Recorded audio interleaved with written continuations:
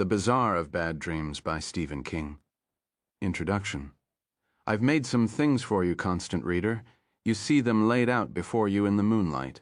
But before you look at the little handcrafted treasures I have for sale, let's talk about them for a bit, shall we? It won't take long. Here, sit down beside me, and do come a little closer. I don't bite. Except, we've known each other for a very long time, and I suspect you know that's not entirely true, is it? You'd be surprised, at least I think you would be, at how many people ask me why I still write short stories. The reason is pretty simple. Writing them makes me happy, because I was built to entertain. I can't play the guitar very well, and I can't tap dance at all, but I can do this, so I do.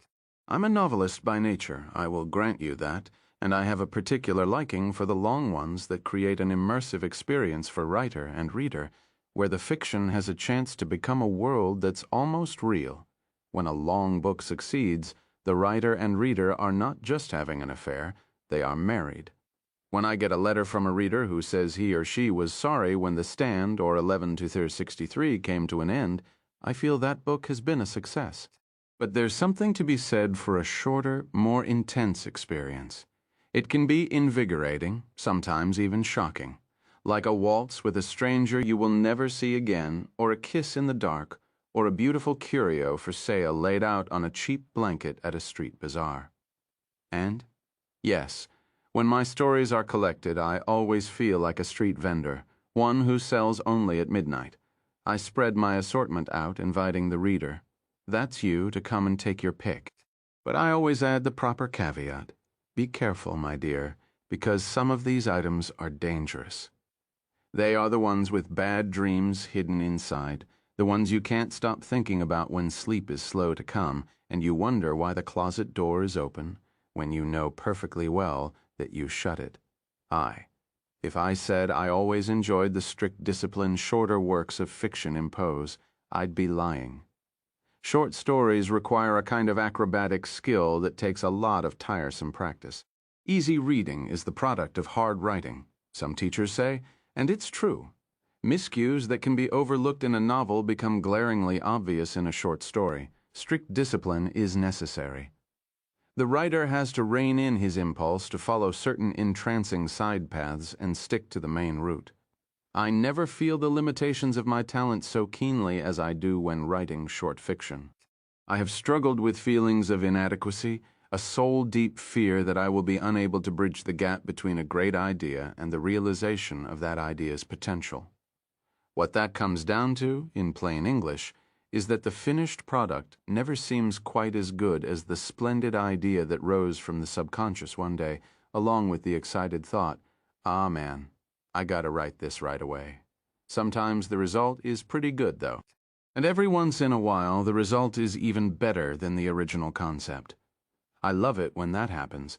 The real challenge is getting into the damned thing. And I believe that's why so many would-be writers with great ideas never actually pick up the pen or start tapping away at the keys. All too often, it's like trying to start a car on a cold day. At first, the motor doesn't even crank, it only groans. But if you keep at it, and if the battery doesn't die, the engine starts, runs rough, and then smooths out. There are stories here that came in a flash of inspiration. Summer Thunder was one of those, and had to be written at once, even if it meant interrupting work on a novel. There are others, like Mile 81, that have waited their turn patiently for decades. Yet the strict focus needed to create a good short story is always the same. Writing novels is a little like playing baseball, where the game goes on for as long as it needs to, even if that means 20 innings. Writing short stories is more like playing basketball or football. You're competing against the clock as well as the other team. When it comes to writing fiction, long or short, the learning curve never ends. I may be a professional writer to the IRS when I file my tax return, but in creative terms, I'm still an amateur, still learning my craft. We all are. Every day spent writing is a learning experience and a battle to do something new. Phoning it in is not allowed. One cannot increase one's talent. That comes with the package, but it is possible to keep talent from shrinking, at least. I like to think so. And hey, I still love it. 3. So here are the goods, my dear constant reader. Tonight I'm selling a bit of everything. A monster that looks like a car, shades of Christine, a man who can kill you by writing your obituary, an e-reader that accesses parallel worlds, and that all-time favorite, the end of the human race. I like to sell this stuff when the rest of the vendors have long since gone home, when the streets are deserted and a cold rind of moon floats over the canyons of the city. That's when I like to spread my blanket and lay out my goods. That's enough talk. Perhaps you'd like to buy something now. Yes. Everything you see is handcrafted, and while I love each and every item, I'm happy to sell them because I made them especially for you. Feel free to examine them, but please be careful. The best of them have teeth. August 6th, 2014. When I was 19 years old and attending the University of Maine, I'd drive from Orono to the little town of Durham, which is usually represented as Harlow in my books. I made this trip every 3 weekends or so to see my girlfriend and, coincidentally, my mother. I drove a '61 Ford station wagon, 6 in a row for more go and 3 on the tree. If you don't know, ask your dad. The car was a hand-me-down from my brother David. I-95 was less traveled in those days, and nearly deserted for long stretches once Labor Day passed and the summer people went back to their workaday lives. No cell phones either, of course. If you broke down, your choices were 2. Fix it yourself or wait for some good Samaritan to stop and give you a lift to the nearest garage. During those 150-mile drives, I conceived a special horror of Mile 85, which was in the absolute nowhere between Gardner and Lewiston. I became convinced that if my old wagon did shit the bed, it would do so there. I could visualize it hunkered in the breakdown lane, lonely and abandoned. Would someone stop to make sure the driver was okay, that he was not, perchance, stretched out on the front seat, dying of a heart attack? Of course they would. Good Samaritans are everywhere, especially in the boondocks. People who live in the boonies take care of their own, but I thought, suppose my old station wagon was an imposter. A monstrous trap for the unwary. I thought that would make a good story, and it did. I called it Mile 85. It was never rewritten, let alone published, because I lost it. Back then, I was dropping acid regularly, and I lost all sorts of stuff, including, for short periods, my mind, fast forward nearly 40 years. Although Maine's long stretch of I-95 is more heavily traveled in the 21st century, traffic is still light after Labor Day, and budget cuts have forced the state to close many of the rest areas. The combined gas station and Burger King, where I consumed many Whoppers near the Lewiston exit, was one of those shut down. It stood abandoned, growing sadder and seedier behind the do-not-enter barriers marking its entrance and exit ramps. Hard winters had buckled the parking lot, and weeds had sprouted through the cracks. One day, as I passed it, I recalled my old lost story and decided to write it again. Because the abandoned rest area was a little farther south than the dreaded Mile 85, I had to change the title. Everything else is pretty much the same, I think. That turnpike oasis may be gone, as are the old Ford wagon, my old girlfriend, and many of my old bad habits, but the story remains. It's one of my favorites. Mile 81. Pete Simmons, 07 Huffy. You can't come, his older brother said. George spoke in a low voice, even though the rest of his friends and neighborhood group of 12 and 13-year-olds who styled themselves the Rip-Ass Raiders were up at the end of the block, waiting for him. Not very patiently. It's too dangerous, Pete said. I'm not afraid. He spoke stoutly enough, although he was afraid a little. George and his friends were headed up to the sandpit behind the bowling alley. There, they'd play a game Normie Theriault had invented. Normie was the leader of the Rip-Ass Raiders, and the game was called Paratroops from Hell. There was a rutted track leading up to the edge of the gravel pit, and the game was to ride your bike along it at full speed, yelling Raiders Rule at the top of your lungs and bailing from the seat of your bike as you went over. The usual drop was 10 feet or so, and the approved landing area was soft, but sooner or later someone would land on gravel instead of sand and probably break an arm or an ankle. Even Pete knew that, although he sort of understood why it added to the attraction. Then the parents would find out, and that would be the end of Paratroops from Hell. For now, however, the game played without helmets, of course, continued. George knew better than to allow his brother to play, however. He was supposed to be taking care of Pete while their parents were at work. If Pete wrecked his Huffy at the gravel pit, George would likely be grounded for a week. If his little brother broke an arm, it would be for a month. And if, God forbid, it was his neck, George guessed he might be whiling away the hours in his bedroom until he went to college. Besides, he loved the little cockknocker. Just hang out here, George said. We'll be back in a couple of hours. Hang out with who? Pete asked. It was spring vacation, and all of his friends, the ones his mother would have called age-appropriate, seemed to be somewhere else. A couple of them had gone to Disney World in Orlando, and when Pete thought of this, his heart filled with envy and jealousy. A vile brew, but strangely tasty. Just hang out, George said. Go to the store or something. He scrounged in his pocket and came out with a pair of crumpled Washingtons. Here's some dough. Pete looked at them. Geez, I'll buy a Corvette. Maybe two. Hurry up, Simmons, or we'll go without you. Normie yelled. Coming, George shouted back. Then, low to Pete, take the money and don't be a booger snot. Pete took the money. I even brought my magnifying glass, he said. I was going to show him. They've all seen that baby trick 1,000 times, George said. But when he saw the corners of Pete's mouth tucked down, he tried to soften the blow. Besides, look at the sky, Numbo. You can't start fires with a magnifying glass on a cloudy day. Hang out. We'll play computer battleship or something when I come back. Okay, chicken shit, Normie yelled. See ya later, masturbator. I gotta go, George said. Do me a favor and don't get in trouble. Stay in the neighborhood. You'll probably break your spine and be fucking paralyzed for life, Pete said. Then hastily spat between his forked fingers to take the curse off. Good luck, he shouted after his brother. Jump the farthest. George waved one hand in acknowledgement but didn't look back. He stood on the pedals of his own bike, a big old Schwinn that Pete admired but couldn't ride. He'd tried once and wiped out halfway down the driveway. Pete watched him put on speed as he raced up this block of suburban houses in Auburn, catching up with his homies. Then Pete was alone. He took his magnifying glass out of his saddlebag and held it over his forearm, but there was no spot of light and no heat. He looked glumly up at the low-hanging clouds and put the glass back. It was a good one, a rich fourth. He'd gotten it last Christmas to help with his ant farm science project.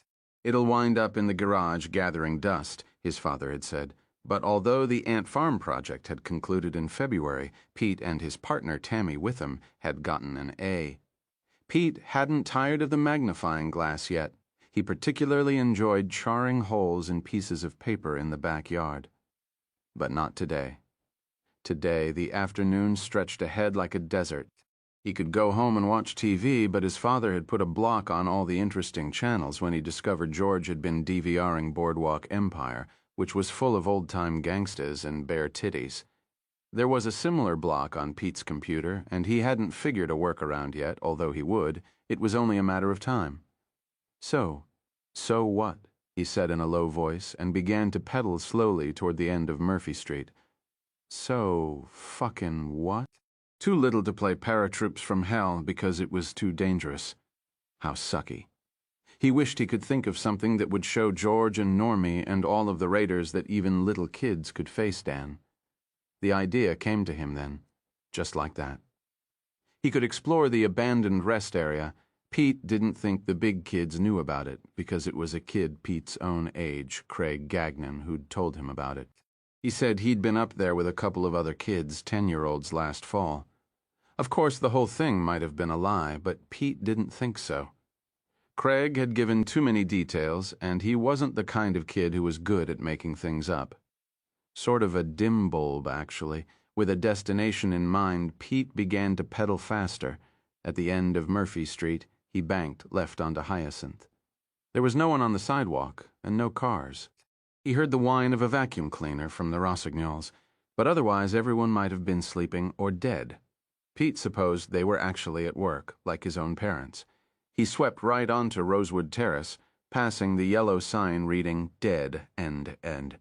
There were only a dozen or so houses on Rosewood. At the end of the street was a chain-link fence. Beyond it was a thick tangle of shrubbery and scraggly second-growth trees. As Pete drew closer to the chain link and the totally unnecessary sign mounted on it reading not a through street, he stopped pedaling and coasted. He understood vaguely that although he thought of George and his raider pals as big kids, and certainly that was how the raiders thought of themselves, they weren't really big kids. The true big kids were badass teenagers who had driver's licenses and girlfriends. True big kids went to high school. They liked to drink, smoke pot, listen to heavy metal or hip-hop, and suck major face with their girlfriends.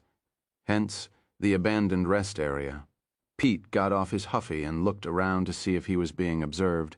There was nobody, even the annoying Crosskill twins who liked to jump rope in tandem all over the neighborhood when there was no school, were not in evidence, a miracle in Pete's opinion.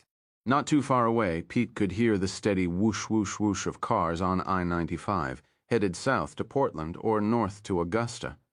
Even if Craig was telling the truth, they probably fixed the fence, Pete thought. That's the way today's going. But when he bent close, he could see that although the fence looked whole, it really wasn't. Someone, probably a big kid who had long since joined the boring ranks of young adults, had clipped the links in a straight line from top to bottom. Pete took another look around, then laced his hands in the metal diamonds and pushed. He expected resistance, but there was none. The cut piece of chain link swung open like a farmyard gate. The really big kids had been using it all right, booyah. It stood to reason, when you thought about it. Maybe they had driver's licenses, but the entrance and exit to the Mile 81 rest area were now blocked off by those big orange barrels the highway crews used. Grass was growing up through the crumbling pavement in the deserted parking lot. Pete had seen this for himself thousands of times, because the school bus used I-95 to go the 3 exits from Laurelwood, where he got picked up, to Sabattis Street, home to Auburn Elementary School, number 3, also known as Alcatraz. He could remember when the rest area had still been open. There had been a gas station, a Burger King, a TCBY, and a Sbarro's. Then it got closed down. Pete's dad said there were too many of those rest areas on the turnpike, and the state couldn't afford to keep them all open. Pete rolled his bike through the gap in the chain link, then carefully pushed the makeshift gate back until the diamond shapes matched up and the fence looked whole again. He walked toward the wall of bushes, being careful not to run the Huffy's tires over any broken glass. There was a lot on this side of the fence. He began looking for what he knew must be here. The cut fence said it had to be, and there it was, marked by stamped cigarette butts and a few discarded beer and soda bottles. A path leading deeper into the undergrowth. Still pushing his bike, Pete followed it. The high bushes swallowed him up. Behind him, Rosewood Terrace dreamed through another overcast spring day. It was as if Pete Simmons had never been there at all. The path between the chain link fence and the Mile 81 rest area was, by Pete's estimation, about half a mile long, and there were big kid signposts all along the way. Half a dozen small brown bottles, 2 with snot-caked Coke spoons still attached, empty snack bags, a pair of lace-trimmed panties hanging from a thorn bush. It looked to Pete like they'd been there for a while, like maybe 50 years, and jackpot, a half-full bottle of Popov vodka with the screw cap still on. After some interior debate, Pete put this into his saddlebag along with his magnifying glass, the latest issue of Lock and Key, and a few double-stoof Oreos in a baggie. He pushed his bike across a sluggish little stream, and bingo bango, here he was at the back of the rest area. There was another chain-link fence, but this one was also cut, and Pete slipped right through. The path continued through high grass to the back parking lot, where, he supposed, the delivery trucks used to pull up. Close to the building, he could see darker rectangles on the pavement where the dumpsters had been. Pete lowered the kickstand of his Huffy and parked it on one of these. His heart was thumping as he thought about what came next, breaking and entering Sugar Bear. You could go to jail for that. But was it breaking and entering if he found an open door or a loose board over one of the windows? He supposed it would still be entering, but was entering all by itself a crime. In his heart he knew it was, but he guessed that without the breaking part, it wouldn't mean jail time, and after all, hadn't he come here to take a risk? something he could brag about later to Normie and George and the other rip-ass raiders. And okay, he was scared, but at least he wasn't bored anymore. He tried the door with the fading employee's only sign on it and found it not only locked but seriously locked, no give at all. There were 2 windows beside it, but he could tell just by looking that they were boarded down tight. Then he remembered the chain-link fence that looked whole but wasn't, and tested the boards anyway. No good. In a way, it was a relief. He could be off the hook if he wanted to be. Only the really big kids did go in there. He was sure of it. So how did they do it? From the front, in full view of the turnpike? Maybe so, if they came at night, but Pete had no intention of checking it out in broad daylight.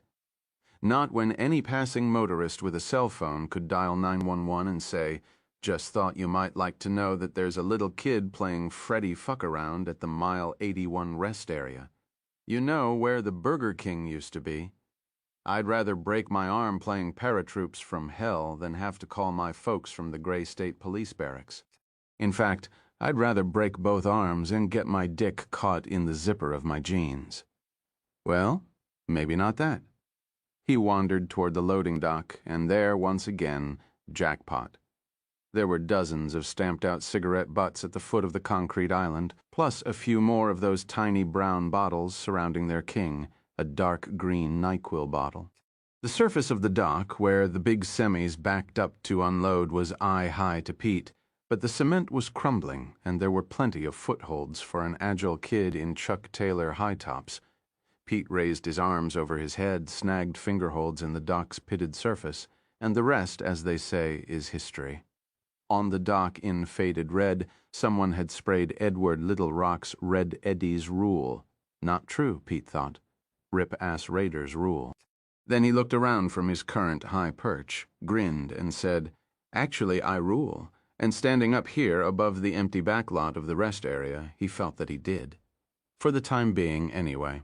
He climbed back down, just to make sure it was no problem, and then remembered the stuff in his saddlebag, supplies, in case he decided to spend the afternoon here, exploring and shit. He debated what to bring, then decided to unstrap the saddlebag and take everything. Even the magnifying glass might come in handy. A vague fantasy began to form in his brain. Boy detective discovers a murder victim in a deserted rest area and solves the crime before the police even know a crime has been committed. He could see himself explaining to the drop-jawed raiders that it had actually been pretty easy. Elementary, my dear fucksticks. Bullshit, of course, but it would be fun to pretend. He lifted his bag onto the loading dock, being especially careful on account of the half-full vodka bottle, then climbed back up. The corrugated metal door leading inside was at least 12 feet high and secured at the bottom with not one but 2 humongous padlocks.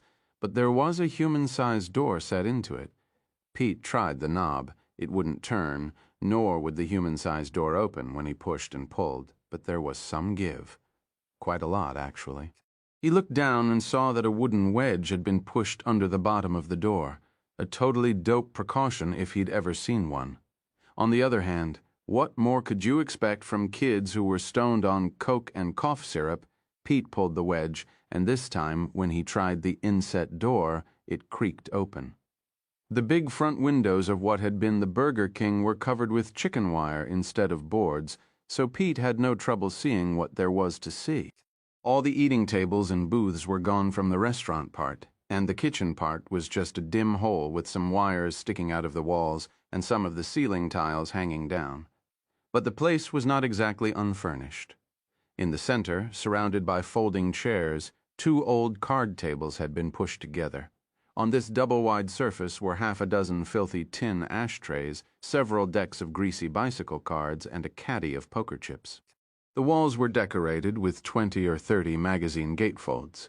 Pete inspected these with great interest. He knew about pussies, had glimpsed more than a few on HBO and CinemaSpank, before his folks got wise and blocked the premium cable channels. But these were shaved pussies. Pete wasn't sure what the big deal was to him. They looked sort of oogie, but he supposed he might get with the program when he was older. Besides, the bare titties made up for it. Bare titties were fucking awesome.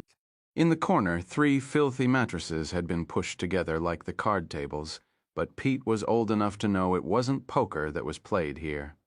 "Let me see your pussy," he commanded one of the hustler girls on the wall and giggled. Then he said, "Let me see your shaved pussy," and giggled harder. He sort of wished Craig Gagnon was here, even though Craig was a dweeb. They could have laughed about the shaved pussies together. He began to wander around, still snorting small carbonated bubbles of laughter. It was dank in the rest area, but not actually cold. The smell was the worst part. A combination of cigarette smoke, pot smoke, old booze, and creeping rot in the walls. Pete thought he could also smell rotting meat, probably from sandwiches purchased at Rosselli's or Subway. Mounted on the wall beside the counter where people once ordered Whoppers and Whalers, Pete discovered another poster. This one was of Justin Bieber when the Bieb had been maybe 16. The Bieb's teeth had been blacked out, and someone had added a Nazi SWAT sticker tattoo to one cheek. Red ink devil horns sprouted from the Bieb's mop top. There were darts sticking out of his face. Magic markered on the wall above the poster was mouth 15 PTS, nose 25 PTS, Is 30 PTS, itch. Pete pulled out the darts and backed across the big empty room until he came to a black mark on the floor. Printed here was Bieber line. Pete stood behind it and shot the 6 darts 10 or 12 times. On his last try, he got 125 points. He thought that was pretty good. He imagined George and Normie Theroux applauding. He went over to one of the mesh-covered windows, staring out at the empty concrete islands where the gas pumps used to be and at the traffic beyond, light traffic. He supposed that when summer came, it would once more be bumper to bumper with tourists and summer people, unless his dad was right and the price of gas went to $7 a gallon and everybody stayed home. Now what?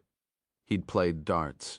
He'd looked at enough shaved pussies to last him, well, maybe not a lifetime, but at least a few months. There were no murders to solve, so now what, vodka, he decided. That was what came next. He'd try a few sips just to prove he could, and so future brags would have that vital ring of truth. Then, he supposed, he would pack up his shit and go back to Murphy Street. He would do his best to make his adventure sound interesting, thrilling even. But in truth, this place wasn't such of a much. Just a place where the really big kids could come to play cards and make out with girls and not get wet when it rained. But booze, that was something. He took his saddlebag over to the mattresses and sat down, being careful to avoid the stains, of which there were many. He took out the vodka bottle and studied it with a certain grim fascination. At 10 going on 11, he had no particular longing to sample adult pleasures. The year before, he had hawked one of his grandfather's cigarettes and smoked it behind the 7-Eleven. Smoked half of it anyway. Then he had leaned over and spewed his lunch between his sneakers. He had obtained an interesting but not very valuable piece of information that day. Beans and Franks didn't look great when they went into your mouth, but at least they tasted good. When they came back out, they looked fucking horrible and tasted worse. His body's instant and emphatic rejection of that American spirit suggested to him that booze would be no better and probably worse. But if he didn't drink at least some, any brag would be a lie. And his brother George had lie radar, at least when it came to Pete. "I'll probably puke again," he thought, then said, "Good news is I won't be the first in this dump." That made him laugh again. He was still smiling when he unscrewed the cap and held the mouth of the bottle to his nose. Some smell, but not much. Maybe it was water instead of vodka, and the smell was just a leftover. He raised the mouth of the bottle to his mouth, sort of hoping that was true and sort of hoping it wasn't. He didn't expect much, and he certainly didn't want to get drunk and maybe break his neck trying to climb back down from the loading dock. But he was curious. His parents loved this stuff. "Dares go first," he said, for no reason at all, and took a small sip. It wasn't water, that was for sure. It tasted like hot, light oil. He swallowed mostly in surprise. The vodka trailed heat down his throat, then exploded in his stomach. "Holy Jeezum," Pete yelled. Tears sprang into his eyes. He held the bottle out at arm's length as if it had bitten him. But the heat in his stomach was already subsiding, and he felt pretty much okay, not drunk, and not like he was going to puke either. He tried another little sip now that he knew what to expect. Heat in the mouth, heat in the throat, and then boom in the stomach, actually kind of cool. Now he felt a tingling in his arms and hands, maybe his neck too. Not the pins and needles sensation you got when a limb went to sleep, but more like something was waking up.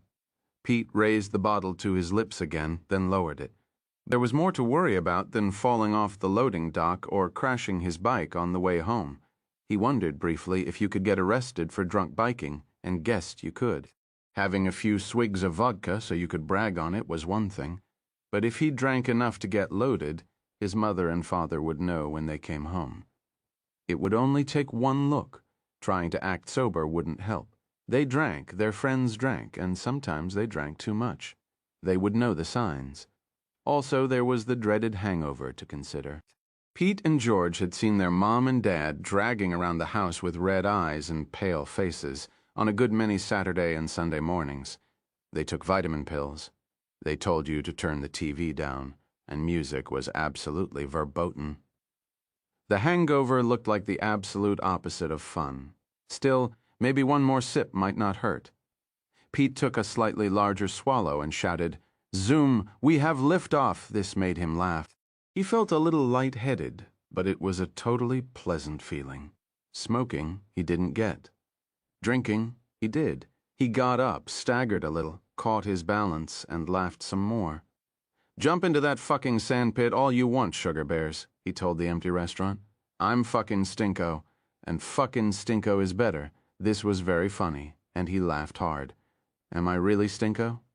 On just 3 sips? He didn't think so, but he was definitely high. No more. Enough was enough. Drink responsibly, he told the empty restaurant, and laughed. He'd hang out here for a while and wait for it to wear off. An hour should do it, maybe 2 until 3 o'clock, say. He didn't have a wristwatch, but he'd be able to tell 3 o'clock from the chimes of St. Joseph's, which was only a mile or so away. Then he'd leave, first hiding the vodka for possible further research and putting the wedge back under the door. His first stop, when he got back to the neighborhood, was going to be the 7-Eleven, where he'd buy some of that really strong tea-berry gum to take the smell of the booze off his breath.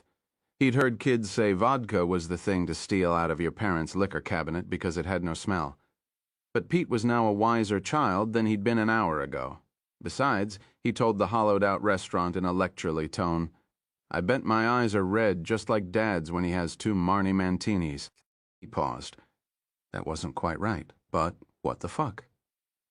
He gathered up the darts, went back to the Bieber line, and shot them. He missed Justin with all but one, and this struck Pete as the most hilarious thing of all. He wondered if the Beeb could have a hit with a song called "My Baby Shaves Her Pussy," and this struck him so funny that he laughed until he had to bend over with his hands on his knees. When the laughter passed, he wiped double snot hangers from his nose, flicked them onto the floor. There goes your good restaurant rating, he thought. Sorry, Burger King. And then trudged back to the Bieber line. He had even worse luck the second time. He wasn't seeing double or anything. He just couldn't nail the Beeb. Also, he felt a little sick after all. Not much. But he was glad he hadn't tried a 4th sip. "I would have popped my pop-off," he said. He laughed, then uttered a ringing belch that burned coming up. Blick, he left the darts where they were and went back to the mattresses. He thought of using his magnifying glass to see if anything really small was crawling there, and decided he didn't want to know. He thought about eating some of his Oreos, but was afraid of what they might do to his stomach. It felt, let's face it, a little tender. He lay down and laced his hands behind his head. He had heard that when you got really drunk, everything started spinning around. Nothing like that was happening to him. So he guessed he was only a little high, but he wouldn't mind a nap. But not too long. No, not too long. Too long would be bad. If he wasn't home when his folks came home, and if they couldn't find him, he would be in trouble. Probably George would be too for going off without him. The question was, could he wake himself up when the St. Joseph's chimes struck? Pete realized, in those last few seconds of consciousness, that he'd just have to hope so, because he was going. He closed his eyes and slept in the deserted restaurant. Outside, in the southbound travel lane of I-95, a station wagon of indeterminate make and vintage appeared. It was traveling well below the posted minimum turnpike speed. A fast-moving semi came up behind it and veered into the passing lane, blatting its air horn. The station wagon, almost coasting now, veered into the entrance lane of the rest area, ignoring the big sign reading "Clode no surfaces next gas and food, 27 me." It struck 4 of the orange barrels blocking the lane, sent them rolling, and came to a stop about 70 yards from the abandoned restaurant building. The driver's side door opened, but nobody got out. There were no "Hey stupid, your door's open" chimes either. It just hung silently ajar. If Pete Simmons had been watching instead of snoozing, he wouldn't have been able to see the driver.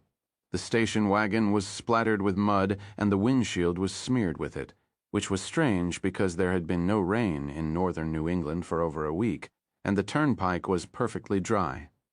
The car sat there a little distance up the entrance ramp under a cloudy April sky. The barrels it had knocked over came to a stop. The driver's door hung open. 2. Doug Clayton, 09 Prius.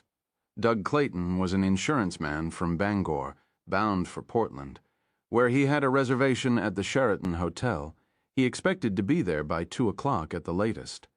That would leave plenty of time for an afternoon nap, a luxury he could rarely afford, before searching out dinner on Congress Street. Tomorrow he would present himself at the Portland Conference Center bright and early, take a name tag, and join 400 other agents at a conference called Fire, Storm, and Flood, Insuring for Disaster in the 21st Century.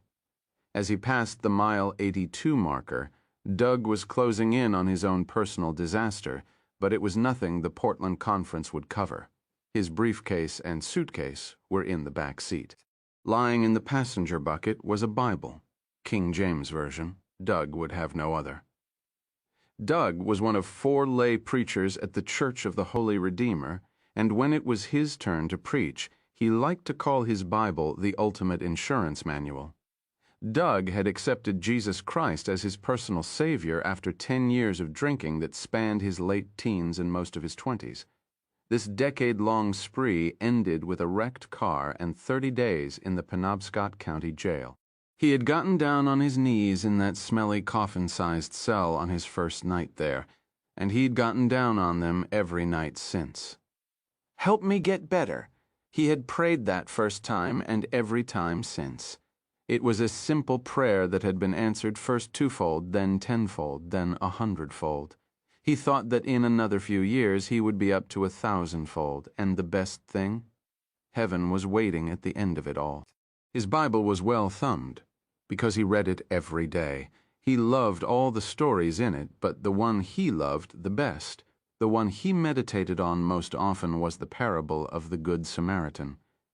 He had preached on that passage from the Gospel of Luke several times, and the Redeemer congregation had always been generous with their praise afterward.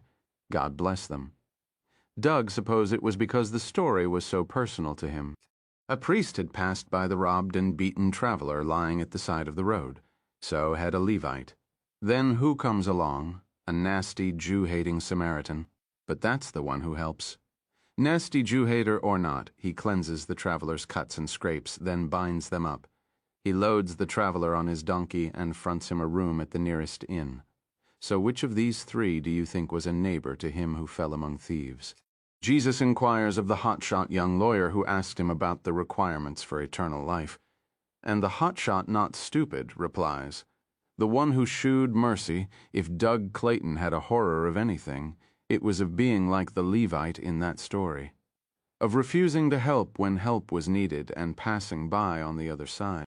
So when he saw the muddy station wagon parked a little way up, the entrance ramp of the deserted rest area, the downed orange barrier barrels in front of it, the driver's door hanging ajar, he hesitated only a moment before flicking on his turn signal and pulling in. He parked behind the wagon, put on his 4-ways, and started to get out. Then he noticed that there appeared to be no license plate on the back of the station wagon. Although there was so much damn mud, it was hard to tell for sure. Doug took his cell phone out of the Prius's center console and made sure it was on. Being a good Samaritan was one thing, approaching a plateless mongrel of a car without caution, was just plain stupid. He walked toward the wagon with the phone clasped loosely in his left hand. Nope, no plate. He was right about that. He tried to peer through the back window and could see nothing. Too much mud. He walked toward the driver's side door, then paused, looking at the car as a whole, frowning. Was it a Ford or a Chevy? Darned if he could tell, and that was strange, because he had to Eve insured thousands of station wagons in his career. Customized, he asked himself? Well, maybe, but who would bother to customize a station wagon into something so anonymous? Hi, hello, everything okay? He walked toward the door, squeezing the phone a little tighter without being aware of it. He found himself thinking of some movie that had scared the heck out of him as a kid. Some haunted house thing. A bunch of teenagers had approached the old deserted house, and when one of them saw the door standing ajar, he'd whispered, "Look, it's open," to his buddies. You wanted to tell them not to go in there, but of course they did. That's stupid. If there's someone in that car, he could be hurt. Of course, the guy might have gone up to the restaurant, maybe looking for a payphone. But if he was really hurt... Hello. Doug reached for the door handle, then thought better of it and stooped to peer through the opening. What he saw was dismaying. The bench seat was covered with mud. So was the dashboard and the steering wheel. Dark goo dripped from the old-fashioned knobs of the radio, and on the wheel were prints that didn't look exactly as if hands had made them. The palm prints were awfully big, for one thing, but the finger marks were as narrow as pencils. Is someone in there? He shifted his cell phone to his right hand and took hold of the driver's door with his left, meaning to swing it wide so he could look into the back seat. Is someone her... There was a moment to register an ungodly stink, and then his left hand exploded into pain so great it seemed to leap through his entire body, trailing fire and filling all his hollow spaces with agony. Doug couldn't scream. His throat locked shut with the sudden shock of it. He looked down and saw that the door handle appeared to have impaled the pad of his palm. His fingers were barely there. He could only see the stubs just below the last knuckles where the back of his hand started. The rest had somehow been swallowed by the door. As Doug watched, the third finger broke, his wedding ring fell off and clinked to the pavement. He could feel something. Oh, dear God and dear Jesus, something like teeth they were chewing. The car was eating his hand. Doug tried to pull back. Blood flew, some against the muddy door, some splattering his slacks. The drops that hit the door disappeared immediately, with a faint sucking sound, slorp. For a moment, he almost got away. He could see glistening finger bones from which the flesh had been sucked, and had a brief, nightmarish image of chewing on one of the colonel's chicken wings. "Get it all before you put that down," his mother used to say, the meat sweetest, closest to the bone. Then he was yanked forward again. The driver's door opened to welcome him. "Hello, Doug. Been waiting for you. Come on in." His head connected with the top of the door, and he felt a line of cold across his brow that turned hot as the station wagon's roofline sliced through his skin. He made one more effort to get away, dropping his cell phone and pushing at the rear window. The window yielded instead of supporting, then enveloped his hand. He rolled his eyes and saw what had looked like glass, now rippling like a pond in a breeze. And why was it rippling? Because it was chewing. Because it was chowing down. This is what I get for being a good Sam. Then the top of the driver's door sawed through his skull and slipped smoothly into the brain behind it. Doug Clayton heard a large, bright snap like a pine knot exploding in a hot fire. Then darkness descended. A southbound delivery driver glanced over and saw a little green car with its flashers on parked behind a mud-coated station wagon.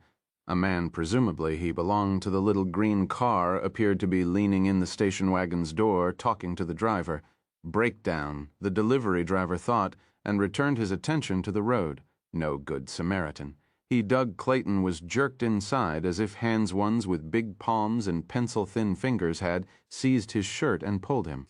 The station wagon lost its shape and puckered inward, like a mouth tasting something exceptionally sour or exceptionally sweet. From within came a series of overlapping crunches, the sound of a man stamping through dead branches in heavy boots. The wagon stayed puckered for 10 seconds or so, looking more like a lumpy clenched fist than a car. Then, with a pock sound like a tennis ball being smartly struck by a racket, it popped back into its station wagon shape. The sun peeked briefly through the clouds, reflecting off the dropped cell phone and making a brief hot circle of light on Doug's wedding ring. Then it dived back into the cloud cover. Behind the wagon, the Prius blinked its 4 ways. They made a low clock-like sound. Tick, tick, tick. A few cars went past, but not many. The 2 work weeks surrounding Easter are the slowest time of year on the nation's turnpikes, and afternoon is the second slowest time of the day. Only the hours between midnight and 5 a.m. are slower. Tick, tick, tick. In the abandoned restaurant, Pete Simmons slept on 3 Julianne Vernon, '05 Dodge Ram.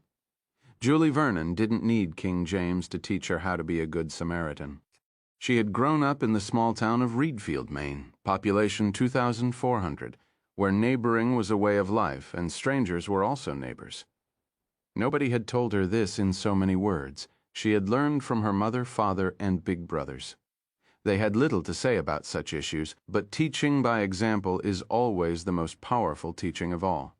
If you saw a guy lying by the side of the road, it didn't matter if he was a Samaritan or a Martian. You stopped to help. Nor had she ever worried much about being robbed, raped, or murdered by someone who was only pretending to need help. When asked for her weight by the school nurse when she was in the 5th grade, Julie had replied proudly, "My dad says I'd dress out around 170, little less if skinned." Now, at 35, she would have dressed out closer to 280 and had no interest in making any man a good wife. She was as gay as old Dad's hat band and proud of it. On the back of her Ram truck were 2 bumper stickers. One read "Support Gender Equality," the other, a bright pink, opined that gay is a happy word. The stickers didn't show now because she was hauling what she referred to as the hoss trailer. She had bought a 2-year-old Spanish Jennet mare in the town of Clinton and was now on her way back to Reedfield, where she lived on a farm with her partner just 2 miles down the road from the house where she'd grown up. She was thinking, as she often did, of her 5 years of touring with the Twinkles, a female mud wrestling team. Those years had been both bad and good. Bad because the Twinkles were generally regarded as freak show entertainment, which she supposed they sort of were. Good because she had seen so much of the world. Mostly the American world, it was true, but the Twinkles had once spent 3 months in England, France, and Germany, where they had been treated with a kindness and respect that was almost eerie, like young ladies, in fact. She still had her passport and had renewed it last year, although she guessed she might never go abroad again. Mostly, that was all right. Mostly she was happy on the farm with Amelia and their motley menagerie of dogs, cats, and livestock, but she sometimes missed those days of touring the one-night stands, the matches under the lights, the rough camaraderie of the other girls. Sometimes she even missed the push and bump with the audience.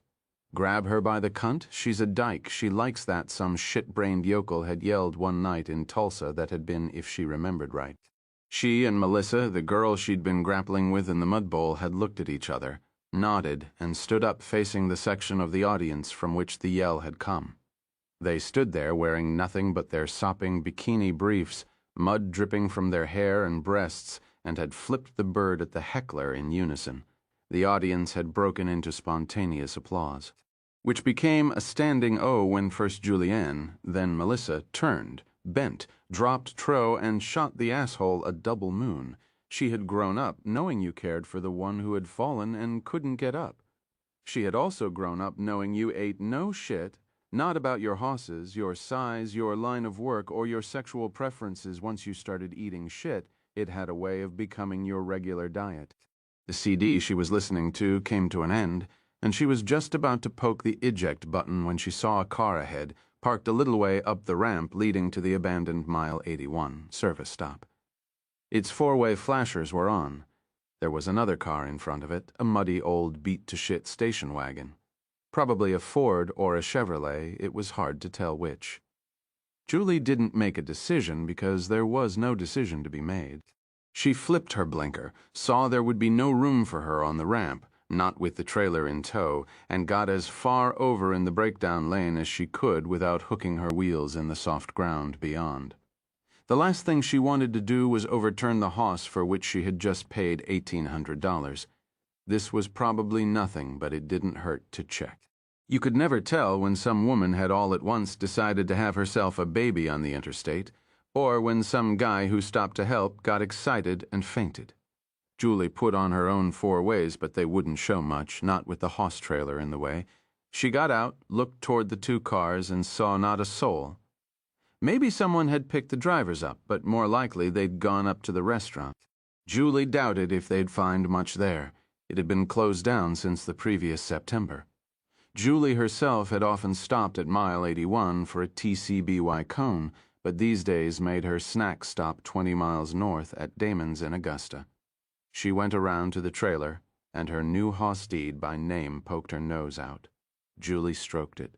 "Sue, baby, Sue, this'll just take a minute." She opened the doors so she could get at the locker built into the trailer's left side. Deed decided this would be a fine time to exit the vehicle, but Julie restrained her with one beefy shoulder, once again murmuring, "Sue, baby, Sue." She unlatched the locker. Inside, sitting on top of the tools, were a few road flares and two fluorescent pink mini traffic cones. Julie hooked her fingers into the hollow tops of the cones, no need for flares on an afternoon that was slowly beginning to brighten. She closed the locker and latched it, not wanting Dee Dee to step a hoof in and maybe hurt herself. Then she closed the back doors. Dee Dee once more poked her head out. Julie didn't really believe a horse could look anxious, but Dee Dee sort of did. "Not long," she said. Then placed the traffic cones behind the trailer and headed for the two cars. The Prius was empty, but unlocked. Julie didn't particularly care for that, given the fact that there was a suitcase and a fairly expensive-looking briefcase in the back seat. The driver's door of the old station wagon was hanging open. Julie started toward it, then stopped, frowning. Lying on the pavement beside the open door was a cell phone and what just about had to be a wedding ring. There was a big crack zigzagging up the phone's casing, as if it had been dropped. And on the little glass window where the numbers appeared was that a drop of blood. Probably not. Probably just mud. The wagon was covered with it. But Julie liked this less and less. She had taken Dee Dee for a good canter before loading her, and hadn't changed out of her no-nonsense split-riding skirt for the trip home. Now she took her own cell phone out of the right-hand pocket and debated punching in 911. No, she decided. Not yet. But if the mud-splattered wagon was as empty as the little green car, or if that dime-sized spot on the dropped phone really was blood, she'd do it. And wait right here for the state police cruiser to come, instead of walking up to that deserted building. She was brave and she was kind-hearted, but she was not stupid. She bent to examine the ring and the dropped phone. The slight flare of her riding skirt brushed against the muddy flank of the station wagon and appeared to melt into it. Julie was jerked to the right and hard. One hefty buttock slammed against the side of the wagon. The surface yielded, then enveloped two layers of cloth and the meat beneath. The pain was immediate and enormous. She screamed, dropped her phone, and tried to shove herself away, almost as if the car were one of her old mud-wrestling opponents. Her right hand and forearm disappeared through the yielding membrane that looked like a window.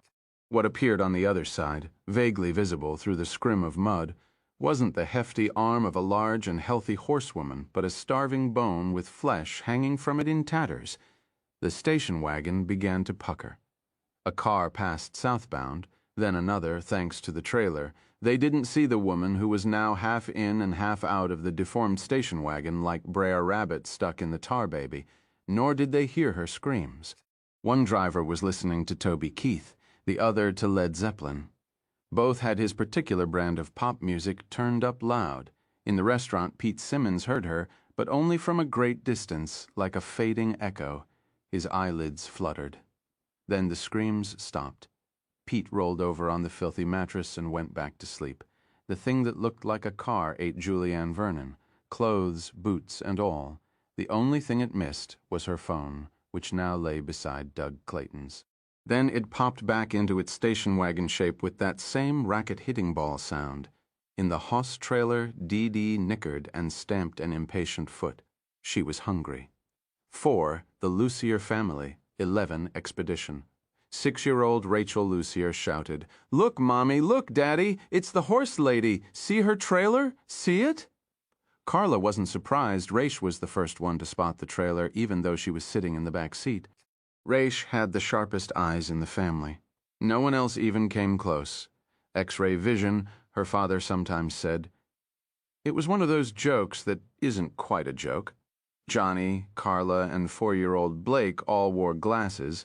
Everyone on both sides of their family wore glasses. Even Bingo, the family dog, probably needed them. Bingo was apt to run into the screen door when he wanted to go out. Only Raish had escaped the curse of myopia. The last time she'd been to the optometrist, she'd read the whole damn eye chart, bottom line and all. Dr. Stratton had been amazed she could qualify for jet fighter training, he told Johnny and Carla. Johnny said, "Maybe someday she will. She's certainly got a killer instinct when it comes to her little brother." Carla had thrown him an elbow for that. But it was true. She had heard there was less sibling rivalry when the sibs were of different sexes. If so, Rachel and Blake were the exception that proved the rule. Carla sometimes thought the most common 2 words she heard these days were started it. Only the gender of the pronoun opening the sentence varied. The 2 of them had been pretty good for the first 100 miles of this trip, partially because visiting with Johnny's parents always put them in a good mood, and mostly because Carla had been careful to fill up the no-man's land between Rachel's booster seat and Blake's car seat with toys and coloring books. But after their snack and pee stop in Augusta, the squabbling had begun again, probably because of the ice cream cones. Giving kids sugar on a long car trip was like squirting gasoline on a campfire. Carla knew this, but you couldn't refuse them everything. In desperation, Carla had started a game of plastic fantastic, serving as judge and awarding points for lawn gnomes, wishing wells, statues of the Blessed Virgin, etc. The problem was that on the turnpike there were lots of trees but very few vulgar roadside displays. Her sharp-eyed 6-year-old daughter and her sharp-tongued 4-year-old boy were beginning to renew old grudges when Rachel saw the horse trailer pulled over just a little shy of the Old Mile 81 rest stop. "Want to pet the horsey again?" Blake shouted. He began thrashing in his car seat, the world's smallest breakdancer. His legs were now just long enough to kick the back of the driver's seat, which Johnny found très annoying. Somebody tell me again why I wanted to have kids, he thought. Somebody remind me just what I was thinking. I know it made sense at the time. "Blakey, don't kick Daddy's seat," Johnny said. "Want to pet the horsey?" Blake yelled, and fetched the back of the driver's seat, an especially good one. "You're such a babykins," Rachel said, safe from brother kicks on her side of the backseat DMZ.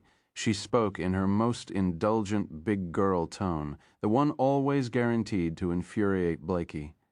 "I am Aiton Babykins." "Blakey," Johnny began, "if you don't stop kicking Daddy's seat, Daddy will have to take his trusty butcher knife and amputate Blakey's little feetsies at the ank." "She's broken down," Carla said. "See the traffic cones? Pull over? Hon, that'd mean the breakdown lane. Not such a good idea. You don't have to do that. Just swing around and park beside those other 2 cars. On the ramp, there's room and you won't be blocking anything because the rest area is closed.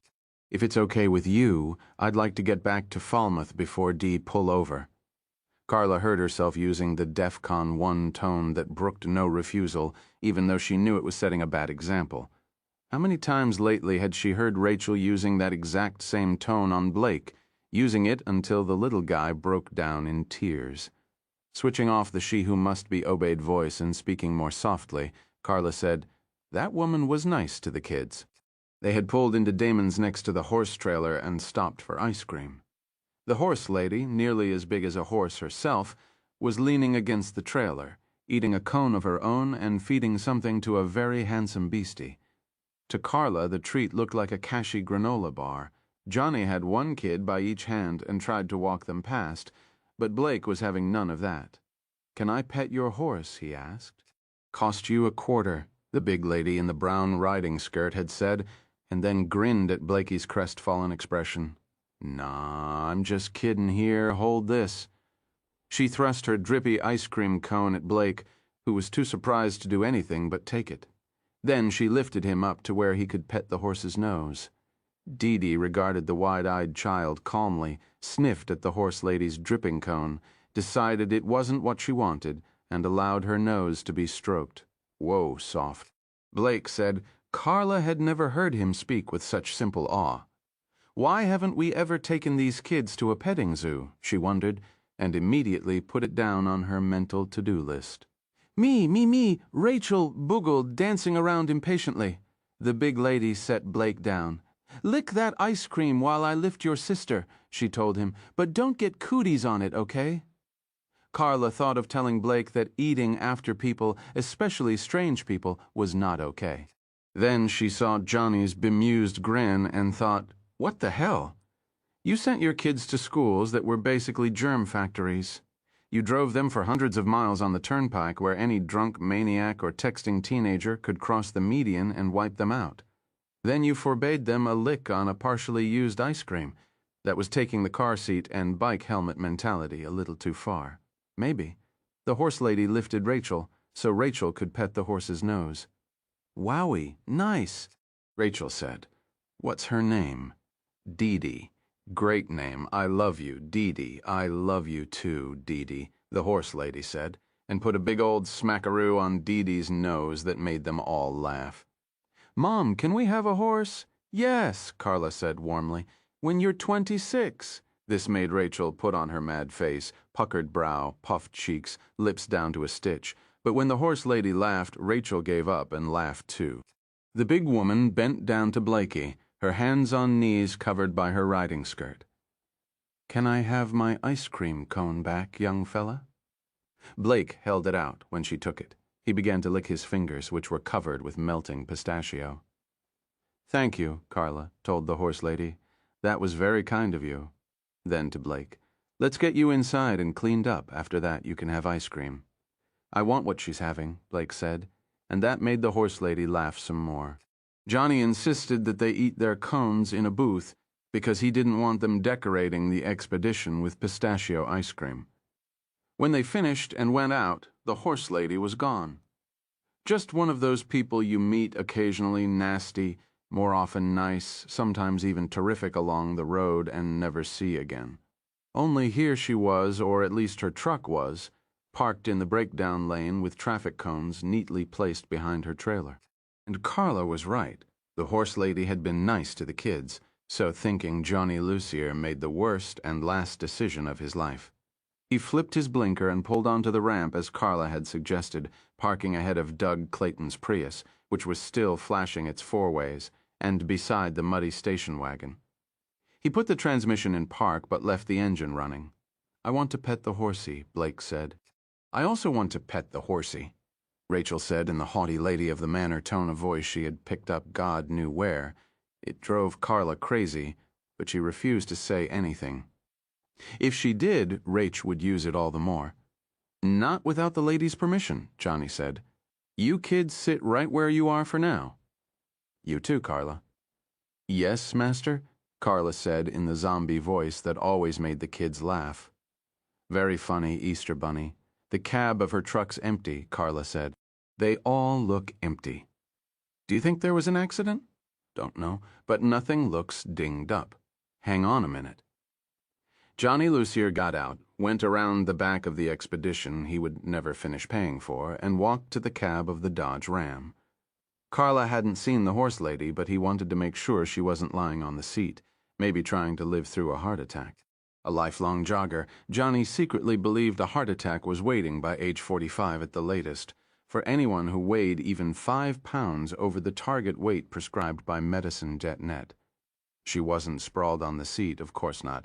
A woman that big Carla would have seen even lying down, and she wasn't in the trailer either. Only the horse, who poked her head out and sniffed Johnny's face. "Hello there?" For a moment the name didn't come, then it did. Dee Dee. "How's the old feed bag hanging?" He patted her nose, then headed back up the ramp to investigate the other two vehicles. He saw there had been an accident of sorts, albeit a very tiny one. The station wagon had knocked over a few of the orange barrels blocking the ramp. Carla rolled down her window, a thing neither of the kids in back could do because of the lockout feature. Any sign of her? Nope. Any sign of anyone. "Carl, give me a ch." He saw the cell phones and the wedding ring lying beside the partially open door of the station wagon. "What?" Carla craned to see. Just a sec. The thought of telling her to lock the doors crossed his mind, but he dismissed it. They were on I-95 in broad daylight, for God's sake. Cars passing every 20 or 30 seconds, sometimes 2 or 3 in a line. He bent down and picked up the phones, one in each hand. He turned to Carla, and thus did not see the car door opening wider, like a mouth. "Carla, I think there's blood on this one." He held up Doug Clayton's cracked phone. "Mom?" Rachel asked. "Who's in that dirty car? The door's opening." "Come back," Carla said. Her mouth was suddenly dust-dry. She wanted to yell it, but there seemed to be a stone on her chest. It was invisible, but very large. Someone's in that car. Instead of coming back, Johnny turned and bent to look inside. When he did, the door swung shut on his head. There was a terrible thudding noise. The stone on Carla's chest was suddenly gone.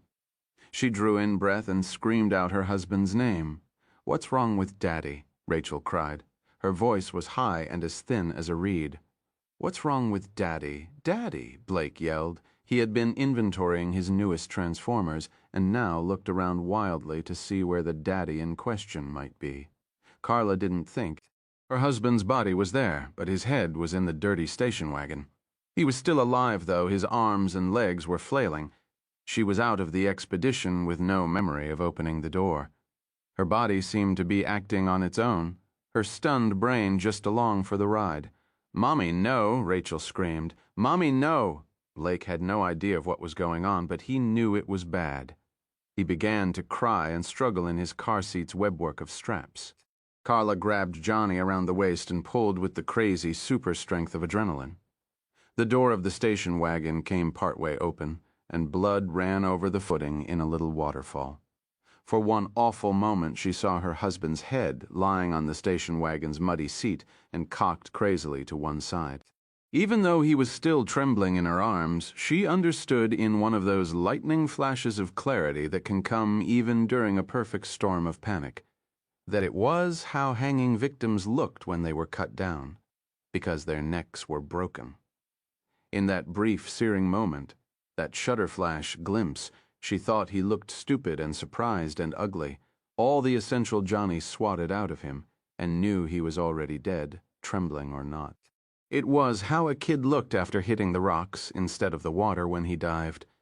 How a woman who had been impaled by her steering wheel looked after her car slammed into a bridge abutment. It was how you looked when disfiguring death strutted toward you out of nowhere with its arms wide in welcome.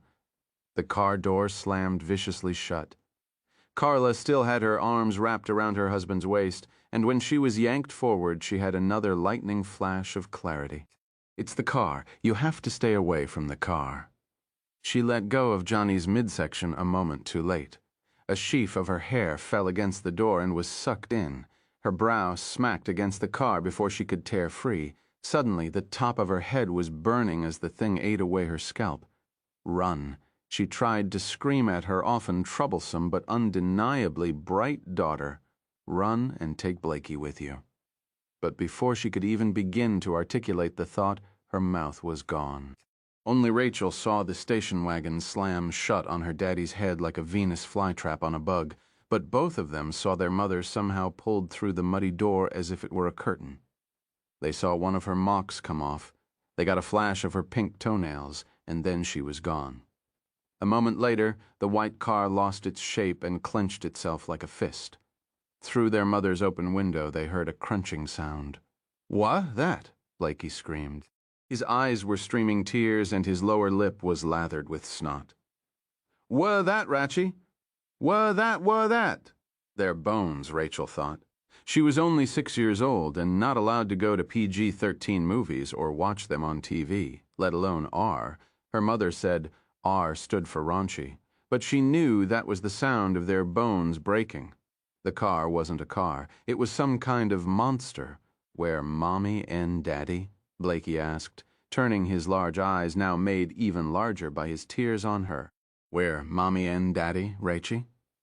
He sounds like he's two again, Rachel thought, and for maybe the first time in her life she felt something other than irritation or, when extremely tried by his behavior, outright hate for her baby brother. She didn't think this new feeling was love. She thought it was something even bigger.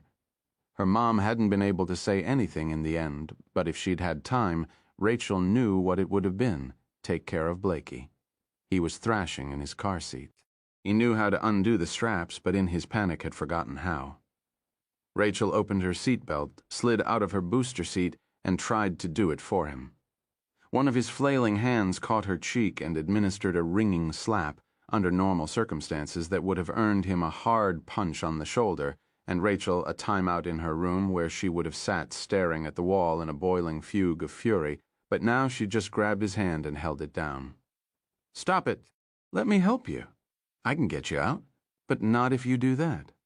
He stopped thrashing, but kept on crying. "Where Daddy? Where Mommy? I want Mommy."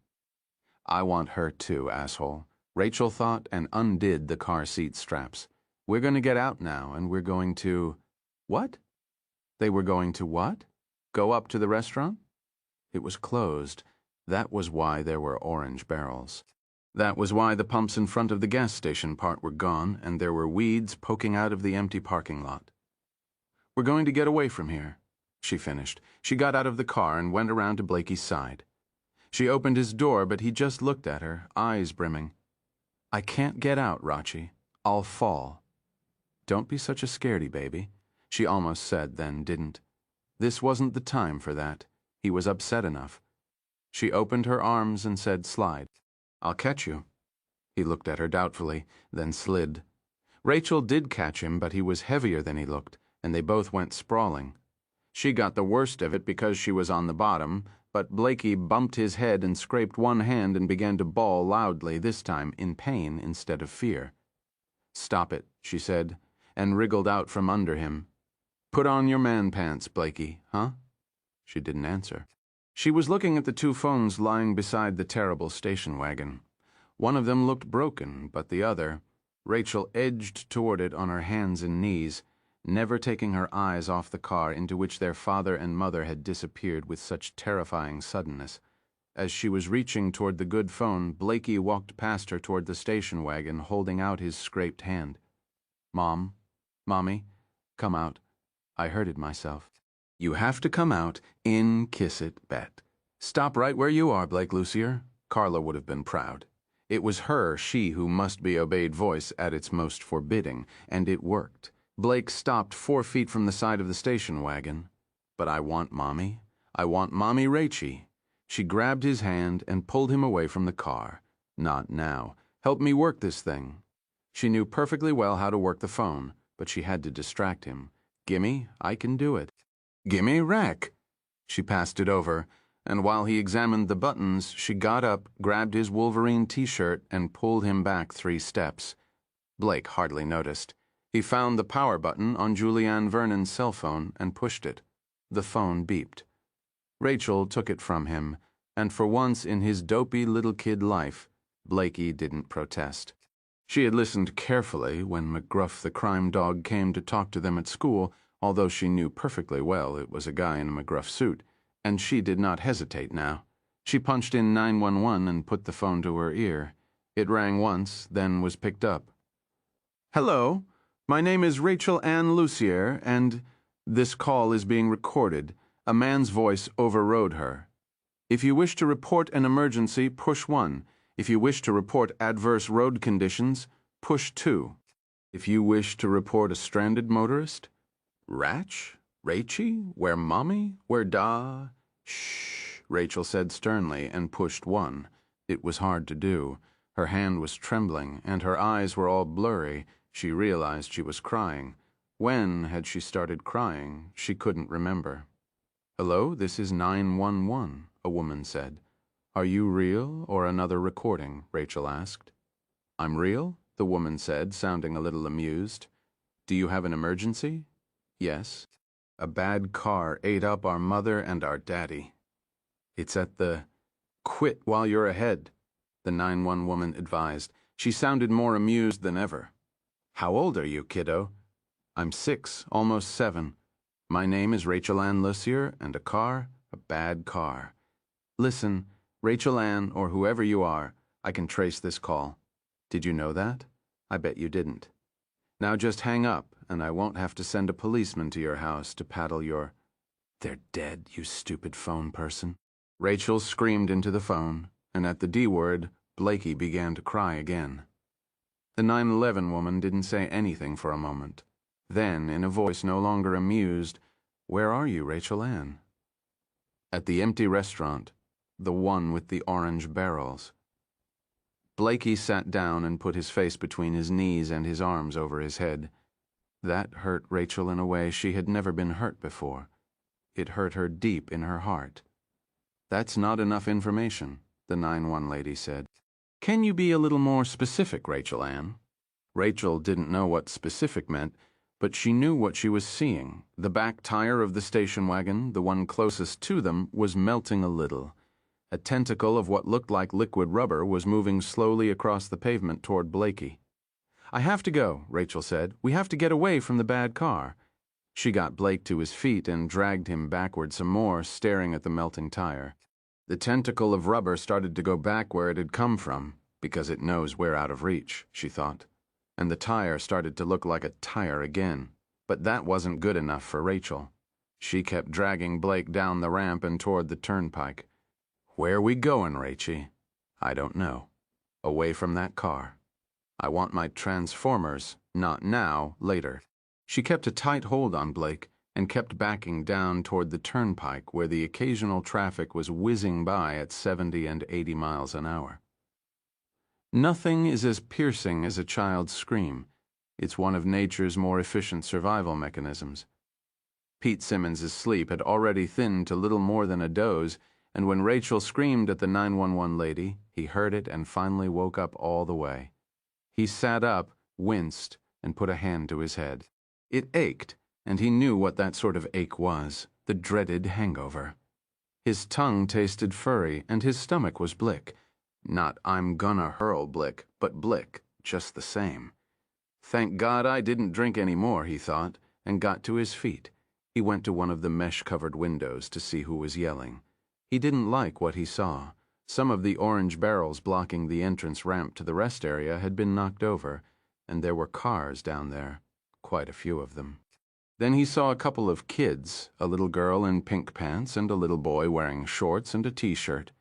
He caught just a glimpse of them, enough to tell that they were backing away as if something had scared them, and then they disappeared behind what looked to Pete like a horse trailer. Something was wrong. There had been an accident or something, although nothing down there looked like an accident. His first impulse was to get away from here in a hurry before he got caught up in whatever had happened. He grabbed his saddlebag and started toward the kitchen and the loading dock beyond. Then he stopped. There were kids out there. Little kids. Way too little to be close to a fast road like I-95 on their own, and he hadn't seen any adults. Gotta be grown-ups. Didn't you see all those cars? Yes, he'd seen the cars and a truck hooked up to a horse trailer, but no grown-ups. I have to go out there even if I get in trouble. I have to make sure those numb-shit kids don't get smeared all over the turnpike. Pete hurried to the Burger King's front door, found it locked, and asked himself what would have been Normie Theriault's question. Hey, Afterbirth, did your mother have any kids that lived? Pete turned and pelted for the loading dock. Running made his headache worse, but he ignored it. He placed his saddlebag at the edge of the concrete platform, lowered himself, and dropped. He landed stupid, banged his tailbone, and ignored that too. He got up and flashed a longing look toward the woods. He could just disappear. Doing so might save him, oh, so much grief down the line. The idea was miserably tempting. This wasn't like the movies where the good guy always made the right decision without thinking. If somebody smelled vodka on his breath. Jesus, he said. Oh, Jesus jumped up Rice Krispies Christ. Why had he ever come here?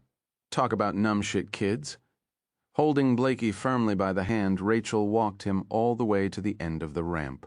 Just as they got there, a double box semi-blasted by at 75 miles an hour. The wind blew their hair back, rippled their clothes, and almost knocked Blakey over.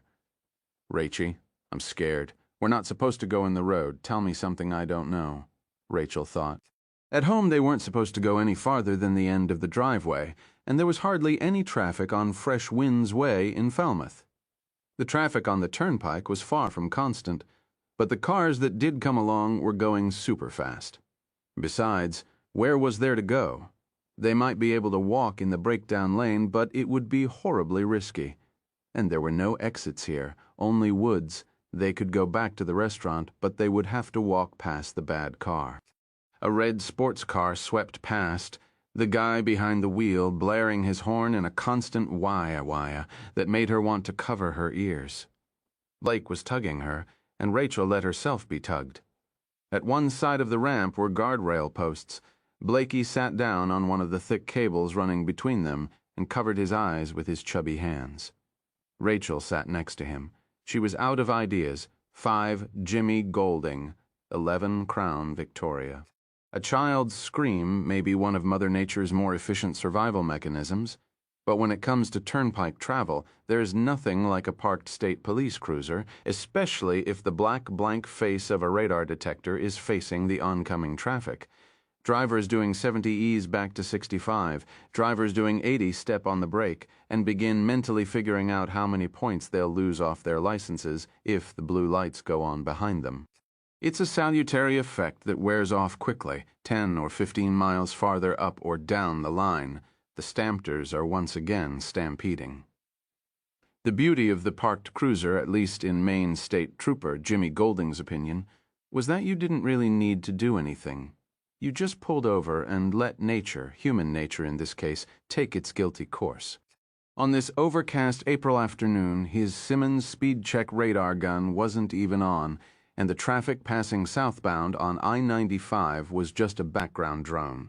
All his attention was on the iPad propped against the lower arc of the steering wheel. He was playing a Scrabble-like game called Words with Friends, his internet connection provided by Verizon. His opponent was an old barracks mate named Nick Avery, now with the Oklahoma State Patrol. Jimmy couldn't imagine why anyone would trade Maine for Oklahoma. Seemed like a bad decision to him, but there could be no doubt that Nick was an excellent Words with Friends player. He beat Jimmy 9 games out of every 10 and was leading in this one. But Nick's current lead was unusually small, and all the letters were out of the electronic draw bag. If he, Jimmy, could play the 4 letters he had left, he would gain a hard-earned victory. Currently, he was fixated on fix. The 4 letters he had left were A, E, S, and another F. If he could somehow modify fix, he would not only win, he would kick his old pal's ass, but it didn't look hopeful. He was examining the rest of the board where the prospects seemed even less fruitful, when his radio gave 2 high-pitched tones. It was an all-on-its alert from 911 in Westbrook. Jimmy tossed his iPad aside and turned up the gain. "All units, attention. Who's close to the mile 81 rest area? Anyone?" Jimmy pulled his mic. 911 dispatch. This is 17. I'm currently at mile 85, just south of the Lisbon Sabatis exit. The woman Rachel Lucier thought of as the 911 lady didn't bother to ask if anyone else was closer. In one of the new Crown Vic cruisers, Jimmy was just 3 minutes away, maybe less. 17. I got a call 3 minutes ago from a little girl who says her parents are dead, and since then I've had multiple calls from people who say there are 2 unaccompanied little kids at the edge of that rest area. He didn't bother to ask why none of those multiple callers had stopped. He had seen it before. Sometimes it was a fear of legal entanglements. More often it was just a severe case of don't give a shit. There was a lot of that going around. Still, kids. Jesus, you'd think. 911, I'm on this. 17 out. Jimmy lit his blues, checked his rear view to make sure he had the road, and then peeled out of the gravel pass-through with its sign reading, "No U-turn, official vehicles only." The Crown Vic's V8 surged, the digital speedometer blurred up to 92 where it hung. Trees reeled giddily past on both sides of the road. He came up on a lumbering old Buick that stubbornly refused to pull over and swept around it.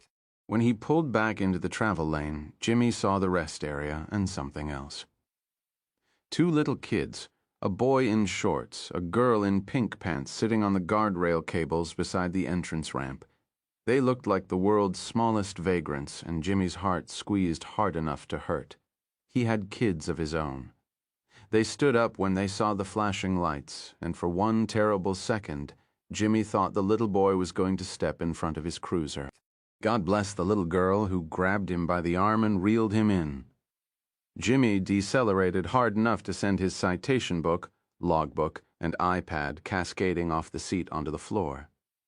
The Vic's front end drifted a little, but he brought it back and parked blocking the ramp where several other cars were already parked.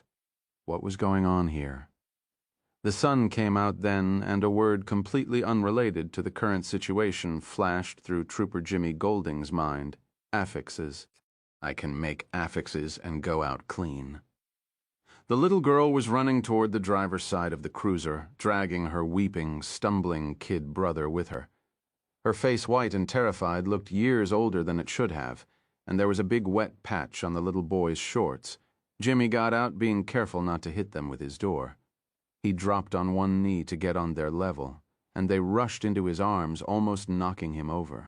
Whoa, whoa, take it easy, you're all re. The bad car ate Mommy and Daddy, the little boy said, and pointed the bad car right there. It ate them all up like the big bad wolf ate Riddle Red Riding Hoop. You have to get them back. It was impossible to tell which vehicle the chubby finger was pointing at.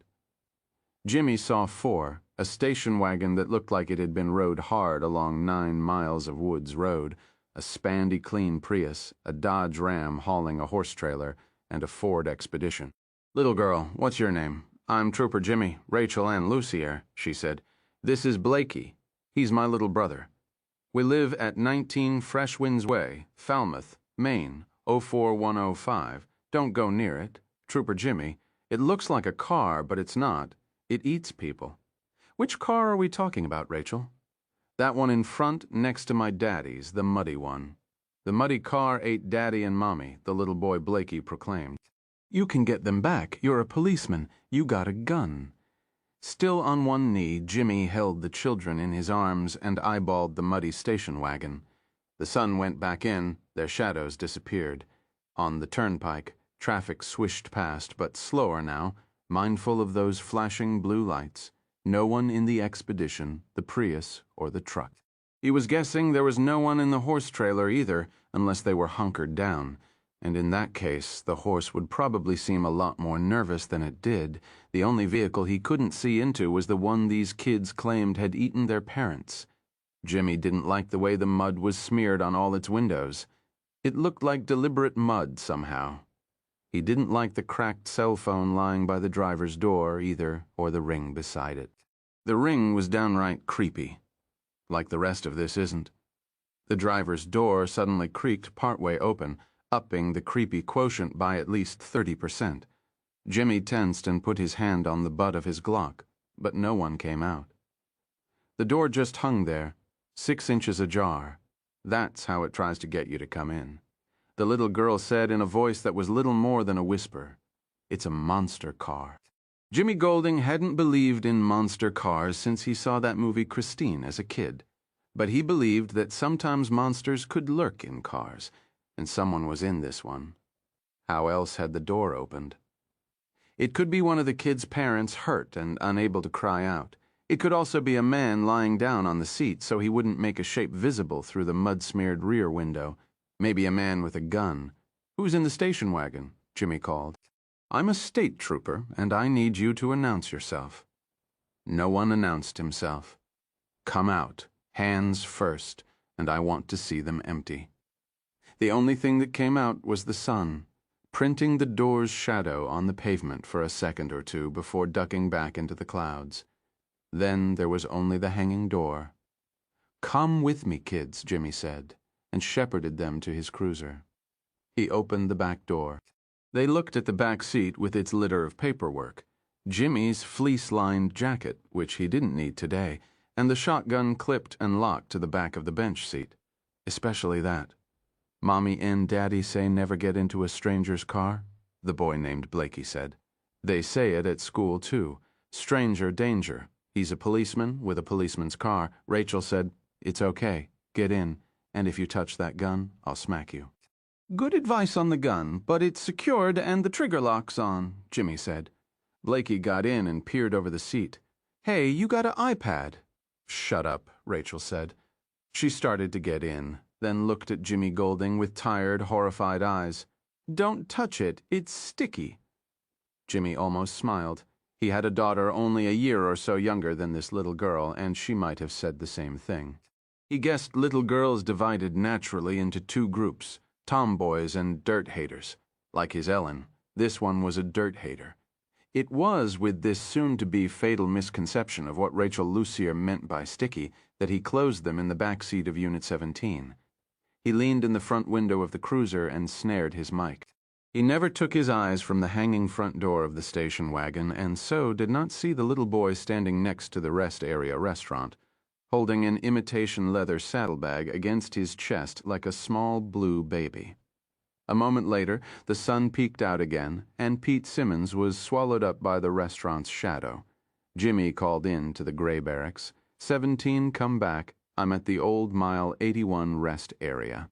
I have 4 abandoned vehicles, 1 abandoned horse, and 2 abandoned children. One of the vehicles is a station wagon, the kids say."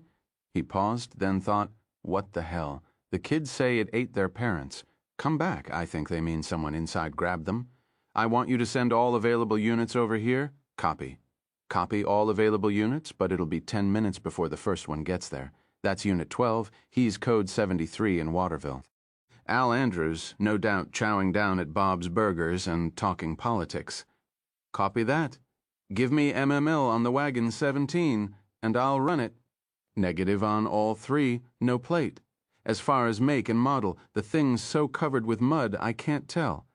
It's American, though, I think. Probably a Ford or a Chevy. The kids are in my cruiser. Names are Rachel and Blakey Lucier. Fresh Winds Way, Falmouth. I forget the street number. 19, Rachel and Blakey shouted together. They say, I got it 17. And which car did they come in? Daddy's Expedition, Blakey cried, happy to be of help. Ford Expedition, Jimmy said, plate number 3772IY. I'm going to approach that station wagon. Copy. Be careful there, Jimmy. Copy that. Oh, and will you reach out to 911 dispatch and tell her the kids are all right? Is that you talking or Pete Townshend? Very funny. 17. I'm 62. He started to replace the mic, then handed it to Rachel. If anything happens, anything bad, you push that button on the side and yell 30. That means officer needs help. Have you got it? Yes, but you shouldn't go near that car, Trooper Jimmy. It bites and it eats and it's sticky. Blakey, who, in his wonder at being in an actual police car, had temporarily forgotten what had befallen his parents, now remembered and began to cry again. I want Mommy and Daddy. In spite of the weirdness and potential danger of the situation, Rachel Lucier's eye-rolling, you see what I have to deal with, expression almost made Jimmy laugh. How many times had he seen that exact same expression on the face of 5-year-old Ellen Golding? Listen, Rachel, Jimmy said, I know you're scared, but you're safe in here and I have to do my job. If your parents are in that car, we don't want them hurt, do we? Go, get Mommy and Daddy, Trooper Jimmy, Blakey trumpeted. We don't want them hurt. Jimmy saw hope spark in the girl's eyes, but not as much as he might have expected. Like Agent Mulder on the old X-Files show, she wanted to believe, but like Mulder's partner, Agent Scully, she couldn't quite do it. What had these kids seen? Be careful, Trooper Jimmy. She raised one finger. It was a school-teacherly gesture made even more endearing by a slight tremble. Don't touch it. As Jimmy approached the station wagon, he drew his Glock service automatic but left the safety on. For the time being, standing slightly south of the hanging door, He once again invited anyone inside to exit the vehicle, open and empty, hands foremost. No one came out. He reached for the door, then remembered the little girl's parting admonition and hesitated. He reached out with the barrel of his gun to swing the door open.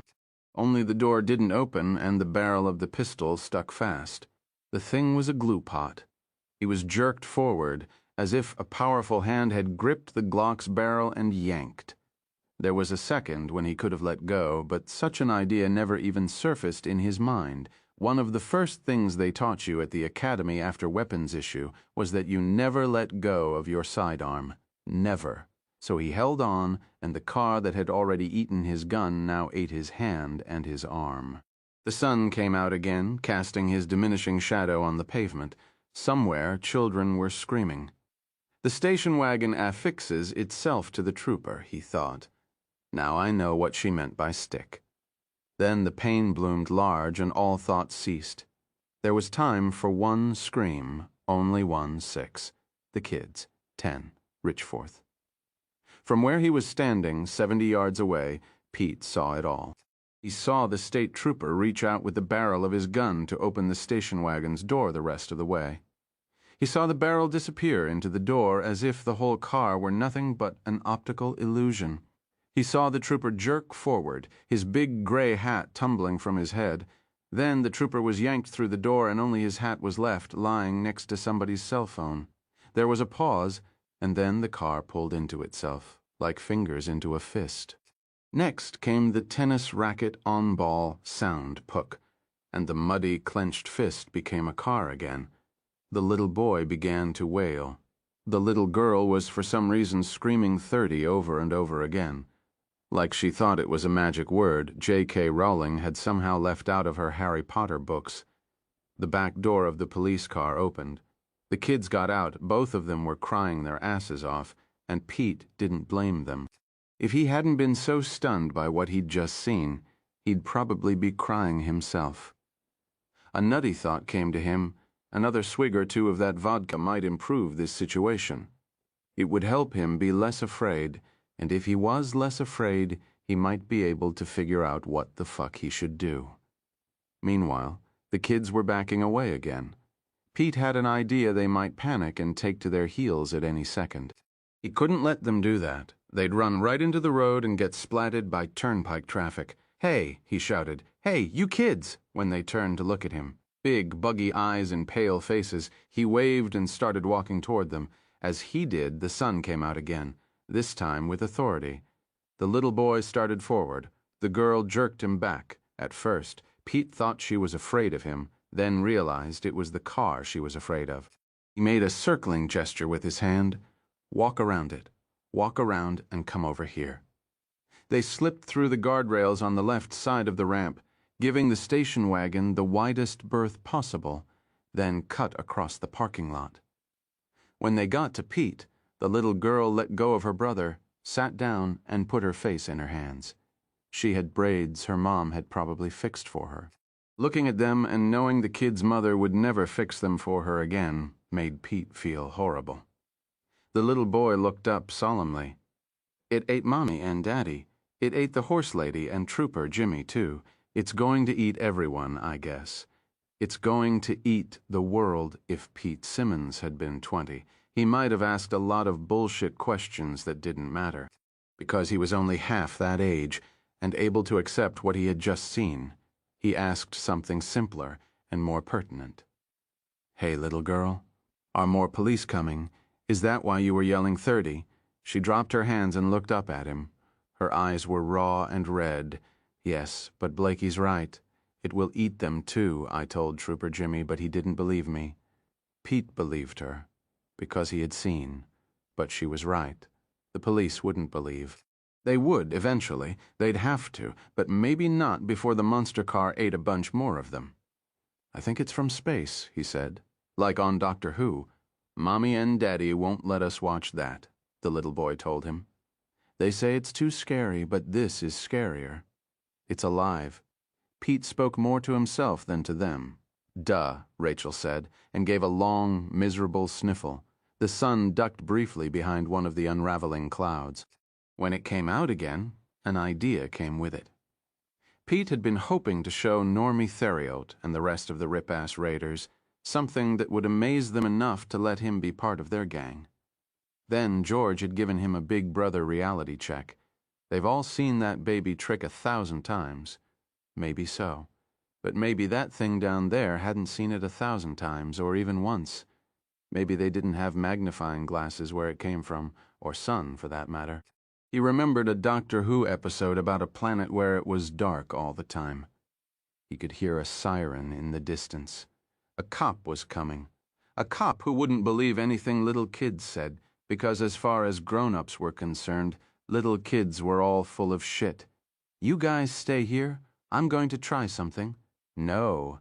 The little girl grasped his wrist with fingers that felt like claws. "It'll eat you too."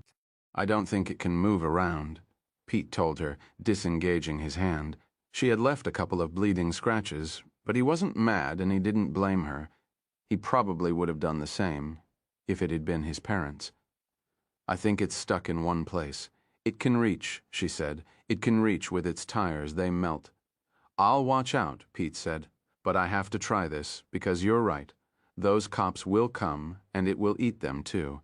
Stay put." He walked toward the station wagon. When he was close, but not too close, he unzipped the saddlebag. "I have to try this," he had told the kids. But the truth was a little balder. He wanted to try this. It would be like a science experiment that would probably sound bizarre if he told someone, but he didn't have to tell.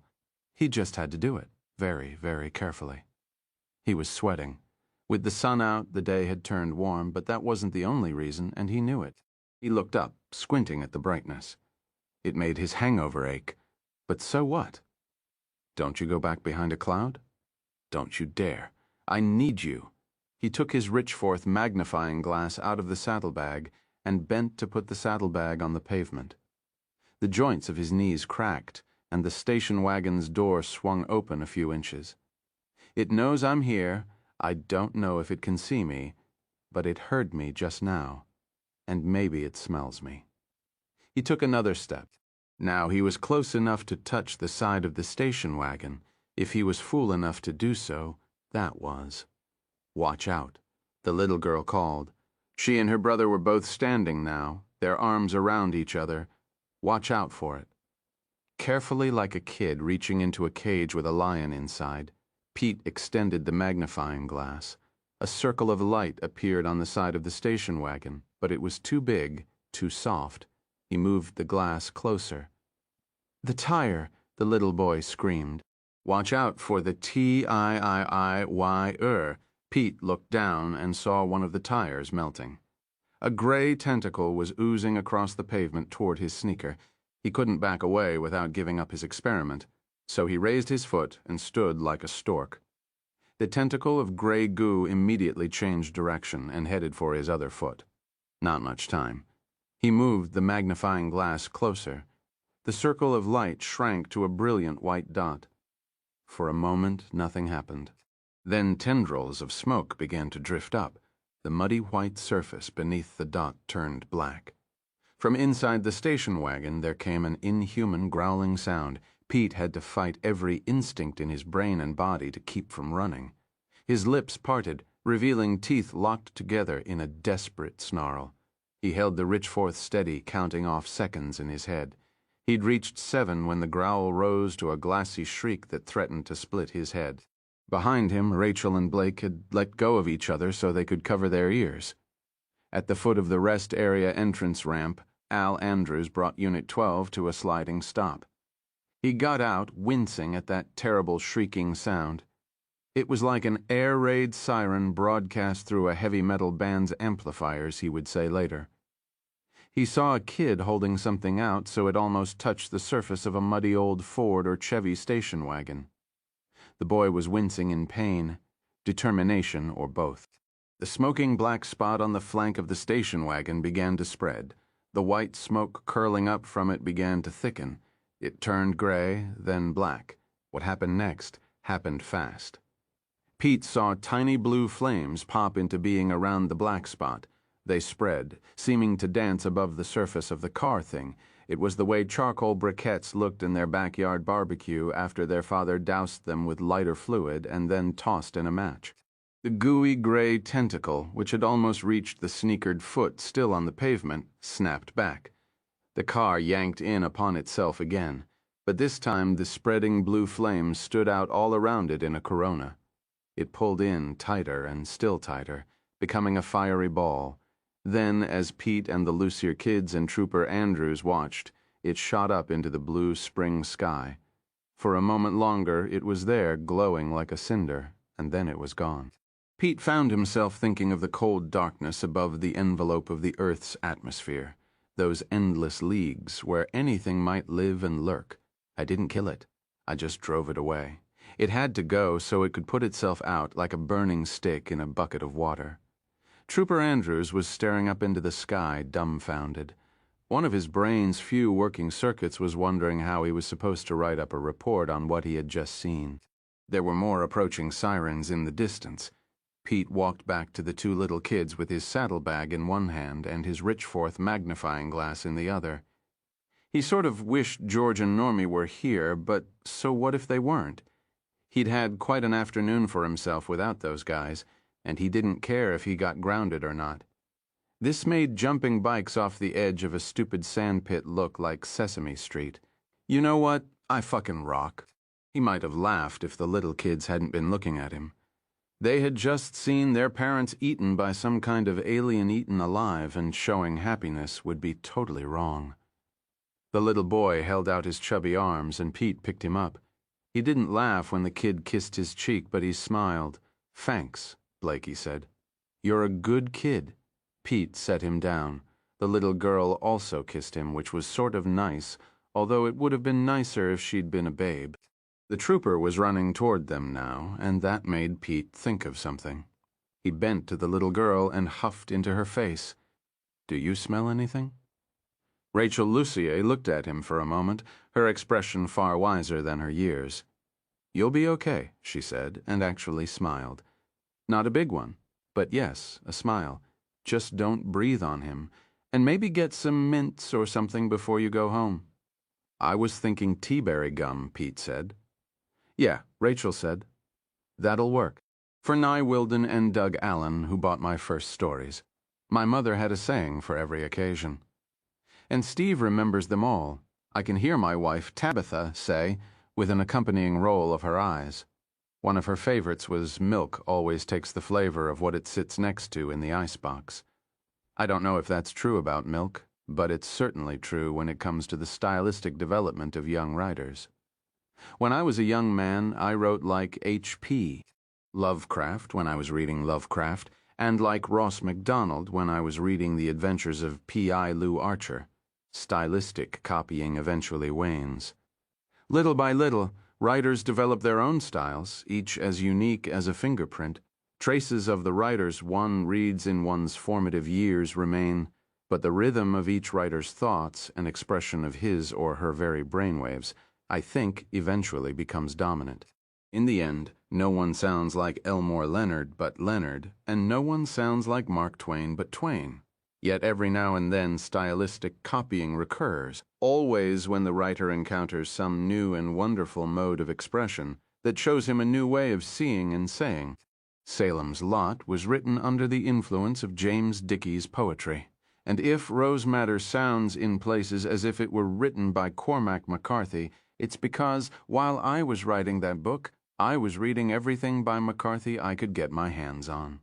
In 2009, an editor at the New York Times Book Review asked if I would do a double review of Raymond Carver, A Writer's Life, by Carol Sklenicka, and Carver's own collected stories as published by Library of America. I agreed, mostly so I could explore some new territory. Although I am an omnivorous reader, I had somehow missed Carver. A large blind spot for a writer who came of literary age at roughly the same time Carver did, you might say, and you would be right. All I can say in my own defense is, quote, libros, quam breve, tempus, so many books, so little time, and yes, I have the t-shirt. In any case, I was stunned by the clarity of Carver's style and by the beautiful tension of his prose line. Everything is on the surface. but that surface is so clear that the reader can see a living universe just beneath. I loved those stories, and I loved the American losers Carver wrote about with such knowledge and tenderness. Yes, the man was a drunk, but he had a sure touch and a great heart. I wrote Premium Harmony shortly after reading more than 24 Carver stories, and it should come as no surprise that it has the feel of a Carver story. If I had written it at 20, I think it would have been no more than a blurred copy of a much better writer. Because it was written at 62, my own style bleeds through, for better or worse. Like many great American writers, Philip Roth and Jonathan Franzen come to mind. Carver seemed to have little sense of humor. I, on the other hand, see the humor in almost everything. The humor here is black, but in my opinion, that's often the best kind. Because, dig it, when it comes to death, what can you do but laugh? Premium Harmony. They've been married for 10 years, and for a long time, everything was okay. Swell, but now they argue quite a lot. It's really all the same argument. It has circularity. It is. Ray sometimes thinks like a dog track. When they argue, they're like greyhounds chasing the mechanical rabbit. You go past the same scenery time after time, but you don't see the landscape. You see the rabbit. He thinks it might be different if they'd had kids, but she couldn't have kids. They finally got tested, and that's what the doctor said. It was her problem, something in her. A year or so after that, he bought her a dog, a Jack Russell, she named Biznez. Mary would spell it for people who asked. She wants everyone to get the joke. She loves that dog, but now they argue anyway. They're going to Walmart for grass seed. They've decided to sell the house. They can't afford to keep it. But Mary says they won't get far until they do something about the plumbing and make the lawn nice. She says those bald patches make it look shanty Irish. It's been a hot summer with no rain to speak of. Ray tells her grass seed won't grow the lawn without rain, no matter how good the grass seed is. He says they should wait. Then another year goes by and we're still there, she says. We can't wait another year, Ray. We'll be bankrupts. When she talks, Biz looks at her from his place in the back seat. Sometimes he looks at Ray when Ray talks, but not always. Mostly, he looks at Mary. What do you think? He says. It's going to rain, so you don't have to worry about going bankrupt. We're in it together, unless you forgot, she says. They're driving through Castle Rock now. It's pretty dead. What Ray calls the economy has disappeared from this part of Maine. The Walmart is on the other side of town, near the high school, where Ray is a janitor. The Walmart has its own stoplight. People joke about it. Penny wise and pound foolish, he says. You ever hear that one? 1,000,000 times from you, he grunts. He can see the dog in the rearview mirror watching her. Sometimes he hates the way Biz does that. It comes to him that neither of them knows what they are talking about. It is a depressing thought. And pull in at the quick pick, she says. I want to get a kickball for Tally's birthday. Tally is her brother's little girl. Ray supposes that makes her his niece, although he's not sure that's right, since all the blood is on Mary's side. They have balls at Walmart, Ray says, and everything's cheaper at Wally World. The ones at Quick Pick are purple. Purple is her favorite color. I can't be sure there'll be purple at Walmart. If there aren't, we'll stop at the Quick Pick on the way back. He feels like a great weight is pressing down on his head. She'll get her way. She always does on things like this. Marriage is like a football game, and he's quarterbacking the underdog team. He has to pick his spots, make short passes. It'll be on the wrong side coming back, she says, as if they are caught in a torrent of city traffic instead of rolling through an almost deserted little town where most of the stores are for sale. I'll just dash in and get the ball and dash right back out. At 200 pounds, Ray thinks your dashing days are over, honey. They're only 99 cents, she says. Don't be such a pinch penny. Don't be so pound foolish, he thinks. But what he says is, buy me a pack of smokes while you're in there. I'm out. If you quit, we'd have an extra $40 a week. He saves up and pays a friend in South Carolina to ship him a dozen cartons at a time. They're $20 a carton cheaper in South Carolina. That's a lot of money, even in this day and age. It's not like he doesn't try to economize. He has told her this before and will again. But what's the point? In one ear, out the other. Nothing to slow down what he says in the middle. I used to smoke 2 packs a day, he says. Now I smoke less than half a pack. Actually, most days he smokes more. She knows it, and Ray knows she knows it. That's marriage after a while. That weight on his head gets a little heavier. Also, he can see Biz still looking at her. He feeds the damn thing, and he makes the money that pays for the food. But it's her she's looking at. And Jack Russells are supposed to be smart. He turns into the quick pick. You ought to buy them on Indian Island if you've got to have them, she says. They haven't sold tax-free smokes on the res for 10 years, he says. I've told you that too. You don't listen. He pulls past the gas pumps and parks beside the store. There's no shade. The sun is directly overhead. The car's air conditioner only works a little. They are both sweating. In the back seat, Biz is panting. It makes him look like he's grinning. Well, you ought to quit, Mary says, and you ought to quit those little Debbies, he says. He doesn't want to say this. He knows how sensitive she is about her weight, but out it comes. He can't hold it back. It's a mystery. I ain't had one in a year, she says. Mary, the box is on the top shelf, a 24-pack behind the flour. Were you snooping? She cries. A flush is rising in her cheeks, and he sees how she looked when she was still beautiful. Good-looking. Anyway, everybody said she was good-looking. Even his mother, who didn't like her otherwise. I was looking for the bottle opener, he says. I had a bottle of cream soda, the kind with the old-fashioned cap. Looking for a bottle opener on the top shelf of the goddamn cupboard. Go in and get the ball, he says, and get me some smokes. Be a sport. Can't you wait until we get home? Can't you even wait that long? You can get the cheap ones, he says, that off-brand premium harmony they're called. They taste like old stale cow shit, but all right. If she'll only shut up about it, it's too hot to argue. Where are you going to smoke, anyway? In the car, I suppose, so I have to breathe it. I'll open the window.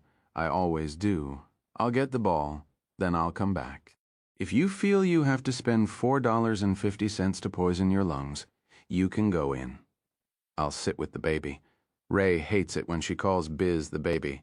He's a dog, and he may be as bright as Mary likes to boast, but he still shits outside and licks where his balls used to be. Buy a few Twinkies while you're at it, he tells her. Or maybe they're having a special on ho-hos. You're so mean, she says. She gets out of the car and slams the door.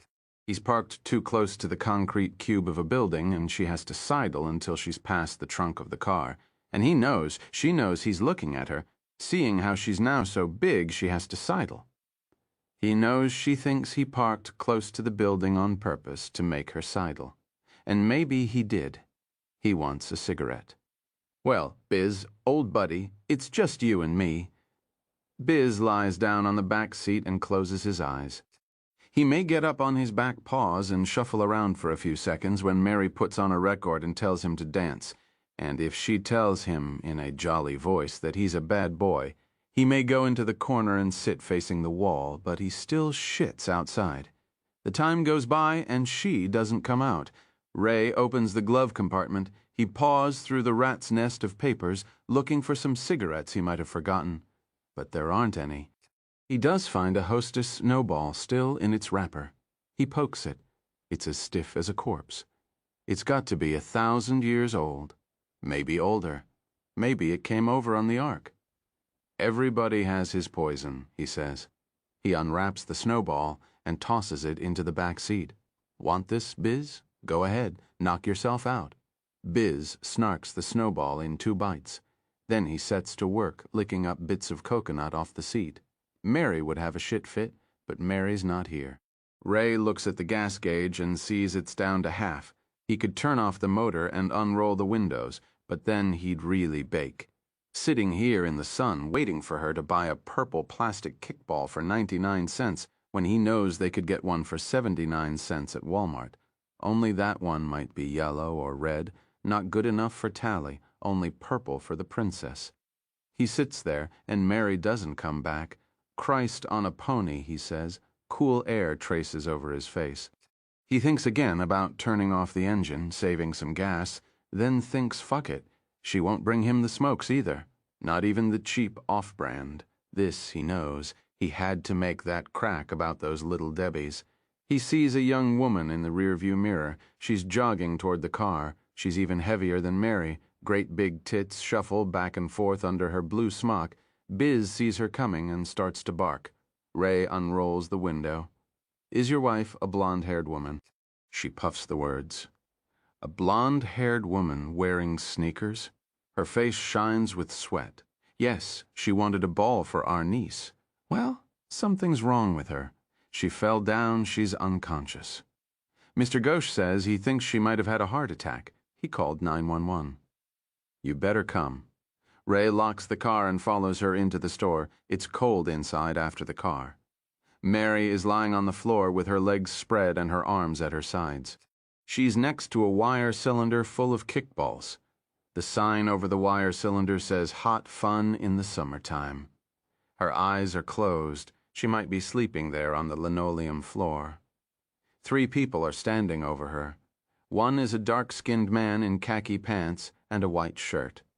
A name tag on the pocket of his shirt says M.R. Hosh Manager. The other 2 are customers. One is a thin old man without much hair. He's in his 70s at least. The other is a fat woman. She's fatter than Mary. Fatter than the girl in the blue smock, too.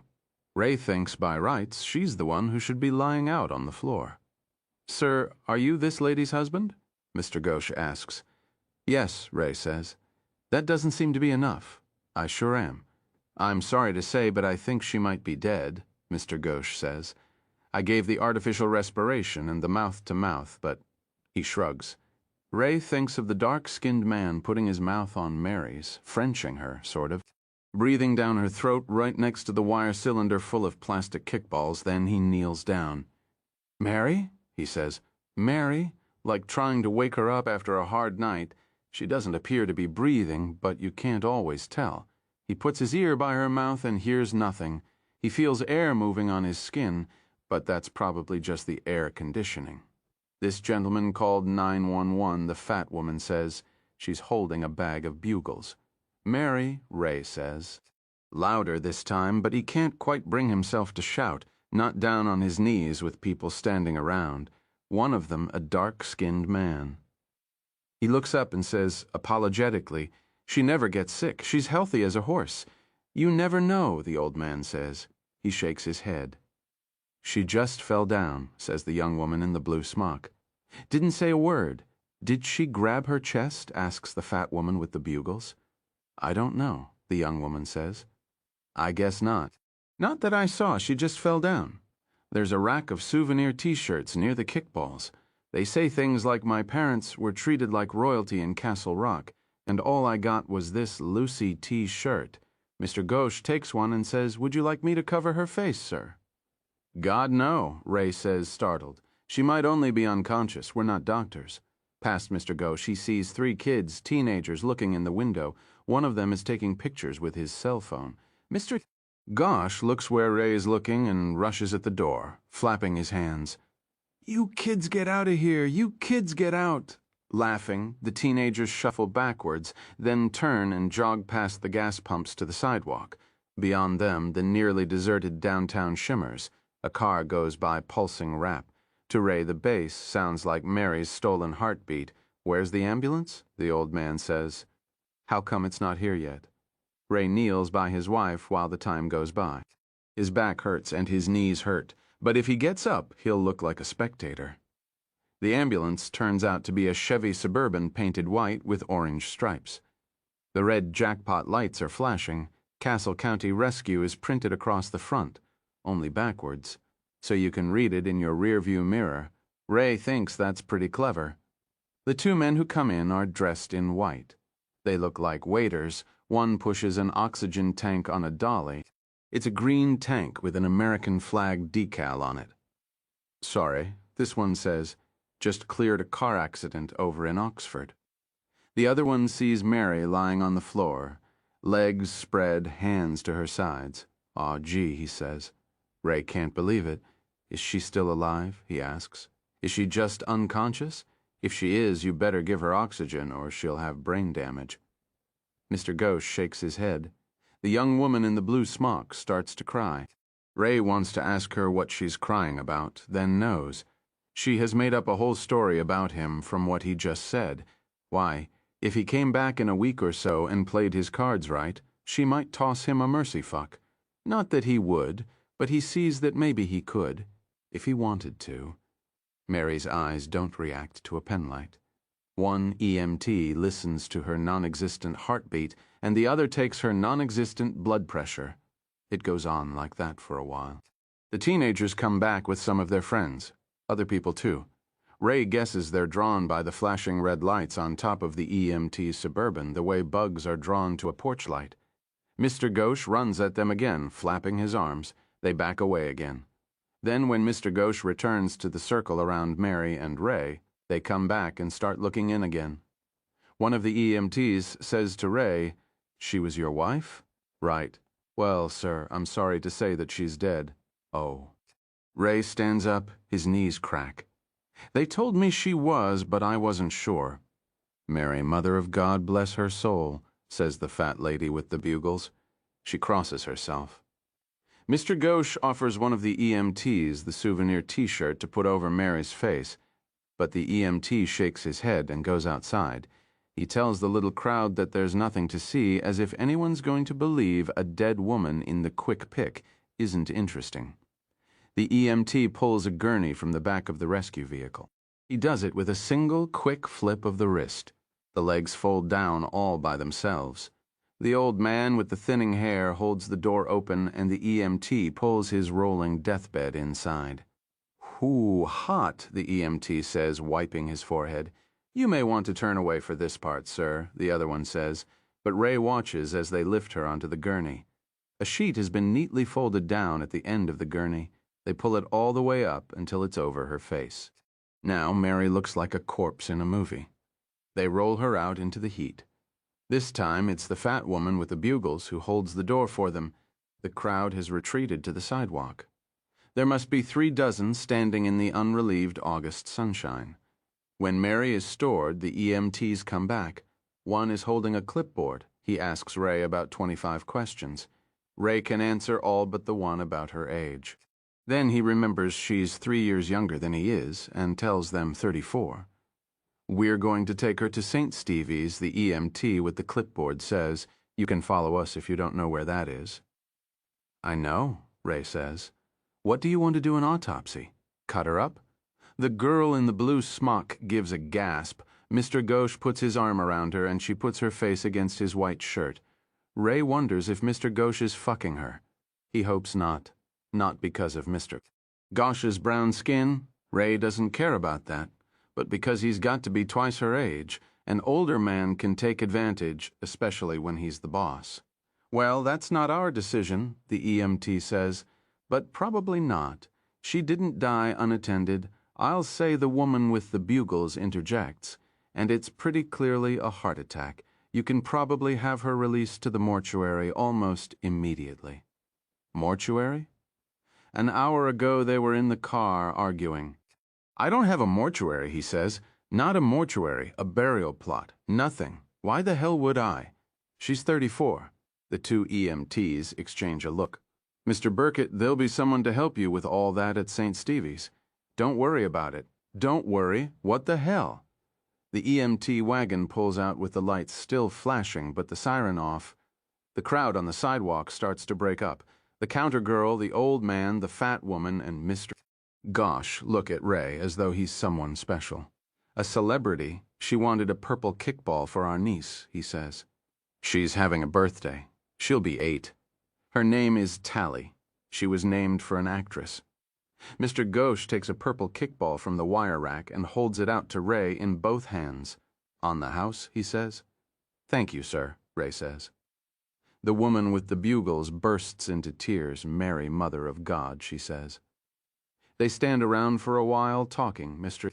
Ghosh gets sodas from the cooler. These are also on the house. They drink their sodas and Ray tells them a few things about Mary, steering clear of the arguments. He tells them how she made a quilt that took 3rd prize at the Castle County Fair. That was in '02 or maybe '03. That's so sad, the woman with the bugle says. She has opened them and shared them around. They eat and drink.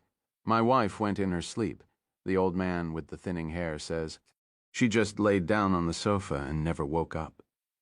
We were married 37 years. I always expected I'd go first, but that's not the way God wanted it. I can still see her laying there on the sofa. He shakes his head. I couldn't believe it. Finally, Ray runs out of things to tell them, and they run out of things to tell him. Customers are coming in again. Mr. Ghosh waits on some, and the woman in the blue smock waits on others. Then the fat woman says she really has to go. She gives Ray a kiss on the cheek before she does. You need to see to your business, Mr. Burkett, she tells him. Her tone is both reprimanding and flirtatious. Ray thinks she might be another mercy fuck possibility. He looks at the clock over the counter. It's the kind with a beer advertisement on it. Almost 2 hours have gone by since Mary went sidling between the car and the cinder block side of the quick pick, and for the first time he thinks of Biz. When he opens the door, heat rushes out at him, and when he puts his hand on the steering wheel to lean in, he pulls it back with a cry. It's got to be 130 in there.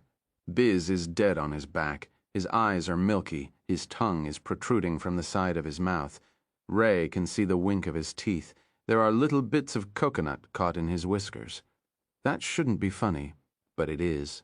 Not funny enough to laugh, but funny in a way that's some fancy word he can't quite think of. Biz, old buddy, he says, I'm sorry, I forgot all about you. Great sadness and amusement sweep over him as he looks at the baked Jack Russell. That anything so sad should still be funny is just a crying shame. Well, you're with her now, ain't you? He says, and this thought is so sad yet so sweet that he begins to cry. It's a hard storm. While he's crying, it comes to him that now he can smoke all he wants, and anywhere in the house. He can smoke right there at her dining room table. You're with her now, Biz, old buddy? He says through his tears. His voice is clogged and thick. It's a relief to sound just right for the situation. Poor old Mary, poor old Biz, damn it all, still crying, and with the purple kickball still tucked under his arm, he goes back into the quick pick. He tells Mr. Ghosh he forgot to get cigarettes. He thinks maybe Mr. Ghosh will give him a pack of premium harmonies on the house as well. But Mr. Ghosh's generosity doesn't stretch that far. Ray smokes all the way to the hospital with the windows shut, and Biz in the back seat and the air conditioning on high, thinking of Raymond Carver. Sometimes a story arrives complete, a done thing usually, though. They come to me in 2 parts. First the cup, then the handle. Because the handle may not show up for weeks, months, or even years. I have a little box in the back of my mind full of unfinished cups, each protected in that unique mental packing we call memory. You can't go looking for a handle. No matter how beautiful the cup may be, you have to wait for it to appear. I realize that metaphor sort of sucks, but when you're talking about the process we call creative writing, most of them do. I have written fiction all my life and still have very little understanding of how the process works. Of course, I don't understand how my liver works either, but as long as it keeps doing its job, I'm good with that. About 6 years ago, I saw a near-miss accident at a busy intersection in Sarasota. A cowboy driver tried to wedge his Bigfoot truck, the kind with the huge tires, into a left-turn lane, already occupied by another Bigfoot truck. The guy whose space was being encroached upon hit his horn. There was a predictable screech of brakes, and the 2 gas-guzzling behemoths ended up inches apart.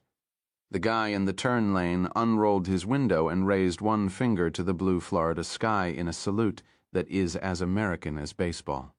The fellow who had almost hit him returned the greeting along with a Tarzan chest thump that presumably meant, "Do you want a piece of me?"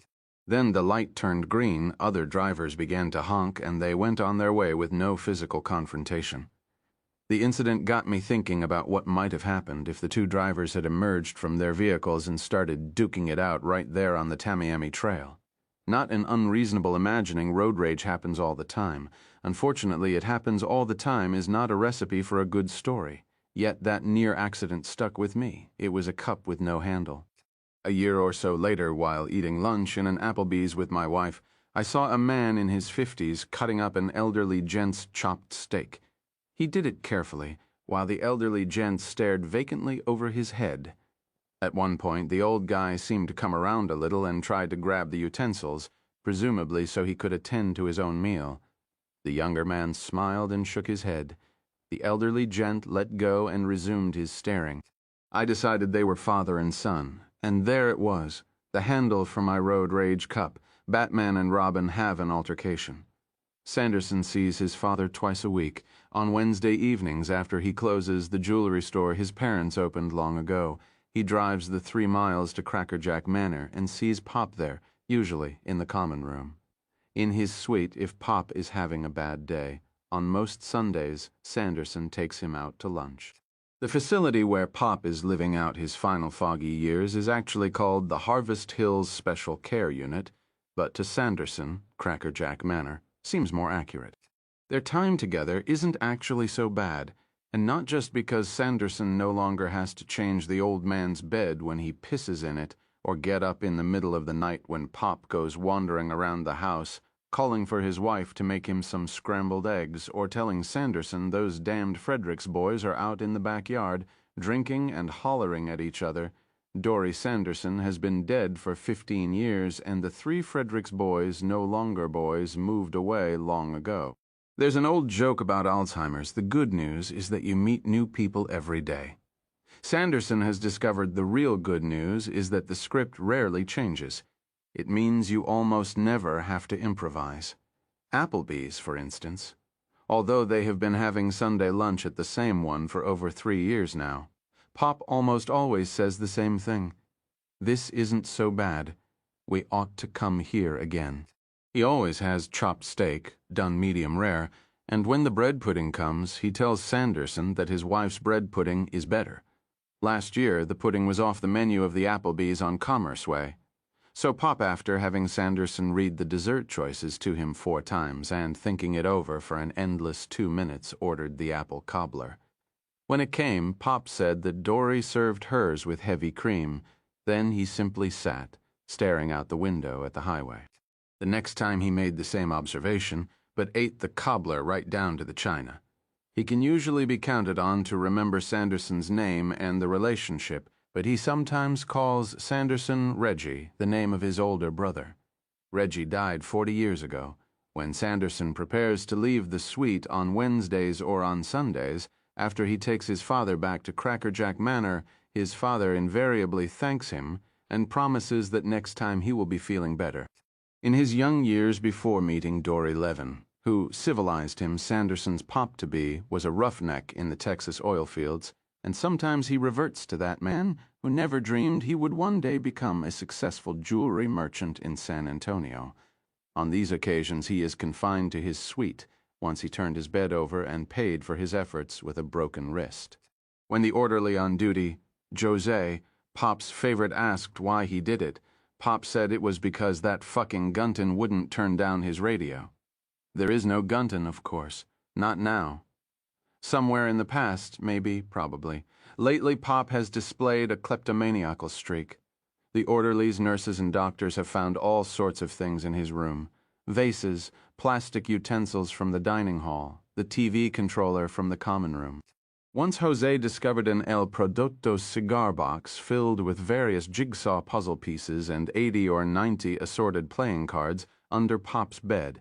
Pop cannot tell anyone, including his son, why he takes these things, and usually denies that he has taken them at all.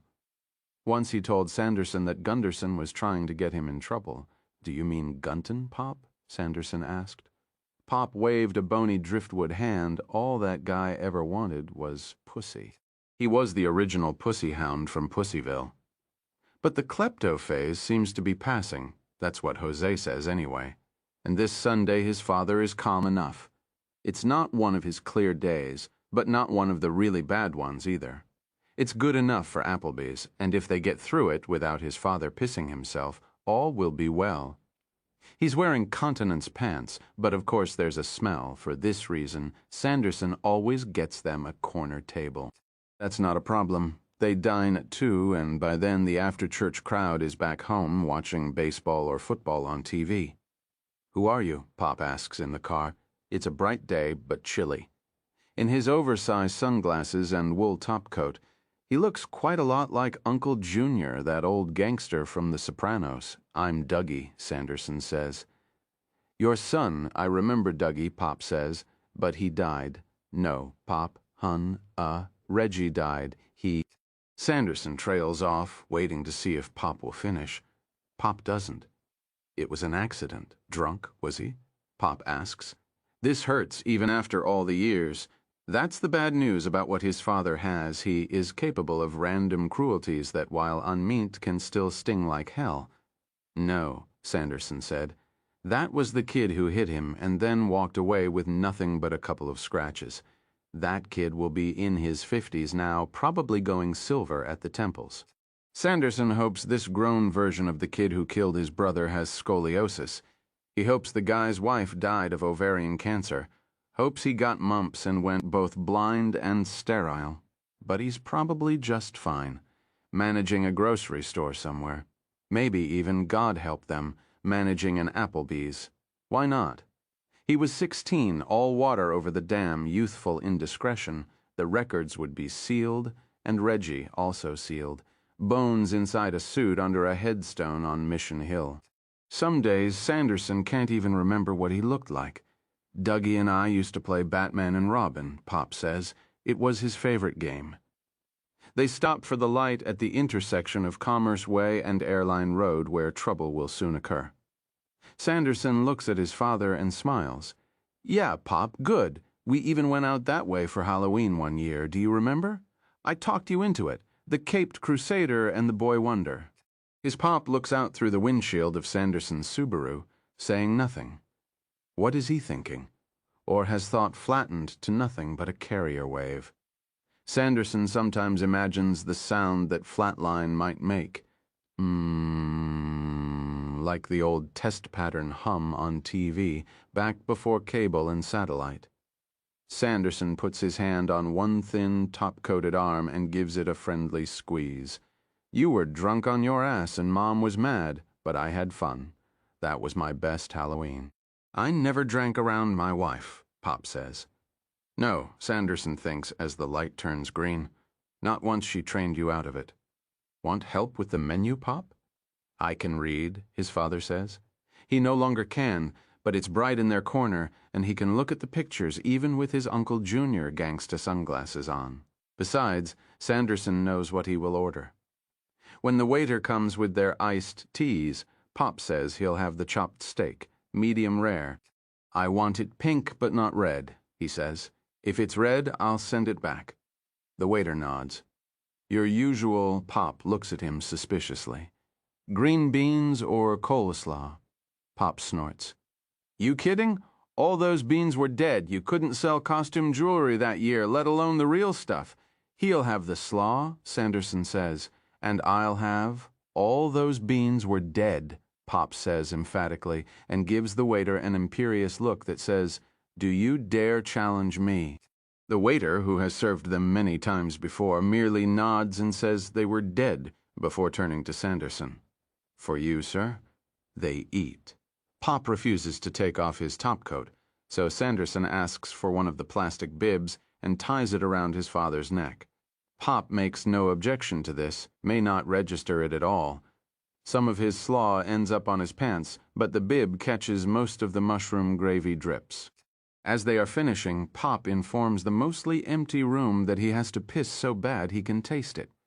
Sanderson accompanies him to the men's room, and his father allows him to unzip his fly, but when Sanderson attempts to pull down the elasticized front of the continent's pants, Pop slaps his hand away. "Never handle another man's meat, Sonny Jim," he says, annoyed. "Don't you know that?" This prompts an ancient memory, Dougie Sanderson standing in front of the toilet with his shorts puddled around his feet and his father kneeling beside him, giving instruction. How old was he then? 3. Only 2? Yes, maybe only 2, but he doesn't doubt the recollection. It's like a fleck of bright glass seen at the side of the road, one so perfectly positioned it leaves an afterimage. Unlimber, assume the position, fire when ready, he says. Pop gives him a suspicious look, then breaks Sanderson's heart with a grin. I used to tell my boys that when I was getting them housebroke, he says, Dory told me it was my job, and I did it, by God. He unleashes a torrent, and most of it actually goes into the urinal. The smell is sour and sugary, diabetes. But what does that matter? Sometimes Sanderson thinks the sooner the better. Back at their table, still wearing the bib, Pop renders his verdict. This place isn't so bad. We ought to come here again. How about some dessert, Pop? Pop considers the idea, gazing out the window, mouth hanging open.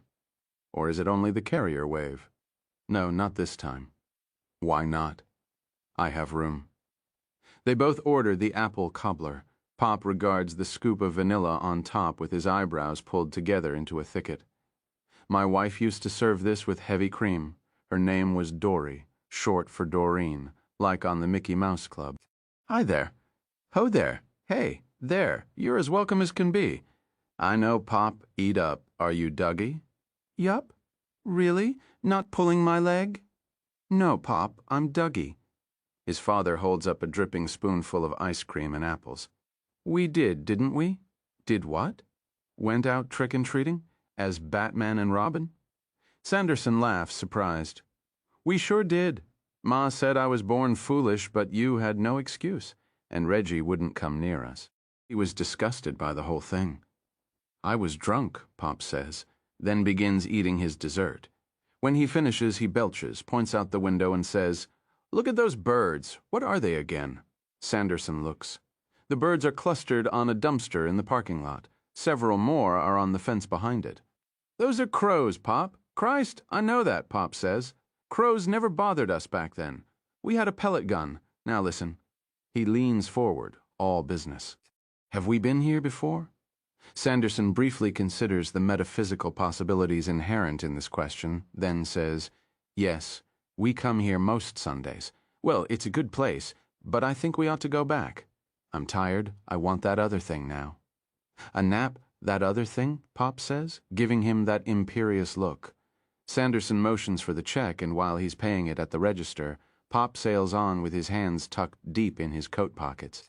Sanderson grabs his change in a hurry and has to run to catch the door before Pop can wander out into the parking lot or even into the busy 4 lanes of Commerce Way. That was a good night, Pop says as Sanderson buckles his seatbelt. What night was that? Halloween, you dummy. You were 8, so it was 1959. You were born in 51. Sanderson looks at his father amazed, but the old man is staring straight ahead at the traffic. Sanderson closes the passenger door, goes around the hood of his Subaru, gets in behind the wheel.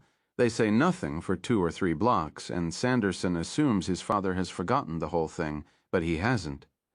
When we got to the Forrester's house at the bottom of the hill, you remember the hill, don't you? Church Street Hill, sure, right? Norma Forrester opened the door, and to you she says, before you could, she says, trick or treat. Then she looks at me and says, trick or drink. Pop makes a rusty hinge sound that Sanderson hasn't heard in a year or more. He even slaps his thigh. Trick or drink, what a card. You remember that, don't you? Sanderson tries, but comes up empty. All he remembers is how happy he was to have his dad with him, even though Dad's Batman costume put together on the fly was pretty lame. Gray pajamas, the bat emblem drawn on the front with magic marker, the cape cut out of an old bedsheet. The Batman utility belt was a leather belt in which his father had stuck an assortment of screwdrivers and chisels, even an adjustable wrench from the toolbox in the garage. The mask was a moth-eaten balaclava that Pop rolled up to the nose so his mouth showed, standing in front of the hallway mirror before going out. He pulled the top of the mask up on the sides, plucking at it to make ears, but they wouldn't stay. She offered me a bottle of Shiner's, Pop says. Now they're 9 blocks up Commerce Way and approaching the intersection at Airline Road. Did you take it? Pop is on a roll. Sanderson would love for it to continue all the way back to Crackerjack Manor. Sure did. He falls silent. As Commerce Way approaches the intersection, the two lanes become three. The one on the far left is a turn lane. The lights for straight-ahead traffic are red, but the one handling traffic in the left turn lane is showing a green arrow. That gal had tits like pillows. She was the best loving I ever had. Yes, they hurt you. Sanderson knows this not just from his own experience, but from talking to others who have relatives in the manor. Mostly they don't mean to, but they do. What memories remain to them are all in a jumble like the pilfered puzzle pieces Jose found in the cigar box under Pop's bed, and there's no governor on them, no way of separating stuff that's okay to talk about from the stuff that isn't. Sanderson has never had a reason to think his father was anything but faithful to his wife for the entire 40-some years of their marriage, but isn't that an assumption all grown children make? If their parents' marriage was serene and collegial? He takes his eyes off the road to look at his father, and that is why there is an accident instead of one of the near misses that happen all the time on busy roads like Commerce Way. Even so, it's not a terribly serious one, and though Sanderson knows his attention wandered from the road for a second or two, he also knows it still wasn't his fault. One of those built-up pickup trucks with the oversized tires and the roof lights on the cab swerves into his lane, wanting to get all the way left in time to turn before the green arrow goes out. There's no taillight blinker. This Sanderson notes just as the left front of his Subaru collides with the rear of the pickup truck. He and his father are both thrown forward into their locked seatbelts, and a ridge suddenly heaves up in the middle of his Subaru's previously smooth hood, but the airbags don't deploy. There's a brisk tinkle of glass. "Asshole!" Sanderson cries. "Jesus!" Then he makes a mistake. He pushes the button that unrolls his window, sticks out his arm, and wags his middle finger at the truck. Later he will think he only did it because Pop was in the car with him and Pop was on a roll. "Pop!" Sanderson turns to him. "You okay?"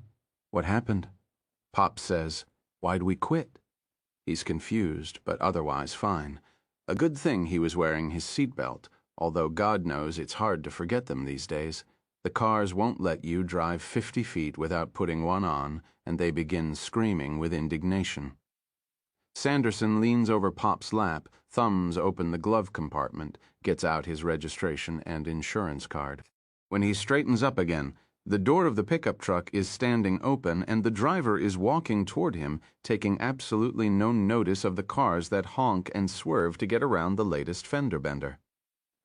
There isn't as much traffic as there would be on a weekday, but Sanderson doesn't count this as a blessing because he's looking at the approaching driver and thinking, I could be in trouble here. He knows this guy, not personally, but he's a South Texas staple. He's wearing jeans and a t-shirt with the sleeves ripped off at the shoulders, not cut, ripped, so that errant strings dangle against the tanned slabs of muscle on his upper arms. The jeans are hanging off his hip bones so the brand name of his underwear shows. A chain runs from one beltless loop of his jeans to his back pocket, where there will no doubt be a big leather wallet, possibly embossed with the logo of a heavy metal band. Lots of ink on his arms and hands, even crawling up his neck. This is the kind of guy when Sanderson sees him on the sidewalk outside his jewelry shop via closed-circuit TV, who causes him to push the button that locks the door. Right now, he would like to push the button that locks his car door, but of course he can't do that. He should never have flipped the guy the bird, and he even had time to rethink his options, because he had to roll down the window in order to do it. But it's too late now. Sanderson opens the door and gets out ready to be placating, to apologize for what he shouldn't need to apologize for. It was the guy who cut across, for God's sake. But here's something else, something that makes little quills of dismay prickle the skin of his forearms and the back of his neck, which is sweating now that he's out of the AC. The guy's tattoos are crude, straggling things, chains around the biceps, thorns circling the forearms, a dagger on one wrist with a drop of blood hanging from the tip of the blade. No skin shop did those. That's jailhouse ink. Tat Man is at least 6'2" in his boots, and at least 200 pounds, maybe 220. Sanderson is 5'9" and weighs 160. Look, I'm sorry I flipped you the bird, Sanderson says, heat of the moment. But you changed lanes without. Look what you did to my truck, Tatman says. I ain't had it but 3 months. We need to exchange insurance information. They also need a cop. Sanderson looks around for one and sees only rubberneckers, slowing down to assess the damage and then speeding up again. You think I got insurance when I can barely make the payments on that bitch? You have to have insurance. Sanderson thinks it's the law. Only a guy like this doesn't think he has to have anything. The rubber testicles hanging under his license plate are the final proof. Why the fuck didn't you let me in, asshole? There was no time, Sanderson said. You cut across, you never blinked. I blinked. Then how come it isn't on? Sanderson points. Because you knocked out my fucking taillight, numbie? How am I supposed to tell my girlfriend about this? She fronted the fucking down payment. Get that fucking shit out of my face. He strikes the insurance card and registration, which Sanderson is still holding out from Sanderson's hand. Sanderson looks down at them, stunned. His papers are lying on the road. I'm going, Tatman says. I'll fix my damage. You fix yours. That's how it's going to work. The damage to the Subaru is far worse than the damage to the absurdly oversized pickup, probably 1,500 or 2,000 more, but that isn't what makes Sanderson speak up. It isn't being afraid the lug will get away clean. Either all Sanderson has to do is write down the number of the plate above those hanging rubber testes. It isn't even the heat, which is whopping. It's the thought of his gorked-out father sitting there in the passenger seat not knowing what's happening, needing a nap. They should be halfway back to Crackerjack Manor by now. But no. Because this happy asshole had to cut across traffic. Just had to scoot under that green arrow before it went out, or the world would grow dark and the winds of judgment would blow. That's not how it's going to work, Sanderson says. It was your fault you cut in front of me without signaling. I didn't have time to stop. I want to see your registration, and I want to see your driver's license. Fuck your mother, the big man says, and punches Sanderson in the stomach. Sanderson bends over, expelling all the air in his lungs in a great whoosh. He should have known better than to provoke the driver of the pickup truck. He did know better. One look at those amateur tats and anyone would have known better. But he still went ahead because he didn't believe this would happen in broad daylight at the intersection of Commerce Way and Airline Road. He belongs to the JCs. He hasn't been punched since the 3rd grade when the argument was over baseball cards. That there's my registration, Tatman says. Big streams of sweat are running down the sides of his face. I hope you like it. As for my driver's license, I don't have one. Okay? Fucking don't. I'm gonna be in a lot of trouble, and it's all your fucking fault, because you were jerking off instead of looking where you were going. Fucking ringmeat. Then Tatman loses it completely. Maybe it's the accident, maybe it's the heat, maybe it's Sanderson's insistence on looking at documents Tatman doesn't have. It might even be the sound of his own voice. Sanderson has heard the phrase "he lost it" many times, but realizes he has never taken in its full meaning until now. Tatman is his teacher, and he's a good teacher. He laces both of his hands together, making a double fist. Sanderson has just time enough to see there are blue eyes on Tatman's knuckles before he's hit in the side of the face with a sledgehammer that drives him back against the newly distressed right side of his car. He slides along it, feeling a prong of metal tear his shirt and the skin beneath. Blood spills down his side, hot as fever. Then his knees buckle and he lands on the road. He stares down at his hands, not believing they are his hands. His right cheek is hot and seems to be rising like bread dough. His right eye is watering. Next comes a kick to his wounded side, just above the belt line. Sanderson's head hits the right front hubcap of his Subaru and bounces off. He tries to crawl out from under Tatman's shadow. Tatman is yelling at him, but Sanderson can't make out any words. It's just wah wah wah, the sound adults make when they're talking to the kids in the animated Peanuts cartoons. He wants to tell Tatman, okay, you say tomato and I say tomato, let's call the whole thing off. He wants to say no harm and no foul, although he feels he has been fouled quite badly. You go your way and I'll go mine. Happy trails to you. See you tomorrow, Mouseketeers. Only he can't catch his breath. He thinks he's going to have a heart attack.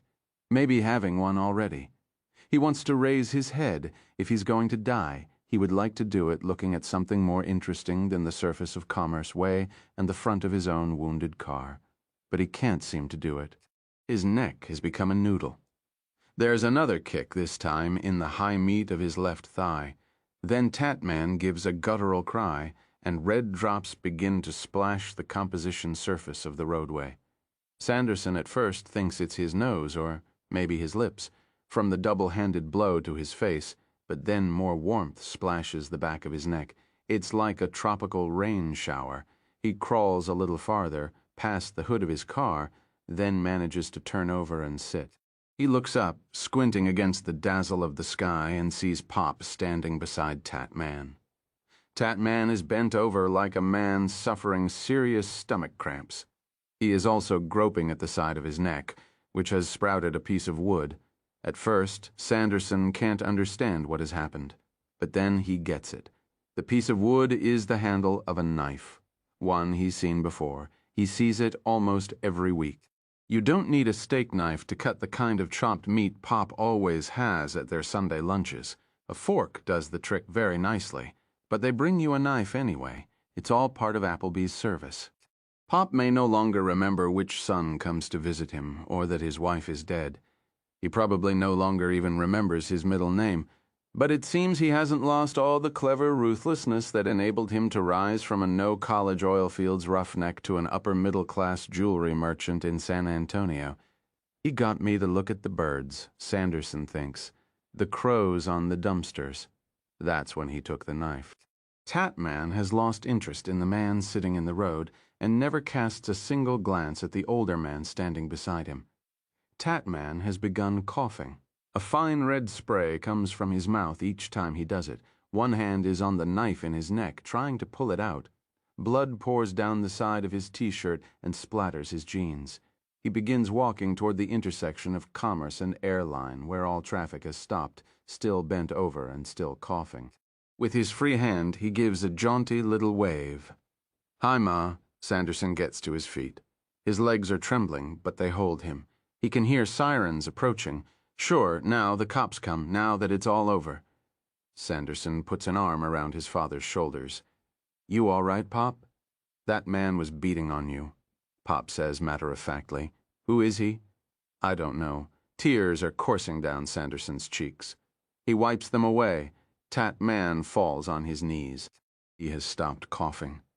Now he's making a low, growling sound. Most people hang back, but a couple of brave souls go to him, wanting to help. Sanderson thinks Tatman is probably beyond it, but more power to them. "Did we eat yet, Reggie?" "Yeah, Pop, we did, and I'm Dougie. Reggie's dead. Didn't you tell me that?" "Yeah, Pop." "That man was beating on you?"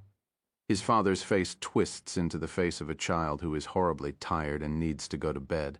"I've got a headache. Let's blow this pop stand. I want to lie down. We have to wait for the cops." "Why? What cops? Who is that guy?" Sanderson smells shit. His father has just dropped a load. "Let's get you in the car, Pop." His father lets Sanderson lead him around the Subaru's crumpled snout. Pop says, "That was some Halloween, wasn't it?" "Yeah, Pop, it was." He helps the 83-year-old caped crusader into the car and closes the door to keep the cool in. The first city police car is pulling up, and they'll want to see some ID. The 61-year-old boy Wonder, hands pressed to his aching side, shuffles back to the driver's side to pick it up off the street. For John Irving. As I said in the note to Batman and Robin, sometimes once in a great while, you get the cup with the handle already attached. God, how I love that. You're just going about your business thinking of nothing in particular, and then, kaboom, a story arrives. Special delivery, perfect and complete. The only thing you have to do is transcribe it. I was in Florida, walking our dog on the beach. Because it was January and cold, I was the only one out there. Up ahead, I saw what looked like writing in the sand. When I got closer, I saw it was just a trick of sunlight and shadow. But writers' minds are junk heaps of odd information, and it made me think of an old quote from somewhere. It turned out to be Omar Khayyam. "The moving finger writes, and having writ, moves on." That in turn made me think of some magical place where an invisible moving finger would write terrible things in the sand, and I had this story. It has one of my very favorite endings. Maybe not up there with August Heat by W.F. Harvey, that one's a classic, but in the same neighborhood. The Dune, as the judge climbs into the kayak beneath a bright morning sky.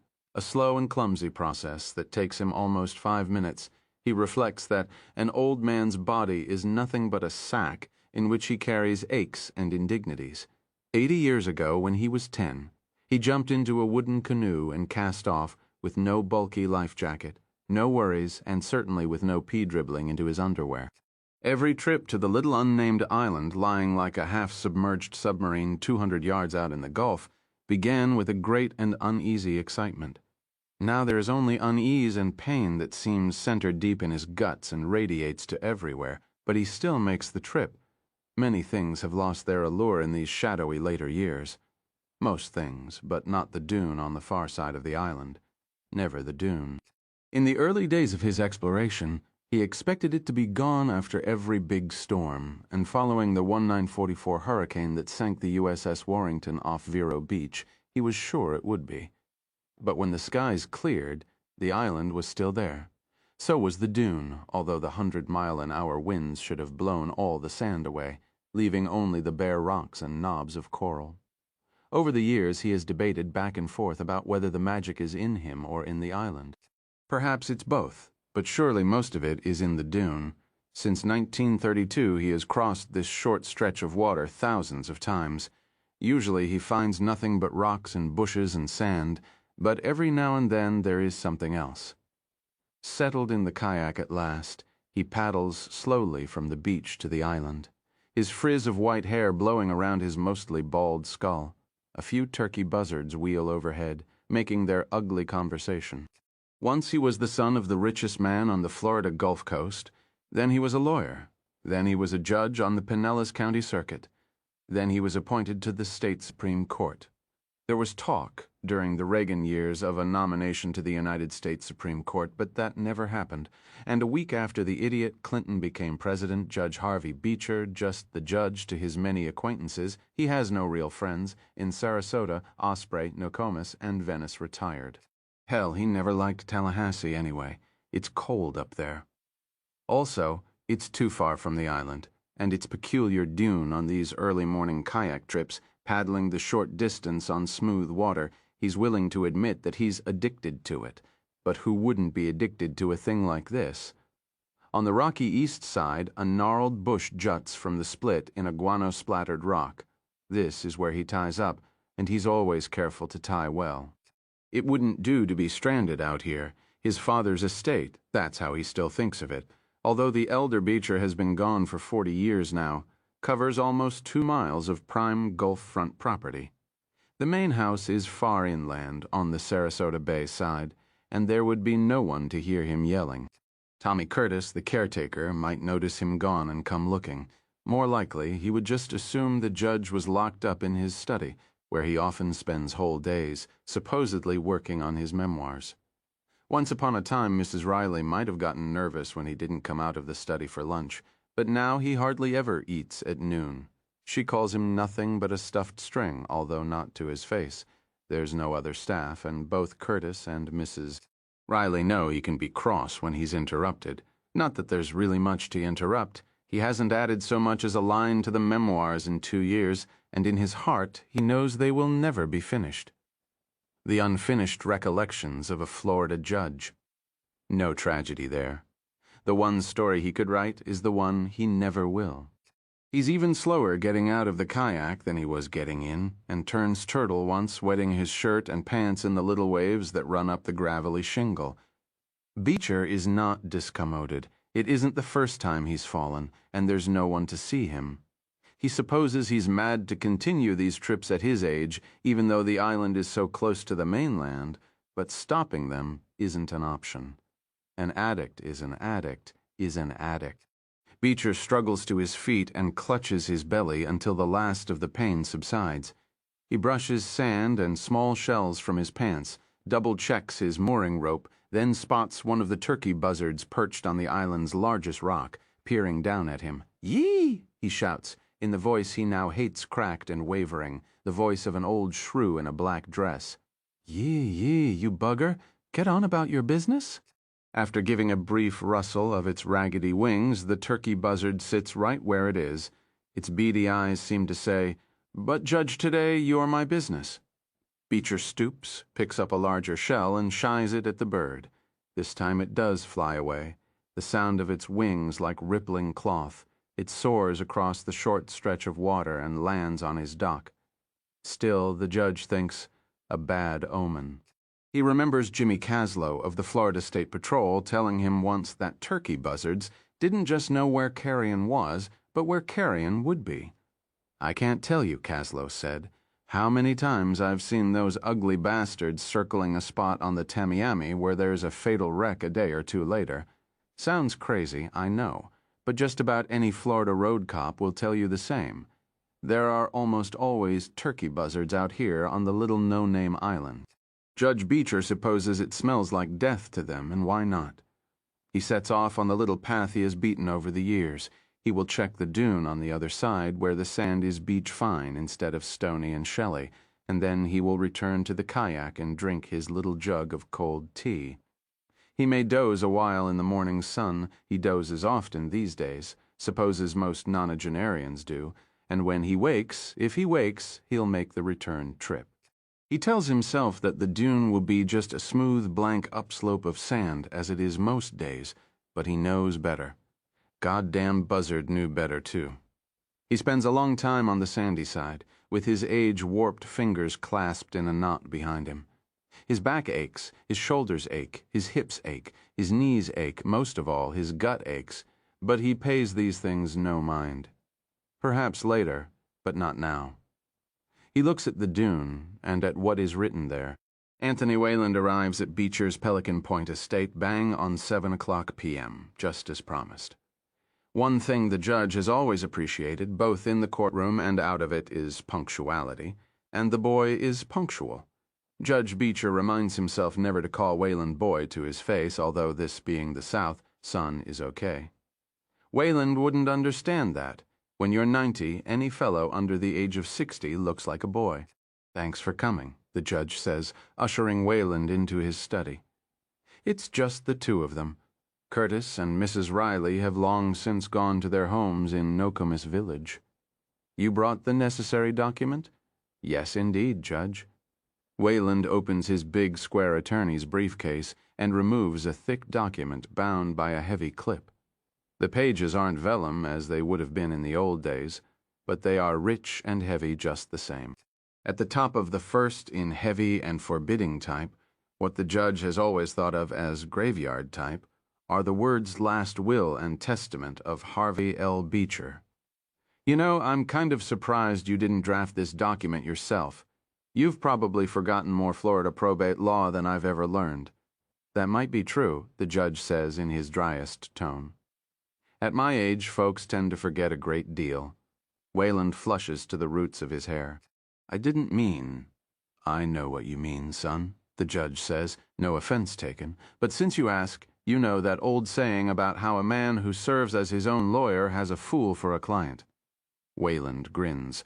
"Heard it and used it plenty of times when I'm wearing my public defender hat and some sad sack wife abuser, or hit and runner, tells me he plans to go the DIY route in court." "I'm sure you have, but here's the unabridged version. A lawyer who serves as his own lawyer has a great fool for a client, goes for criminal, civil, and probate law. So shall we get down to business? Time is short. This is something he means in more ways than one. They get down to business. Mrs. Riley has left decaf coffee, which Wayland rejects in favor of a Coca-Cola. He makes copious notes as the judge dictates the changes in his dry courtroom voice, adjusting old bequests and adding new ones. The major new one, $4 million, is to the Sarasota County Beach and Wildlife Preservation Society. In order to qualify, they must successfully petition the state legislature to have a certain island just off the coast of Pelican Point declared forever wild. They won't have a problem getting that done, the judge says. "You can handle the legal for them yourself. I'd prefer pro bono, but of course that's up to you." One trip to Tallahassee should do it. It's a little spit of a thing, nothing growing there but a few bushes. Governor Scott and his Tea Party cronies will be delighted. Why's that, Judge? Because the next time Beach and Preservation comes to them, begging money, they can say, "Didn't old Judge Beecher just give you $4 million? Get out of here, and don't let the door hit you in the ass on your way out." Wayland agrees that this is probably just how it will go, and the two men move on to the smaller bequests. "Once I get a clean draft, we'll need 2 witnesses and a notary," Wayland says when they've finished. "I'll get all that done with this draft here just to be safe," the judge says. "If anything happens to me in the interim, it should stand up. There's no one to contest it. I've outlived them all. A wise precaution, Judge. It would be good to take care of it tonight. I don't suppose your caretaker and housekeeper won't be back until 8 tomorrow," Beecher says, "but I'll make it the first order of business. Harry Staines on Vamo Road's a notary, and he'll be glad to come over before he goes into his office. He owes me a favor or 6. You give that document to me, son. I'll lock it in my safe. I ought to at least make a—" Wayland looks at the gnarled, outstretched hand and trails off. When a state Supreme Court judge, even a retired one, holds out his hand, demurrals must cease. What the hell? It's only an annotated draft anyway, soon to be replaced by a clean version. He passes the unsigned will over and watches as Beecher rises painfully and swings a picture of the Florida Everglades out on a hidden hinge. The judge enters the correct combination, making no attempt to hide the touchpad from view, and deposits the will on top of what looks to Wayland like a large and untidy heap of cash. "Yikes. There," Beecher says. "All done and buttoned up, except for the signing part. That is, how about a drink to celebrate? I have some fine single malt scotch. Well, I guess one wouldn't hurt. It never hurt me, although it does now, so you'll have to pardon me for not joining you. Decaf coffee and a little sweet tea are the strongest drinks I take these days. Stomach woes, ice." Wayland holds up 2 fingers, and Beecher adds 2 cubes to the drink with the slow ceremony of old age. Wayland takes a sip, and color immediately dashes into his cheeks. It is the flush Judge Beecher thinks of a man who enjoys his tipple. As Wayland sets his glass down, he says, "Do you mind if I ask what the hurry is? You're all right, I take it?" Stomach woes aside, the judge doubts if young Wayland takes it that way at all. He's not blind.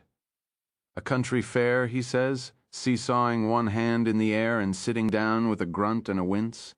Then, after consideration, he says, "Do you really want to know what the hurry is?" Wayland considers the question, and Beecher likes him for that. Then he nods. "It has to do with that island we took care of just now. Probably never even noticed it, have you?" "Can't say that I have. Most folks don't. It barely sticks up out of the water. The sea turtles don't even bother with that old island, yet it's special. Did you know my grandfather fought in the Spanish-American War?" "No, sir, I did not." Wayland speaks with exaggerated respect, and Beecher knows the boy believes his mind is wandering. The boy is wrong. Beecher's mind has never been clearer, and now that he's begun, he finds that he wants to tell this story at least once before. Well, before. Yes. There's a photograph of him standing on top of San Juan Hill. It's around here someplace. Grampy claimed to have fought in the Civil War as well. But my research for my memoirs, you understand, proved conclusively that he could not have done. He would have been a toddler if born at all.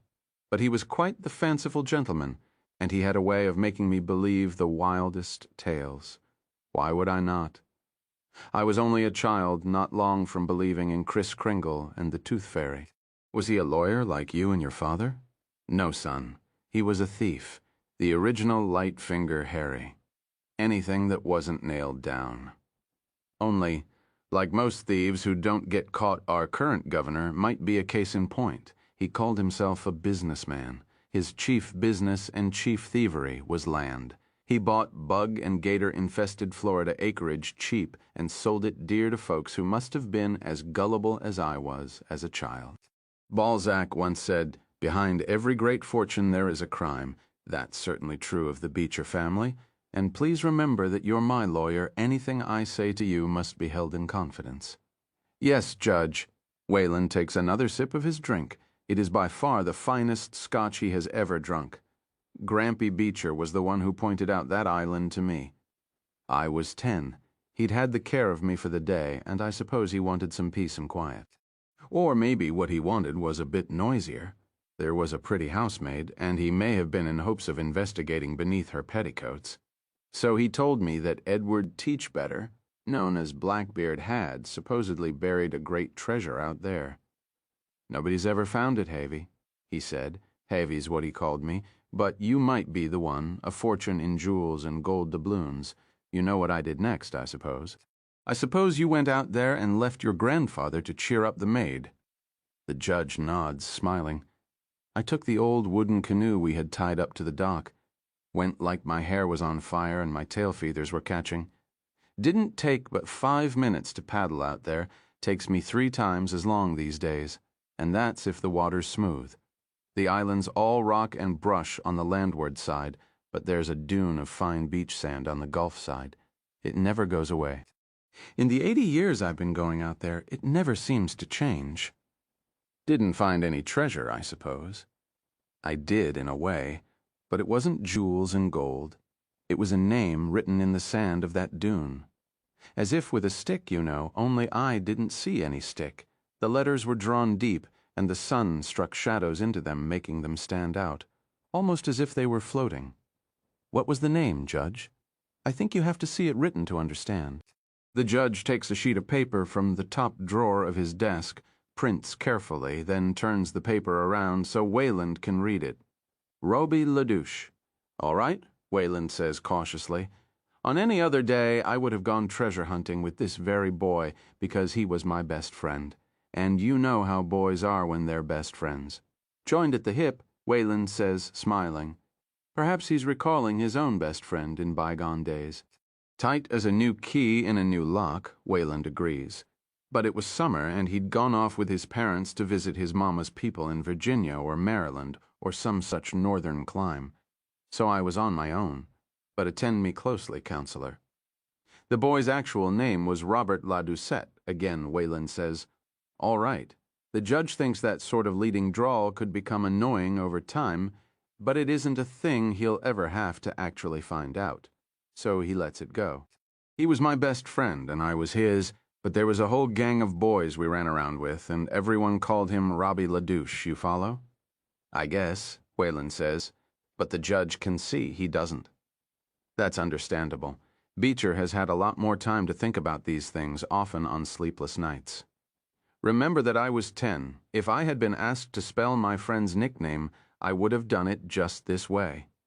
He taps Roby LaDouche. Speaking almost to himself, he adds, "So some of the magic comes from me. It must come from me. The question is, how much? You're saying you didn't write that name in the sand?" "No. I thought I made that clear. One of your other friends, then. They were all from Nokomis Village and didn't even know about that island. We never would have paddled out to such an uninteresting little rock on our own. Robbie knew it was there. He was also from the Point, but he was hundreds of miles north. All right. My chum Robbie never came back from that vacation. We got word a week or so later that he'd taken a fall while out horseback riding. He broke his neck, killed instantly. His parents were heartbroken, so was I." There is silence while Wayland considers this. While they both consider it, somewhere far off a helicopter beats at the sky over the Gulf. The DEA looking for drug runners, the judge supposes. He hears them every night. It's the modern age, and in some ways, in many, he'll be glad to be shed of it. At last Wayland says, "Are you saying what I think you're saying?" "Well, I don't know." The judge says, "What do you think I'm saying?" But Anthony Wayland is a lawyer, and refusing to be drawn is an ingrained habit with him. "Did you tell your grandfather?" "On the day the telegram about Robbie came, he wasn't there to tell. He never stayed in one place for long. We didn't see him again for 6 months or more." "No, I kept it to myself. And like Mary, after she gave birth to God's only son, I considered these things in my heart." "And what conclusion did you draw?" I kept canoeing out to that island to look at the dune. That should answer your question. There was nothing and nothing and nothing. I guess I was on the verge of forgetting all about it, but then I went out one afternoon after school and there was another name written in the sand. Printed in the sand, to be courtroom exact. No sign of a stick that time either, although I suppose a stick could have been thrown into the water. This time the name was Peter Alderson. It meant nothing to me until a few days later. It was my chore to go out to the end of the road and get the paper, and it was my habit to scan the front page while I walked back up the drive, which, as you know from driving it yourself, is a good quarter-mile long. In the summer, I'd also check on how the Washington Senators had done, because back then they were as close to a Southern team as we had. This particular day, a headline on the bottom of the front page caught my eye: "Window washer killed in freak fall." The poor guy was doing the third-floor windows of the Sarasota Public Library when the scaffolding he was standing on gave way. His name was Peter Alderson. The judge can see from Wayland's face that he believes this is either a prank or some sort of elaborate fantasy. The judge is spinning out. He can also see that Wayland is enjoying his drink, and when the judge moves to top it up, Wayland doesn't say no. And really, the young man's belief or disbelief is beside the point. It's just such a luxury to tell it. Maybe you see why I go back and forth in my mind about where the magic lies, Beecher says. I knew Robbie, and the misspelling of his name was my misspelling. But I didn't know this window washer from Adam. In any case, that's when the dune really started to get a hold on me. I began going out almost every day, a habit that's continued into my very old age. I respect the place, I fear the place, and most of all, I'm addicted to the place. Over the years, many names have appeared on that dune, and the people the names belong to always die. Sometimes it's within the week, sometimes it's 2, but it's never more than a month. Some have been people I knew, and if it's by a nickname I knew them, it's the nickname I see. One day in 1940, I paddled out there and saw Grampy Beecher drawn into the sand. He died in Key West 3 days later. It was a heart attack. With the air of someone humoring a man who is mentally unbalanced but not actually dangerous. Wayland asks, "Did you never try to interfere with this process? Call your grandfather, for instance, and tell him to see a doctor." Beecher shakes his head. "I didn't know it was a heart attack until we got word from the Monroe County Medical Examiner, did I? It could have been an accident or even a murder." Certainly, there were people who had reasons to hate my grandfather. His dealings were not of the purest sort. Still, also, I was afraid. I still feel as if there on that island there's a hatch that's come ajar. On this side is what we're pleased to call the real world. On the other is all the machinery of the universe running at top speed. Only a fool would stick his hand into such machinery in an attempt to stop it. Judge Beecher, if you want your paperwork to sail through probate, I'd keep quiet about all this. You might think there's no one to contest your will, but when large amounts of money are at stake, third and fourth cousins have a way of appearing like rabbits from a magician's hat, and you know the time-honored criterion. Being of sound mind. I've kept it to myself for 80 years, Beecher says, and in his voice Wayland can hear objection overruled. Never a word until now. And perhaps I need to point it out again, although I shouldn't. Whatever I say to you falls under the umbrella of privilege. All right, Wayland says, fine. I was always excited on days when names appeared in the sand, unhealthily excited, I'm sure, but terrified of the phenomenon only once. That single time I was deeply terrified and fled back to the point in my canoe as if devils were after me. Shall I tell you? Please. Wayland lifts his drink and sips. Why not? Billable hours are, after all, billable hours. It was 1959. I was still on the point. I've always lived here except for the years in Tallahassee, and it's better not to speak of them, although I now think part of the hate I felt for that provincial backwater of a town, perhaps even most of it, was simply a masked longing for the island, and the dune. I kept wondering what I was missing. You see? Who I was missing? Being able to read obituaries in advance gives a man an extraordinary sense of power. Perhaps you find that unlovely, but there it is. So, 1959. Harvey Beecher lawyering in Sarasota and living at Pelican Point. If it wasn't pouring down rain when I got home, I'd always change into old clothes and paddle out to the island for a look-see before supper. On this particular day, I'd been kept at the office late, and by the time I'd gotten out to the island, tied up, and walked over to the dune side, the sun was going down big and red, as it so often does over the Gulf. What I saw stunned me. I literally could not move. There wasn't just one name written in the sand that evening, but many, and in that red sunset light they looked as if they had been written in blood. They were crammed together, they wove in and out, they were written over and above and up and down. The whole length and breadth of the dune was covered with a tapestry of names. The ones down by the water had been half erased. I think I screamed. I can't remember for sure, but yes, I think so. What I do remember is breaking the paralysis and running away as fast as I could down the path to where my canoe was tied up. It seemed to take me forever to unpluck the knot, and when I did, I pushed the canoe out into the water before I climbed in. I was soaked from head to toe, and it's a wonder I didn't tump it over. Although in those days I could have easily swum to shore and pushing the canoe ahead of me. Not these days. If I tipped my kayak over now, that would be all she wrote. He grins. Speaking of writing, as we are, then I suggest you stay on shore, at least until your will is signed, witnessed, and notarized. Judge Beecher gives the young man a wintry smile. You needn't worry about that, son, he says. He looks toward the window, and the gulf beyond. His face is long and thoughtful. Those names, I can see them yet, jostling each other for place on that blood-red dune. 2 days later, a TWA plane on its way to Miami crashed in the Glades. All 119 souls on board were killed. The passenger list was in the paper. I recognized some of the names. I recognized many of them. You saw this.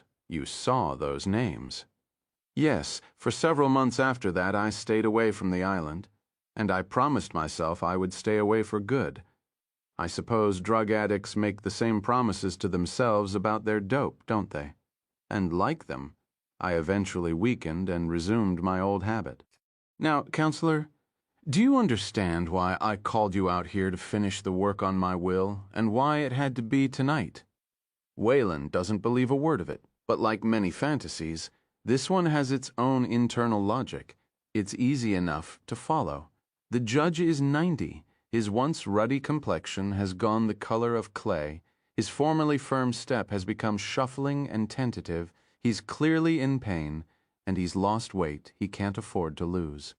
I suppose that today you saw your name in the sand, Wayland says. Judge Beecher looks momentarily startled, and then he smiles. It is a terrible smile, transforming his narrow, pallid face into a death's head grin. Oh no, he says, not mine. Thinking of W.F. Harvey, life is full of big questions, isn't it? Fate or destiny, heaven or hell, love or attraction, reason or impulse, Beatles or Stones. For me it was always the Stones.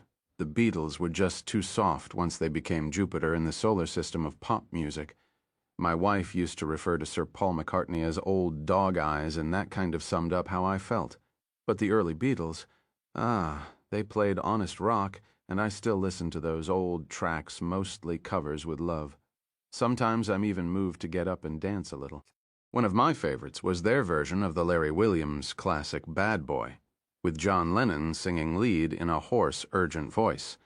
I particularly liked the exhorted punchline, "Now, Junior, behave yourself." At some point, I decided I wanted to write a story about a bad little kid who moved into the neighborhood. Not a kid who was the devil's spawn, not a kid who was possessed by some ancient demon a la The Exorcist, but just bad for bad's sake, bad to the bone, the apotheosis of all the bad little kids who ever were. I saw him in shorts and with a propeller beanie on his head. I saw him always causing trouble and absolutely never behaving himself. This is the story that grew around that little kid, an evil version of Sluggo, Nancy's friend from the funny pages.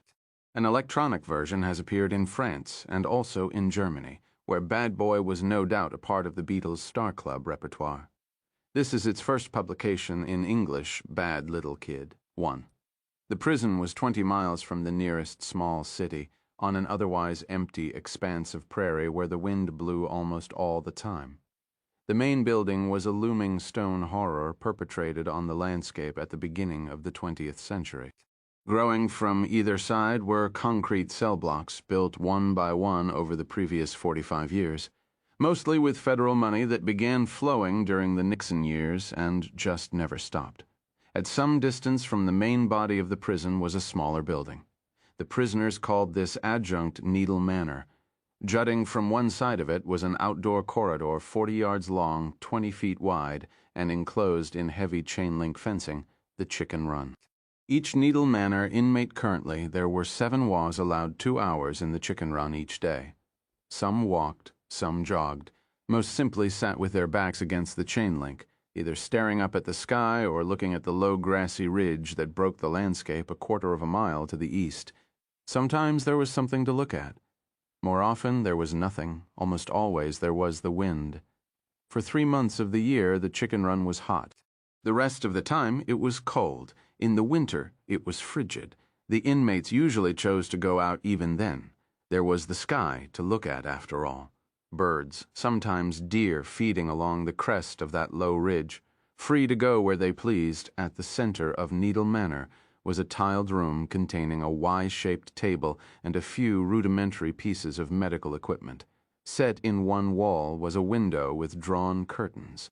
When pulled back, they disclosed an observation chamber no bigger than the living room of a suburban tract house, with a dozen hard plastic chairs where guests could view the Y-shaped table. On the wall was a sign reading, "Keep silent and make no gestures during the procedure." There were an even dozen cells in Needle Manor. Beyond them was a guard room. Beyond the guard room was a monitoring station which was manned 24/7. Beyond the monitoring station was a consultation room where a table on the inmate side was separated from the table on the visitor side by thick plexiglass. There were no phones. Inmates conversed with their loved ones or legal representatives through a circle of small punched holes, like those in the mouthpiece of an old-fashioned telephone. Leonard Bradley sat down on his side of this communication port and opened his briefcase. He put a yellow legal pad and a Uniball pen on the table. Then he waited. The second hand on his watch made 3 revolutions, and started a 4th before the door leading to the inner regions of Needle Manor opened with a loud clack of withdrawing bolts. Bradley knew all the guards by now. This one was McGregor. Not a bad guy. He was holding George Hallis by the arm. Hallis's hands were free, but a steel snake of chain rattled along the floor between his ankles. There was a wide leather belt around the waist of his orange prison jumper, and when he sat down on his side of the glass, McGregor clipped another chain from a steel loop on the belt to a steel loop on the back of the chair. He locked it, gave it a tug, then tipped Bradley a 2-finger salute. "Afternoon, Counselor. Afternoon, Mr. McGregor." Hallis said nothing. "You know the deal," McGregor said. "As long as you want today, or as long as you can take him, at least." "I know." Ordinarily, lawyer-client consultations were limited to an hour. Beginning a month before the client's scheduled trip into the room with the Y-shaped table, consultation time was upped to 90 minutes, during which the lawyer and his increasingly squirrely partner in this state-mandated death waltz would discuss a diminishing number of shitty options. During the last week, there was no set time limit. This was true for close relatives as well as legal counsel, but Hallis's wife had divorced him only weeks after his conviction, and there were no children. He was alone in the world except for Len Bradley, but seemed to want little to do with any of the appeals and consequent delays Bradley had suggested. Until today, that was. "He'll talk to you," McGregor had told him after a brief 10-minute consultation the month before, one where Hallis's end of the conversation had mostly been no and no and no. "When it gets close, he'll talk to you plenty." They get scared. See? They forget all about how they wanted to walk into the injection room with their heads up and their shoulders squared. They start figuring out it's not a movie. They're really going to die, and then they want to try every appeal in the book. Hallis didn't look scared, though. He looked the same as ever, A small man with bad posture, a sallow complexion, thinning hair, and eyes that looked painted on. He looked like an accountant, which he had been in his previous life, who had lost all interest in the numbers that had previously seemed so important to him. "Enjoy your visit, boys," McGregor said, and went over to the chair in the corner. There he sat, turned on his iPod, and stuffed his ears with music. His eyes never left them, however. The circle of speaking holes was too small to admit the passage of a pencil, but a needle was not out of the question. "What can I do for you, George?" For several moments Hallis didn't answer. He studied his hands, which were small and weak-looking, not the hands of a murderer at all, you would have said. Then he looked up. "You're a pretty good guy, Mr. Bradley." Bradley was surprised by this and didn't know how to reply. Hallis nodded, as if his lawyer had tried to deny it. "Yes, you are. You kept on, even after I made it clear I wanted you to stop and let the process run its course. Not many court-appointees would do that. They'd just say, yeah, whatever, and go on to the next loser some judge hands them. You didn't do that. You told me what moves you wanted to make, and when I told you not to make them, you went ahead anyway. If not for you, I would have been in the ground a year ago." "We don't always get what we want, George." Hallis smiled briefly. "Nobody knows that better than me, but it hasn't been all bad. I can admit that now, mostly because of the chicken run. I like going out there. I like the wind on my face, even when it's a cold wind. I like the smell of the prairie grass or seeing the day moon in the sky when it's full, or deer. Sometimes they jump around up there on the ridge and chase each other. I like that. Makes me laugh out loud sometimes. Life can be good. It can be worth fighting for. Some lives, I'm sure. Not mine. But I admire the way you've fought for it, just the same. I appreciate your dedication. So I'm going to tell you what I wouldn't say in court, and why I've refused to make any of the usual appeals, although I couldn't stop you from making them for me. Appeals made without the appellant's participation don't swing much weight in this state's courts or the higher ones. You've also been very good about visiting me, and I appreciate that too.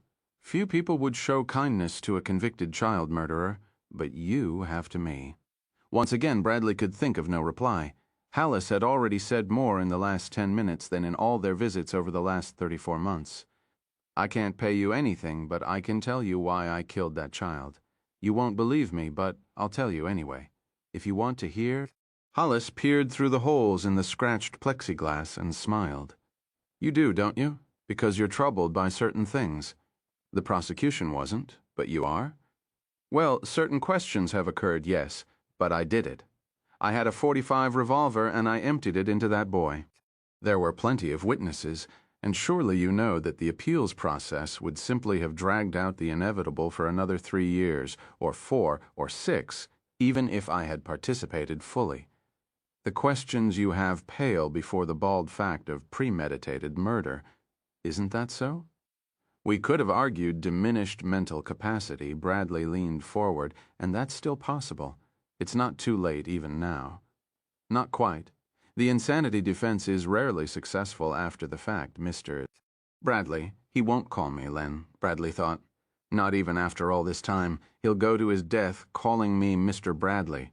Rarely isn't the same as never George." "No, but I'm not crazy now, and I wasn't crazy then.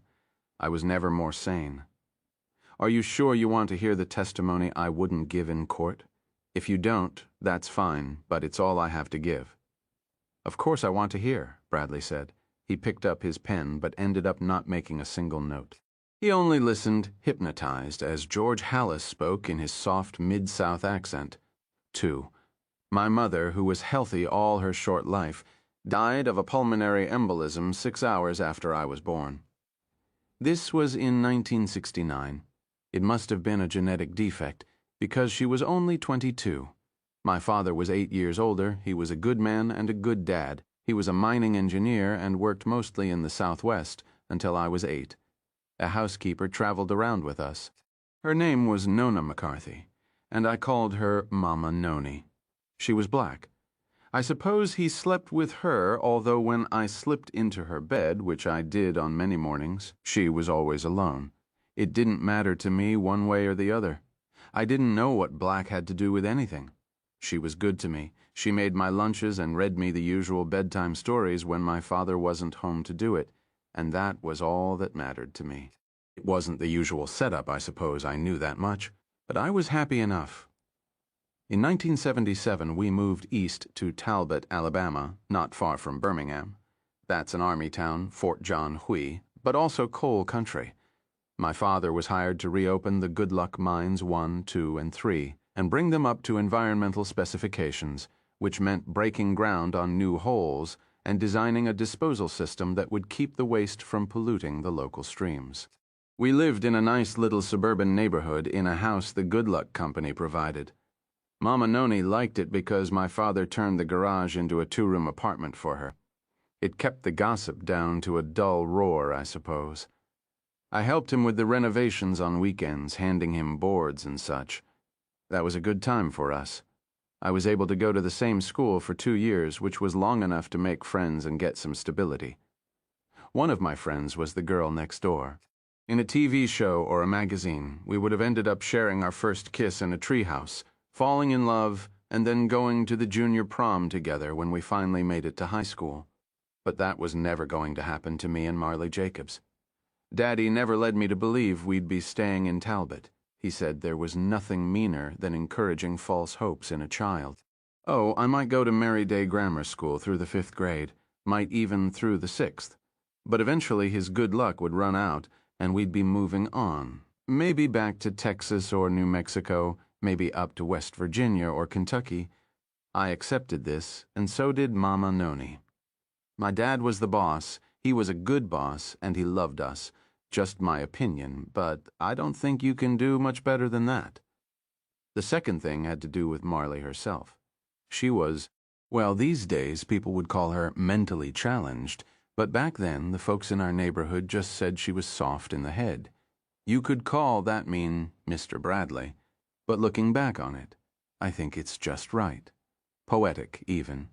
She saw the world that way, all soft and out of focus, sometimes often even. That can be better. Again, just my opinion. We were both in 3rd grade when I met her, but Marley was already 11. We were both promoted to the 4th grade the next year, but in her case, it was just so they could keep moving her along through the system. That's how things worked in places like Talbot back then. And it wasn't like she was the village idiot. She could read a little and do some simple addition, but subtraction was beyond her. I tried to explain it every way I knew how, but she was just never going to get it. We never kissed in a treehouse, never kissed at all, but we always held hands when we walked to school in the morning and back in the afternoon. I imagine we looked damn funny, because I was a shrimp and she was a big girl, at least 4 inches taller than me, and already getting her breasts. It was her who wanted to hold hands, not me, but I didn't mind. I didn't mind that she was soft-headed either. I would have in time, I suppose, but I was only 9 when she died, still at an age when kids accept pretty much everything that's put before them. I think that's a blessed way to be. If everyone was soft in the head, do you think we'd still have wars? Balls we would? If we'd lived another half a mile out, Marley and I would have taken the bus. But since we were close to the Mary Day 6 or 8 blocks, we walked. Mama Noni would hand me my bag lunch and smooth down my cowlick and tell me, "You be a good boy now, Georgie," and send me out the door. Marley would be waiting outside her door wearing one of her dresses or jumpers, with her hair done up in pigtails and ribbons and her lunchbox in her hand. I can still see that lunchbox. It had Steve Austin on it, the $6 million man. Her mama would be standing in the doorway and she'd say, "Hey now, Georgie," and I'd say, "Hey now, Mrs. Jacobs," and she'd say, "You children be good," and Marley would say, "We'll be good, Mama," and then Marley would take hold of my hand and off we'd go down the sidewalk. We had the first couple of blocks to ourselves, but then the other kids would start streaming in from Rudolph Acres. That was where a lot of Army families lived, because it was cheap and Fort Hee was only 5 miles north on Highway 78. We must have looked funny. the pipsqueak with his sack lunch holding hands with the beanpole banging her Steve Austin lunchbox against one scabby knee. But I don't remember anyone making fun or teasing. I suppose they must have from time to time, kids being kids and all, but if so, it was the light kind that doesn't mean much. Mostly, once the sidewalk filled up, it was boys saying stuff like, "Hey, now, George, you want to play pickup after school?" Or girls saying, "Hey, now, Marley, ain't those hair ribbons some pretty? I don't remember anyone treating us bad." Not until the bad little kid. One day after school, Marley didn't come out and didn't come out. This must have been not long after my 9th birthday because I had my bolo bouncer. Mama Noni gave it to me, and it didn't last long. I hit it too hard and the rubber snapped, but I had it that day, and was going frontsies backsies with it while I waited for her. Nobody ever told me I had to wait for her, I just did. Finally she came out and she was crying. Her face was all red and there was snot coming out of her nose. I asked her what was wrong and she said she couldn't find her lunchbox. She ate her lunch out of it, same as always, she said, and put it back on the shelf in the cloakroom next to Kathy Morse's pink Barbie lunchbox, just like she always did. But when the going home bell rang, it was gone. Somebody stole it, she said. No, somebody just moved it, and it'll be there tomorrow, I said. You stop your fussing and stand still. Now you got a mess.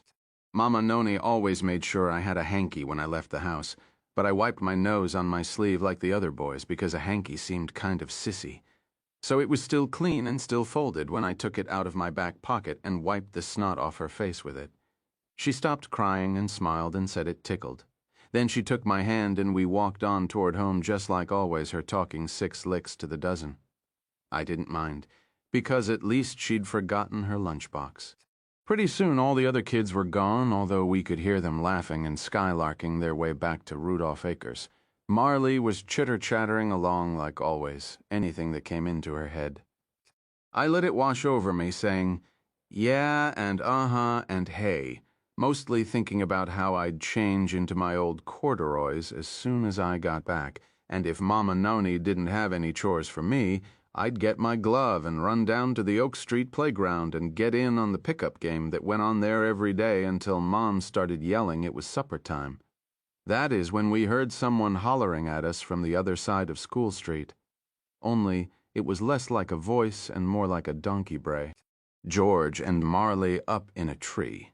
Kissing. We stopped. There was a kid over there, standing by a hackberry bush. I'd never seen him before, not at Merry Day or anywhere else. He wasn't but 4.5 feet tall and stocky.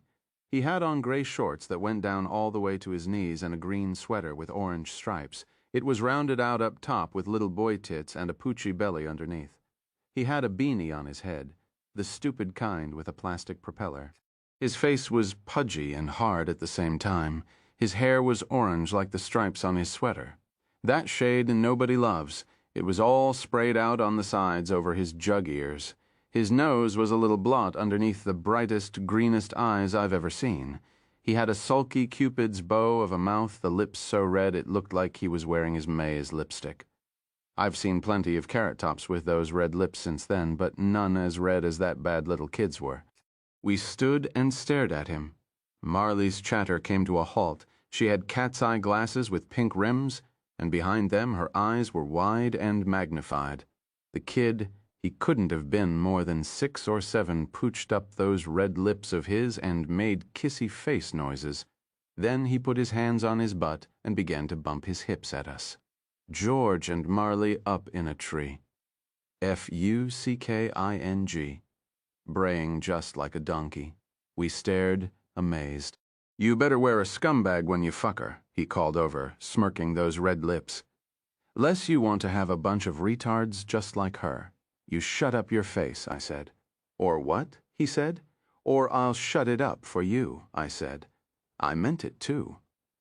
My father would have been mad if he knew I was threatening to beat up a kid who was younger and smaller, but he wasn't right to be saying those things. He looked like a little kid, but those weren't little kid things he was saying.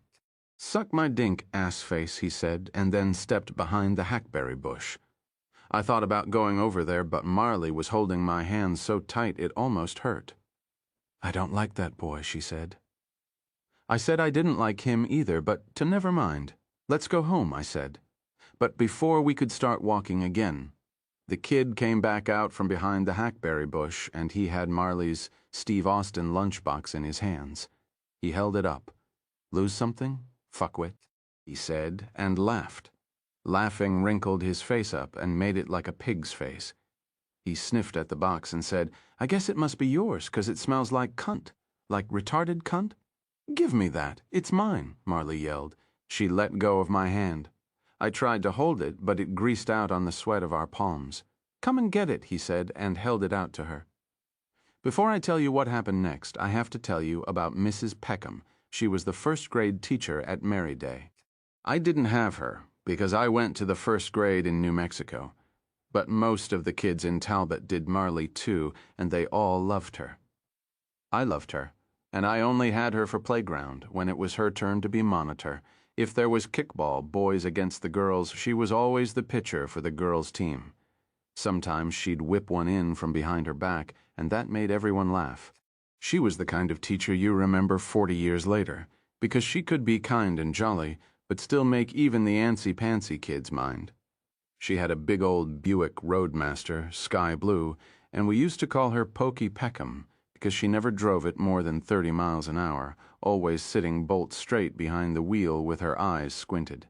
Of course, we only saw her drive in the neighborhood, which was a school zone, but I bet she drove pretty much the same way when she was on 78, even on the interstate. She was careful and cautious. She would never hurt a child. Not on purpose, she wouldn't. Marley ran into the street to get her lunchbox. The bad little kid laughed and threw it at her. It hit the street and broke open. Her thermos bottle fell out and rolled. I saw that sky blue Roadmaster coming and yelled for Marley to look out, but I wasn't really worried because it was only Pokey Peckham, and she was still a block down, going slow as ever. You let go of her hand, so now it's your fault, the kid said. He was looking at me and grinning, his lips drawn back so I could see all his little teeth. He said, You can't hold on to nothing, dink sucker. He stuck out his tongue and blew a raspberry at me. Then he stepped back behind the bush. Mrs. Peckham said her accelerator stuck. I don't know if the police believed her or not. All I know is she never taught first grade at Merryday again. Marley bent over, picked up her thermos, and shook it. I could hear the rattle it made. She said, It's all broke inside and starting crying. She bent down again to get her lunchbox. And that was when Mrs. Peckham's gas pedal must have stuck because the engine roared and her Buick just leaped down the road, like a wolf on a rabbit. Marley stood up with the lunchbox clutched to her chest in one hand and the broken thermos bottle in the other, and she saw the car coming, and she never moved. Maybe I could have pushed her out of the way and saved her. Or maybe if I'd run out into the street, I would have gotten hit too. I don't know, because I was as frozen as she was. I just stood there. I didn't even move when the car hit her. Not even my head moved. I just followed her with my eyes when Marley flew and then crashed down on her poor soft head. Pretty soon I heard screaming. That was Mrs. Peckham. She got out of her car and fell down and got up with her knees bleeding and ran for where Marley was lying in the street with blood coming out of her head. So I ran too. When I got a little ways, I turned my head. By then, I was far enough so I could see behind the hackberry bush. There was no one there. 3. Hallis stopped and put his face in his hands. At last he lowered them. Are you all right, George? Bradley asked, thirsty as all. I'm not used to talking so much. There's very little call for conversation on death row. I waved my hand at McGregor. He took out his earbuds and stood up. All finished, George? Hallis shook his head. There's a lot more, Bradley said. My client would like a drink of water, Mr. McGregor. Is that possible? McGregor went to the intercom by the door to the monitoring station and spoke into it briefly. Bradley took the opportunity to ask Hollis just how big Merryday Grammar School had been. He shrugged. Small town, small school. There couldn't have been more than 150 kids, grades 1 to 6. The door of the monitoring room opened. A hand appeared, holding a paper cup. McGregor took it and brought it over to Hallis. He drank greedily and said thank you. Very welcome, McGregor said. He went back to his chair, replaced the earbuds, and once more lost himself in whatever he was listening to.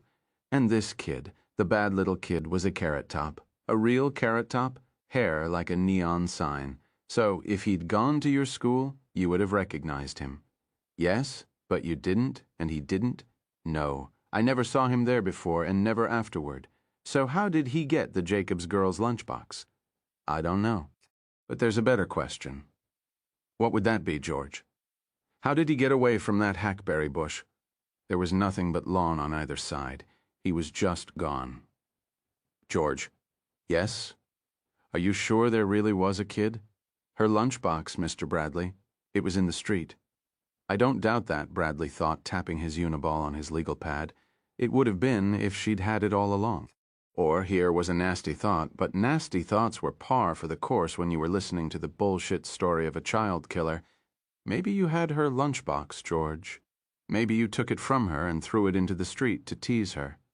Bradley looked up from his pad and saw from his client's expression that what he was thinking might as well have been on a teletype strip going across his forehead. He felt his face warming up. Do you want to hear the rest? Or have you already made up your mind? Not at all, Bradley said. Continue, please. Hallis drank the rest of his water and took up his tale. For 5 years or more, I dreamed about that bad little kid with the carroty hair and the beanie cap, but eventually the dreams went away.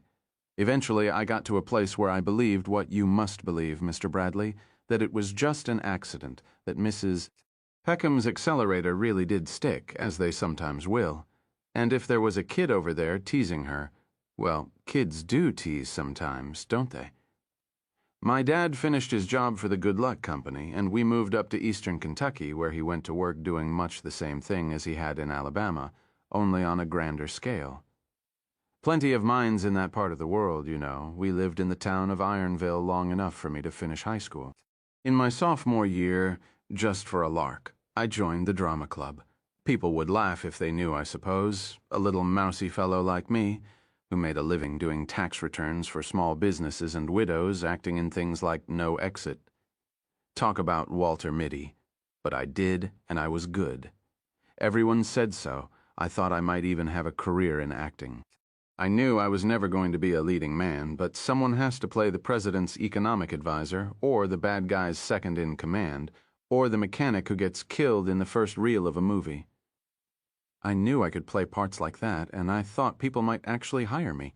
I told my dad I wanted to major in drama when I got to college. He said, "Okay, great. Go for it. Just make sure you have something to fall back on." I went to Pitt, where I majored in theater arts and minored in business administration. The first play I was cast in was She Stoops to Conquer, and that's where I met Vicki Abington. I was Tony Lumpkin, and she was Constance Neville. She was a beautiful girl with masses of curly blonde hair, very thin and high-strung. Far too beautiful for me, I thought, but eventually I got up enough nerve to ask her out for coffee. That was how it began. We'd sit for hours in Nordy's, that's the hamburger joint in Pitt Union, and she'd pour out all her troubles, which mostly had to do with her dominating mother, and tell me about her ambitions, which were all about the theater, especially serious theater in New York. 25 years ago, there still was such a thing. I knew she got pills at the Nordenberg Wellness Center, maybe for anxiety, maybe for depression, maybe for both. But I thought, that's just because she's ambitious and creative. Probably most really great actors and actresses take those pills. Probably Meryl Streep takes those pills, or did before she got famous in The Deer Hunter. And you know what? Vicki had a great sense of humor, which is something many beautiful women seem to lack, especially if they suffer from the nervous complaint. She could laugh at herself, and often did. She said being able to do that was the only thing that kept her sane.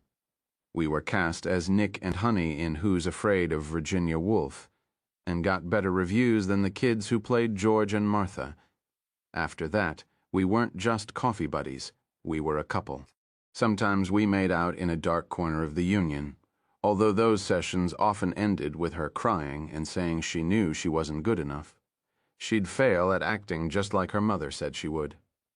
One night, this was after the cast party for Death Trap, our junior year, we had sex. It was the only time. She said she loved it, it was wonderful, but I guess it wasn't. Not for her anyway, because she'd never do it again. In the summer of 2000, we stayed on campus because there was going to be a summer production of The Music Man in Frick Park. It was a huge deal because Mandy Patinkin was going to direct it. Vicky and I both tried out. I wasn't a bit nervous because I didn't expect to get anything, but that show had become the biggest thing in Vicky's life.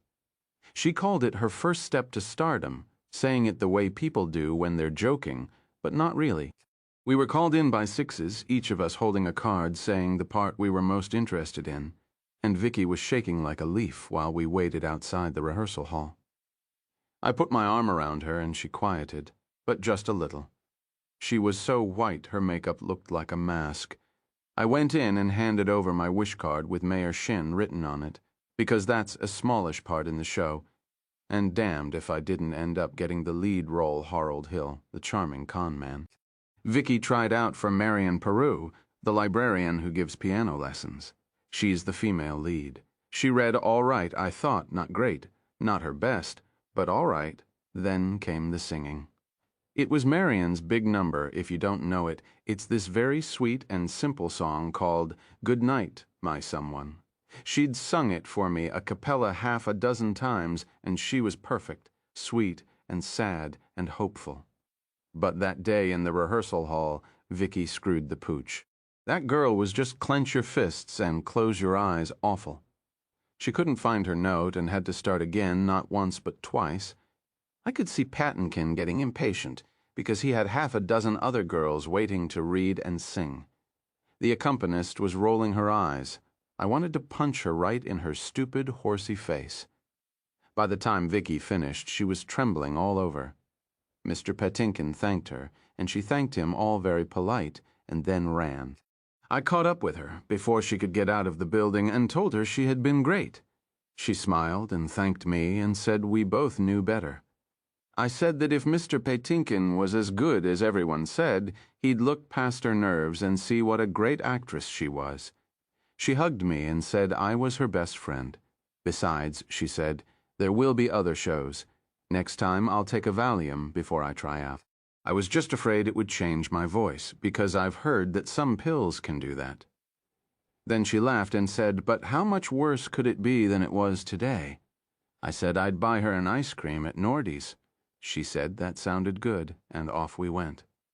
We were walking down the sidewalk, hand in hand, which made me remember all the times I walked back and forth to Mary Day Grammar, holding hands with Marley Jacobs.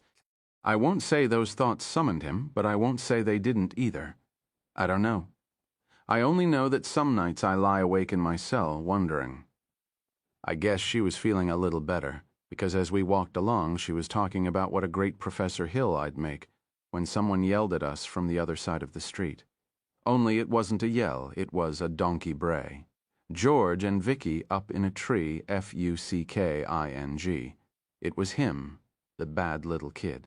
Same shorts, same sweater, same orange hair sticking out from under that beanie with the plastic propeller on top. Over 10 years had passed and he hadn't aged a day. It was like being thrown back in time, only now it was Vicky Abington, not Marley Jacobs, and we were on Reynolds Street in Pittsburgh instead of School Street in Talbot, Alabama. What in the world, Vicky said. Do you know that boy George? Well, what was I going to say to that? I didn't say anything. I was so far beyond surprise I couldn't even open my mouth. You act like shit and you sing worse, he shouted. Crows sing better than you do, and your Yulie, Vicky is what you are. She put her hands over her mouth, and I remember how big her eyes were and how they were filling up with tears all over again. Suck his dink, why don't you? He shouted. That's the only way an ugly, no-talent cunt like you will ever get a part. I started for him, only it didn't feel real. It felt like it was all happening in a dream. It was late afternoon, and Reynolds Street was full of traffic, but I never thought of that. Vicky did, though. She caught me by the arm and pulled me back. I think I owe her my life, because a big bus went past only a second or two later, blaring its horn. Don't, she said. He's not worth it, whoever he is. There was a truck right behind the bus, and once they were both by us, we saw the kid running up the other side of the street with his big ass jouncing. He got to the corner and turned it, but before he did, he shoved down the back of his shorts, bent over, and mooned us. Vicky sat down on a bench, and I sat down beside her. She asked me again who he was, and I said I didn't know. Then how did he know our names, she asked. I don't know, I repeated. Well, he was right about one thing, she said. If I want a part in The Music Man, I should go back and suck Mandy Patinkin's cock. Then she laughed, and this time it was real laughing, the kind that comes all the way up from the belly. She threw back her head and just let fly. Did you see that little ugly butt, she said, like 2 muffins ready for the oven? That got me going.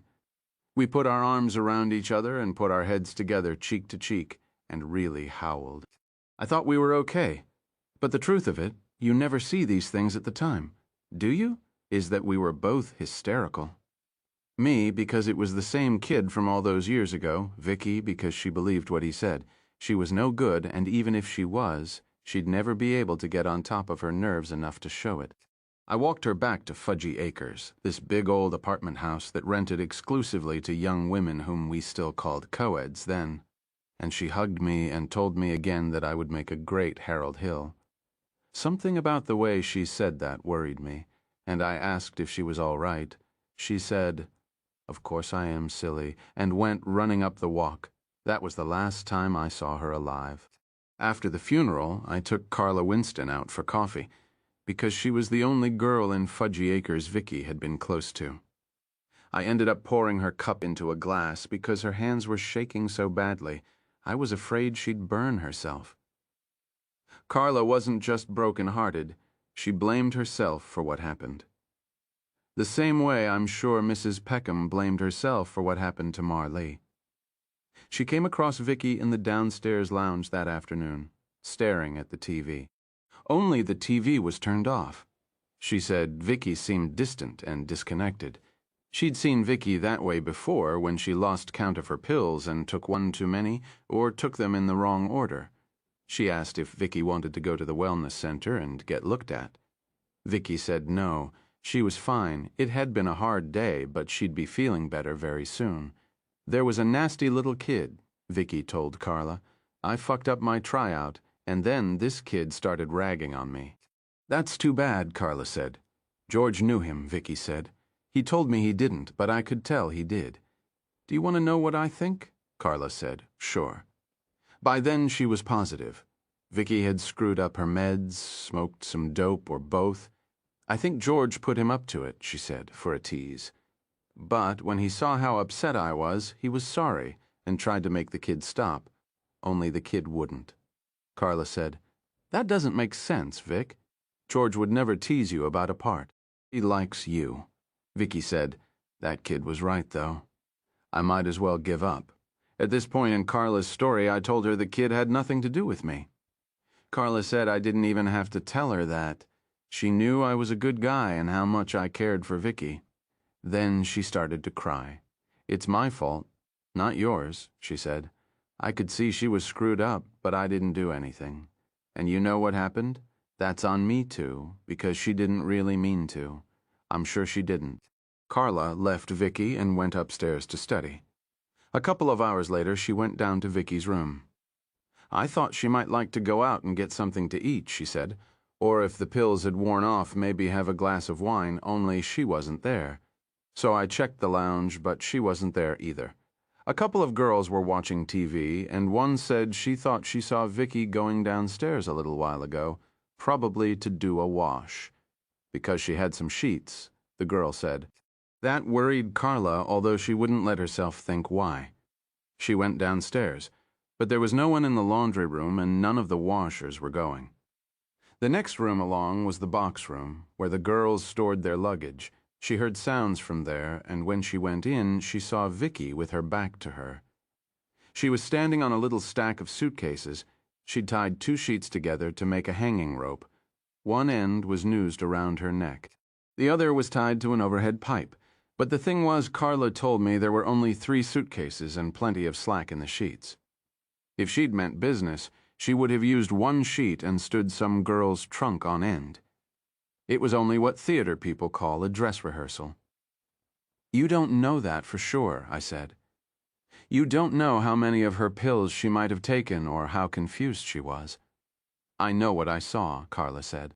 She could have stepped right off those suitcases and onto the floor without pulling the noose tight. But I didn't think of that then. I was too shocked. I just yelled her name. That loud shout from behind startled her, and instead of stepping off the suitcases, Vicky jerked and toppled forward. The suitcases sliding along the floor behind, she would have hit the concrete floor smack on her belly, Carla said, but there wasn't that much slack in her rope. She still might have lived if the knot holding the two sheets together had given way, but it didn't. Her falling weight pulled the noose tight and yanked her head up hard. I heard the snap when her neck broke. Carla said. It was loud and it was my fault.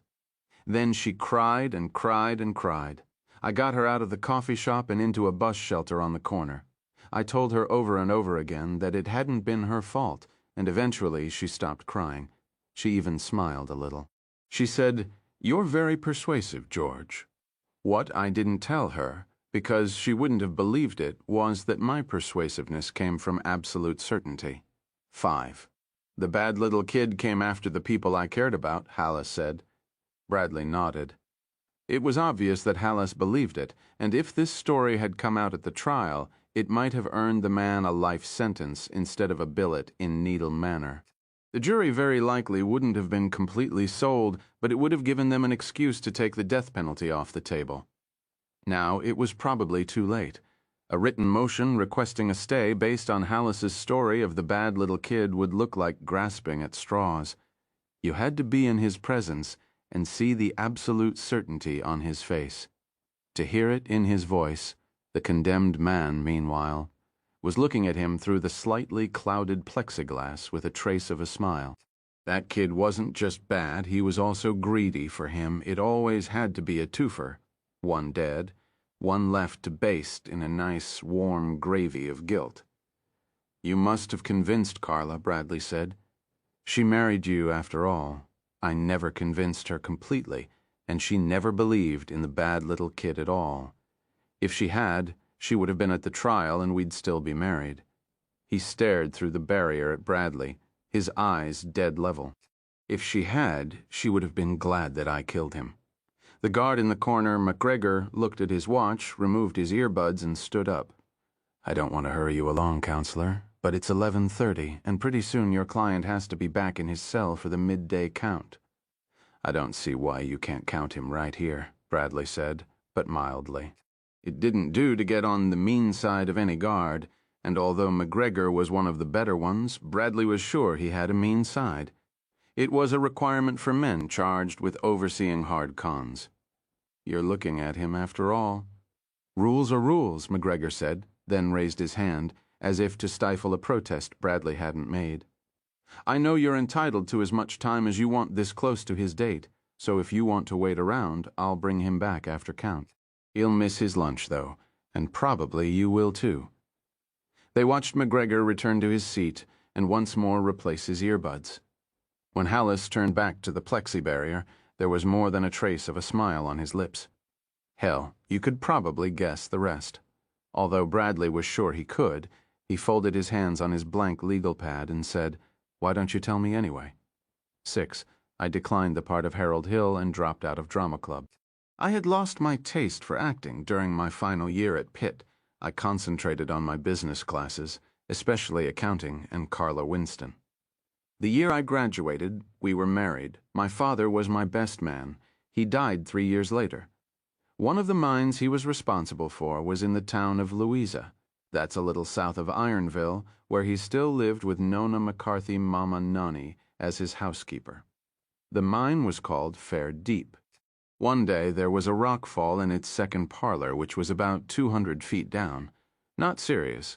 Everyone got out fine, but my father went down with a couple of company guys from the front office to look at the damage and try to figure out how long it would take to get things up and running again. He never came out.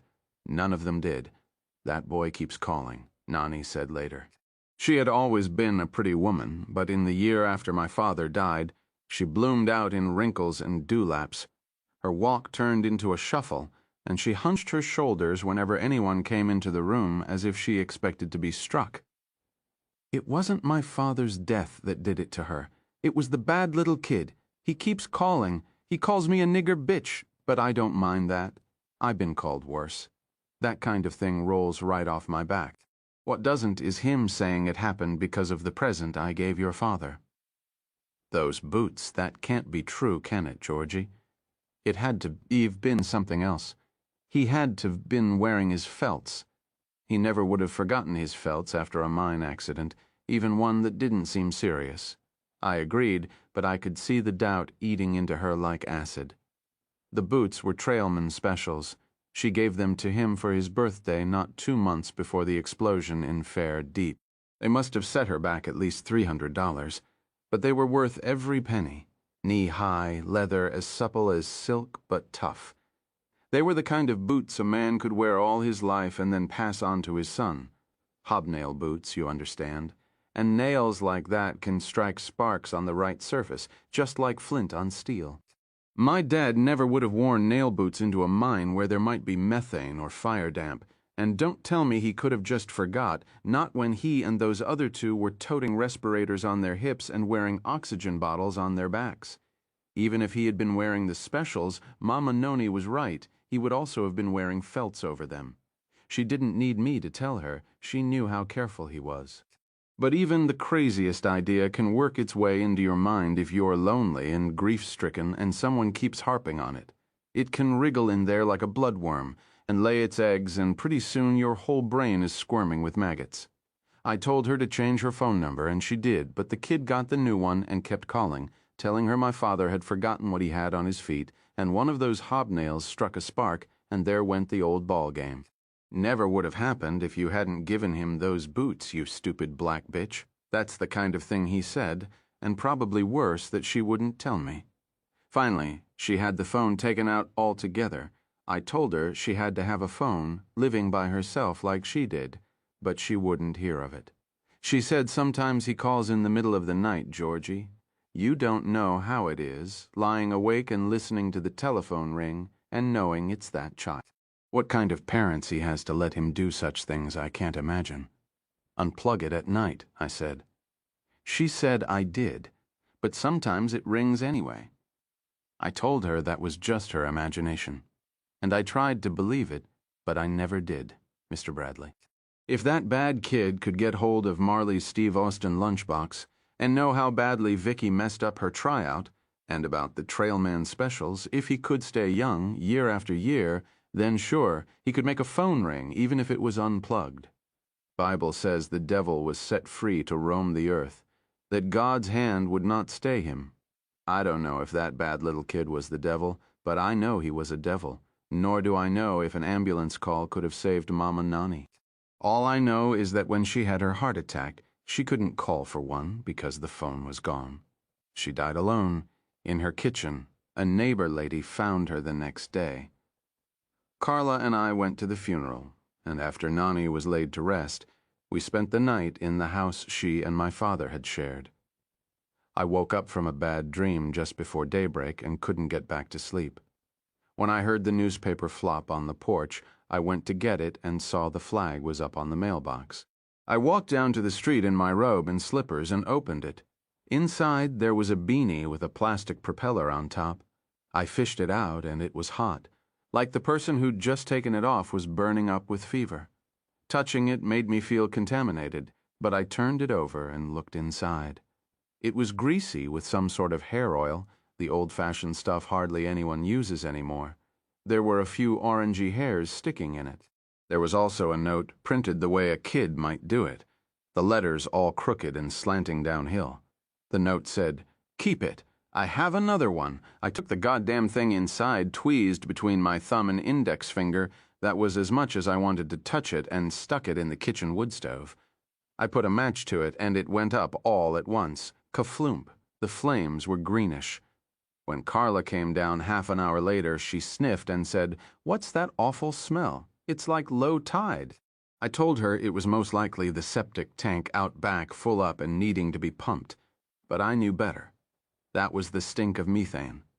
Probably the last thing my father smelled before something sparked and blew him and those two others to kingdom come. By then, I had a job with an accounting firm, one of the biggest independents in the Midwest, and I worked my way up the ladder pretty quickly. I find that if you come in early, leave late, and keep your eye on the ball in between, that just about has to happen. Carla and I wanted kids and we could afford them, but it didn't happen. She got her visit from the cardinal every month, just as regular as clockwork. We went to see an OB in Topeka and he did all the usual tests. He said we were fine and it was too early to talk about fertility treatments. He told us to go home, relax, and enjoy our sex life. So that's what we did, and 11 months later, my wife's visits from the cardinal stopped. She had been raised Catholic and stopped going to church when she was in college, but when she knew for sure she was pregnant, she started going again and dragged me with her. We went to St. Andrew's. I didn't mind. If she wanted to give God the credit for the bun in her oven, that was okay with me. She was in her 6th month when the miscarriage happened. Because of the accident that wasn't really an accident, the baby lived for a few hours, then died. It was a girl, because she needed a name. We named her Helen after Carla's grandmother. The accident happened after church. When Mass was over, we were going to have a nice lunch downtown, then go home, where I'd watch the football game. Carla would put her feet up and rest and enjoy being pregnant. She did enjoy it, Mr. Bradley, every day of it, even early on when she was sick in the mornings. I saw the bad little kid as soon as we came out. Same baggy shorts, same sweater, same little round boy tits and poochy belly. The beanie I found in the mailbox was blue, and the one he was wearing when we came out of the church was green. But it had the same kind of plastic propeller. I'd grown from a little boy to a man with the first threads of gray in his hair, but that bad little kid was still 6 years old, 7 at most. He was standing back a little way. There was another kid in front of him, an ordinary kid, the kind who would grow up. He looked stunned and afraid. He had something in his hand. It looked like the ball on the end of the bolo bouncer Mama Noni gave me all those years ago. "Go on," the bad little kid said. "Unless you want me to take back that $5 I gave you." "I don't want to," the ordinary kid said. I'd done changed my mind. Carla didn't see any of this. She was standing at the top of the steps and talking to Father Patrick, telling him she'd enjoyed his homily. It had given her so much to think about. Those steps were granite and they were steep. I went to take her arm, I think, but maybe not. Maybe I was just frozen, the way I was when Vicky and I saw that kid after her lousy tryout for the Music Man. Before I could unfreeze or say anything, the bad little kid stepped forward. He reached into the pocket of his shorts and whipped out a cigarette lighter. As soon as he flicked it and I saw the spark, I knew what had happened that day in the Fair Deep mine, and it had nothing to do with the hobnails on my father's boots. Something started to fizz and spark on top of the red ball the ordinary kid was holding. He threw it just to get rid of it, and the bad little kid laughed, except it was really a deep, snotty chuckle, grr, grr, grr, like that. It struck the side of the steps below the iron railing and bounced back just before it went off with an ear-splitting bang and a flash of yellow light. That wasn't a firecracker or even a cherry bomb. That was an M80. It startled Carla the way Carla herself must have startled Vicky that day in the box room at Fudgy Acres. I grabbed for her, but she was holding one of Father Patrick's hands in both of hers, and all I did was brush her elbow. They fell down the steps together. He broke his right arm and left leg. Carla broke an ankle and got a concussion, and she lost the baby. She lost Helen. The kid who actually threw the M80 walked into the police station the next day with his mother and owned up. He was devastated, of course, and said what kids always say and mostly mean after something goes wrong. It was an accident. He hadn't meant to hurt anyone. He said he wouldn't have thrown it at all, except the other boy lit the fuse and he was scared he'd lose his fingers. No, he said, he'd never seen the other kid before.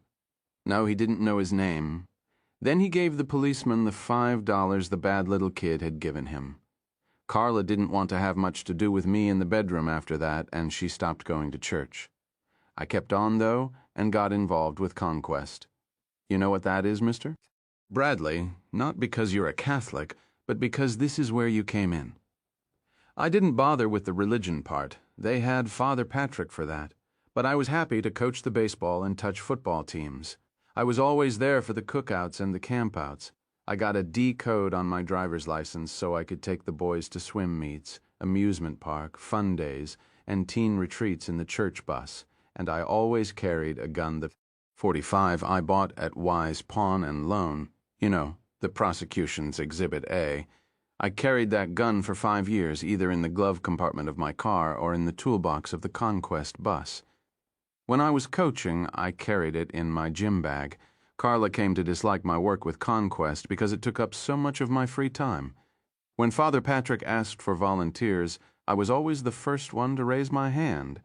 I'd have to say she was jealous. "You're almost never home on weekends anymore," she said. "I'm starting to wonder if you might be a little queer for those boys." Probably I did seem a little queer, because I made a habit of picking out special boys and giving them extra attention, making friends with them, helping them out. It wasn't hard. A lot of them came from low-income homes. Usually the single parent in those homes was a mom who had to work one minimum wage job or even 2 or 3 to keep food on the table. If there was a car, she'd need it. So I'd be happy to pick my current special boy up for the Thursday night Conquest meetings and bring him home again after. If I couldn't do that, I'd give the boys bus tokens. Never money, though. I found out early that giving those kids money was a bad idea. I had some successes along the way. One kid, I think he had maybe 2 pairs of pants and 3 shirts to his name when I met him, was a math prodigy. I got him a scholarship at a private school, and now he's a freshman at Kansas State, riding a full boat. A couple of others were dabbling in drugs, and I got at least one of them out of that, I think. You can never tell for sure. Another ran away after an argument with his mom and called me from Omaha a month later, right around the time his mother was deciding he was either dead or gone for good. I went and got him. Working with those Conquest boys gave me a chance to do more good than I ever did, filing tax returns and setting up tax dodge corporations in Delaware. But that wasn't why I was doing it, only a side effect. Sometimes, Mr. Bradley, I'd take one of my special boys fishing out to Dixon Creek or to the big river on the lower city bridge. I was fishing too, but not for trout or carp. For a long time I didn't feel a single nibble on my line. Then along came Ronald Gibson. Ronnie was 15 but looked younger. He was blind in one eye, so he couldn't play baseball or football, but he was a whiz at chess and all the other board games the boys played on rainy days. No one bullied him. He was sort of the group mascot. His father walked out on the family when he was 9 or so, and he was starved for male attention. Pretty soon he was coming to me with all his problems. The main one, of course, was that bad eye. It was a congenital defect called a keratoconus, a misshapen cornea. A doctor told his mother it could be fixed with a corneal transplant, but it would be expensive, and his moms couldn't afford anything like that. I went to Father Patrick, and between us we ran 6 fundraisers called Fresh Sight for Ronnie. We even got on TV, the local news on Channel 4. There was one shot of Ronnie and me walking in Barnum Park with my arm around his thin shoulders. Carla sniffed when she saw it. "If you aren't queer for them," she said, "people will say you are when they see that." I didn't care what people said, because not long after that news report, I got the first tug on my line, right in the middle of my head. It was the bad little kid. I'd finally caught his attention. I could feel him. Ronnie had the surgery. He didn't get all the sight back in his bad eye, but he got most of it. For the first year afterward, he was supposed to wear special glasses that got dark in bright sunshine. But he didn't mind that. He said they made him look sort of cool. Not too long after the operation, he and his mother came to see me one afternoon after school in the little Conquest office in the basement of St. Andrew's. She said, "If there's ever anything we can do to pay you back, Mr. Hallis, all you have to do is ask." I told them that wasn't necessary. It had been my pleasure. Then I pretended to get an idea. There might be something, I said, just a little thing. What is it, Mr. H? Ronnie asked. I said one day last month I parked behind the church and was halfway down the stairs when I remembered I hadn't locked up my car. I went back and saw a kid inside it, rummaging around. I shouted at him and he was out like a shot with my little change box, the one I keep in the glove compartment for tolls. I chased him, but he was too fast for me. All I want, I told Ronnie and his moms, is to find him and talk to him. Tell him what I tell all you boys stealing's the wrong start in life. Ronnie asked me what he looked like. Short and kind of pudgy, I said. Bright orange hair, a real carrot top. When I saw him, he was wearing gray shorts and a green sweater with stripes the same color as his hair. Mrs. Gibson said, "Oh my goodness, was he wearing a little hat with a propeller on top?" "Why, yes," I said, keeping my voice nice and steady. "Now that you mention it, I believe he was." "I've seen him across the street," she said. "I thought he moved into one of the projects over there." "What about you, Ronnie?" I asked. "Nope," he said. "Never seen him." "Well, if you do, don't say anything to him. Just come and get me. Will you do that?" He said he would, and I was satisfied, because I knew the bad kid was back, and I knew I'd be around when he made his move. He'd want me to be around because that was the whole point. I was the one he wanted to hurt. All the others, Marley, Vicky, my father, Mama Noni, were just collateral damage. A week went past, then too, I was beginning to think the kid had sensed what I was planning. Then one day, Mr. Bradley, one of the boys, ran into the playground behind the church, where I was helping a bunch of them set up the volleyball net. A kid knocked Ronnie down and stole his glasses. This boy shouted. Then he ran off into the park. Ronnie's chasing him. I didn't wait, just grabbed up my gym bag. I took it everywhere with me during the years when I had special boys and ran through the gate into Barnum Park. I knew it wasn't the bad little kid who stole Ronnie's glasses. That wasn't his style.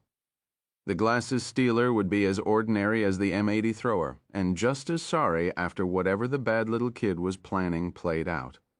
If I let it play out. Ronnie wasn't an athletic boy, and he couldn't run fast. The glasses-stealing boy must have seen that, because he pulled up short on the far side of the park, waving them over his head and shouting, "Come and get him, Ray Charles! Come and get him, Stevie Wonder!" I could hear the traffic on Barnum Boulevard and knew exactly what that bad boy was planning. He thought what worked once would work again. It was a pair of special glare-reducing glasses instead of a Steve Austin lunchbox.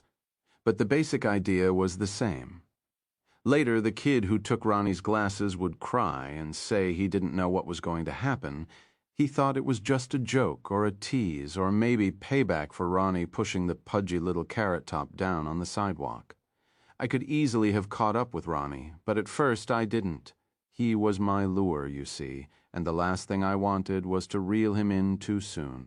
When Ronnie got close, the boy doing the bad little kid's dirty work darted through the stone arch between the park and Barnum Boulevard, still waving Ronnie's glasses over his head.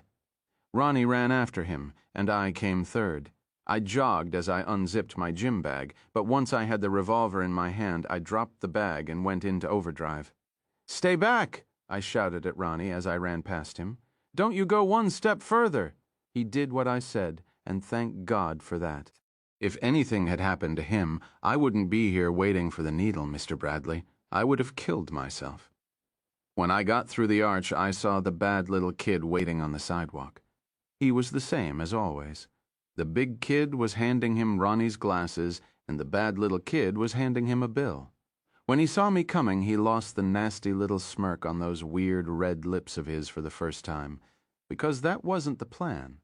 The plan was Ronnie first, then me. Ronnie was supposed to chase the bad little kid into the street and be hit by a truck or a bus. I was supposed to come last and see it. Carrot Top ran into Barnum Boulevard. You know what it looks like outside the park, at least you ought to, after the prosecution showed their video 3 times at the trial, 3 lanes in each direction, 2 for travel and 1 for turning, with a concrete divider in the middle. The bad little kid looked back when he got to the divider, and by then he was a lot more than startled. That look was pure fear. Seeing it made me happy for the first time since Carla went upsy-turvy down those church steps. One quick glimpse was all I got, then he charged into the southbound lanes without a single look to see what might be coming at him. I ran into the northbound lanes the same way.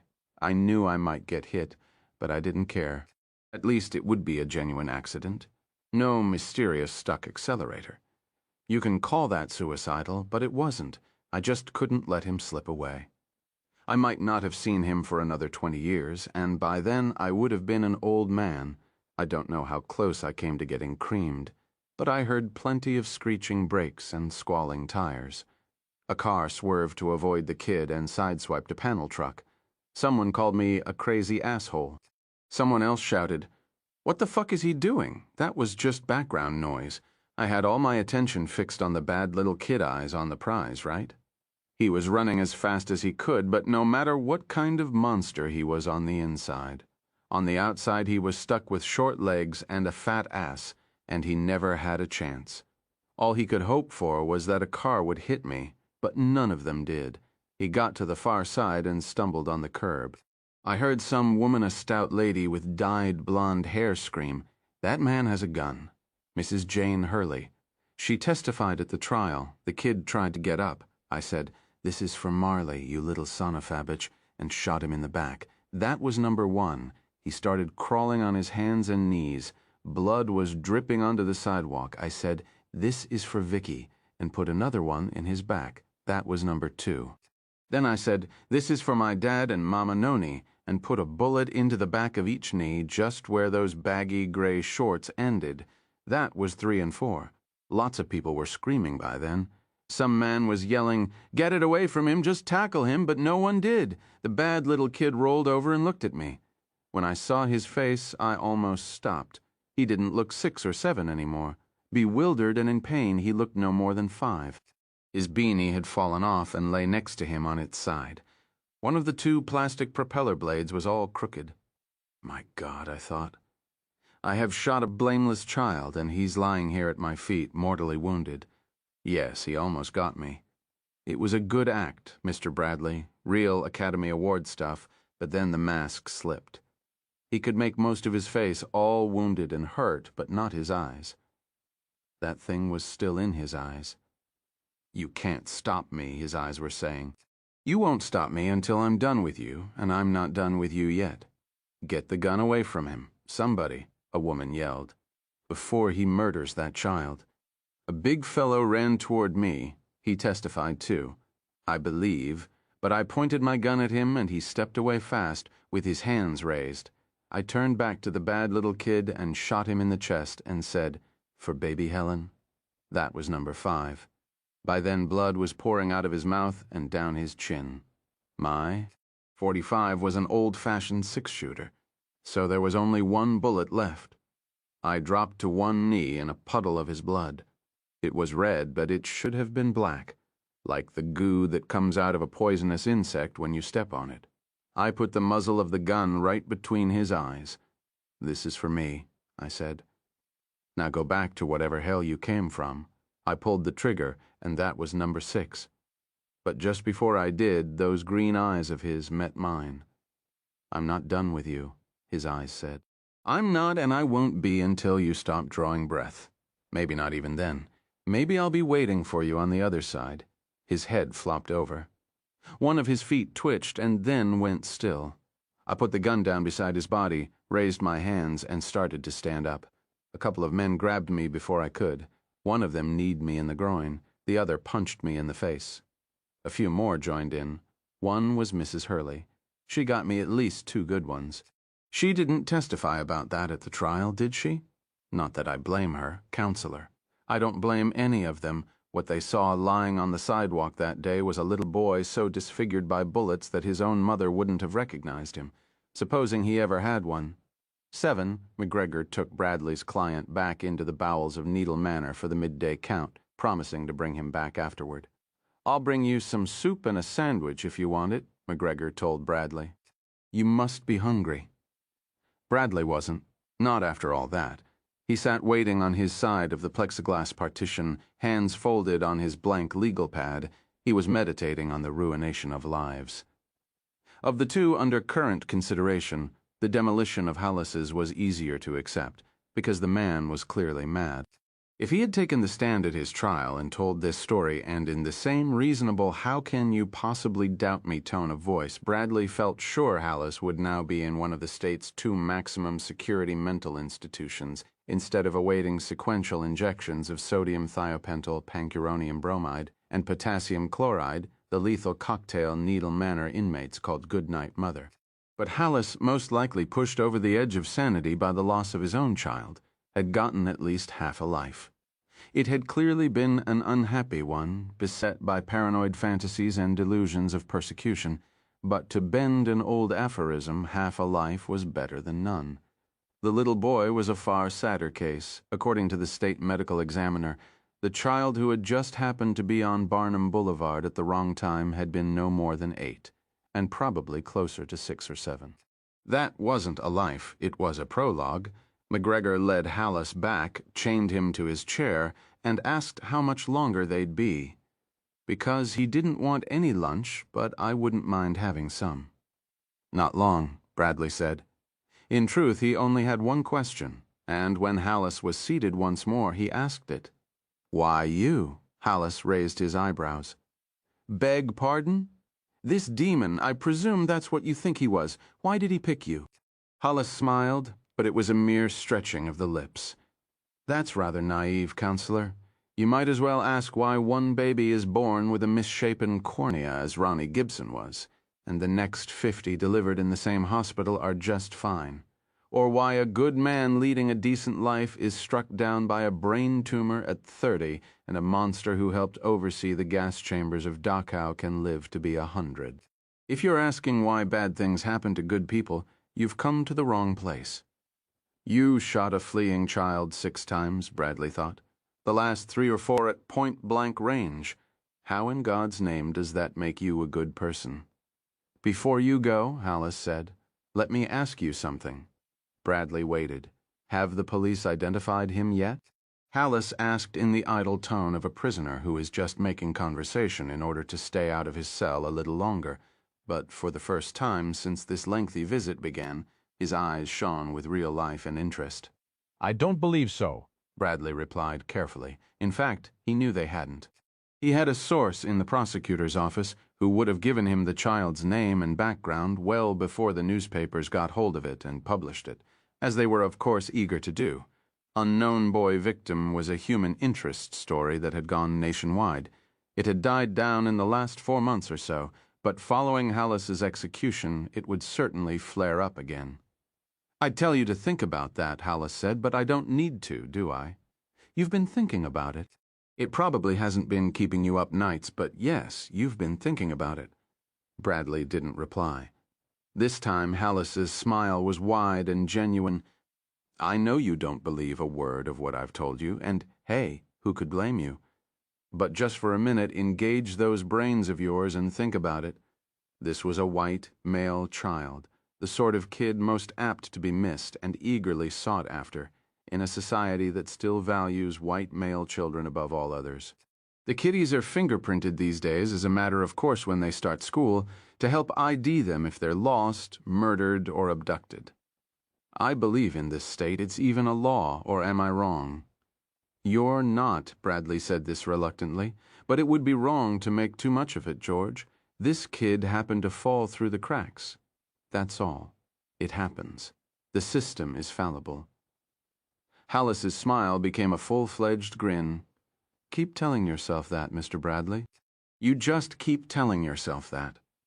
He turned and waved to McGregor, who removed his earbuds and got to his feet. "All done?"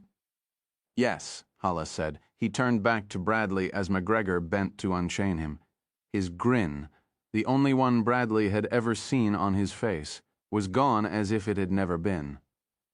"Will you come when it's time?" "I'll be here," Bradley said. 8.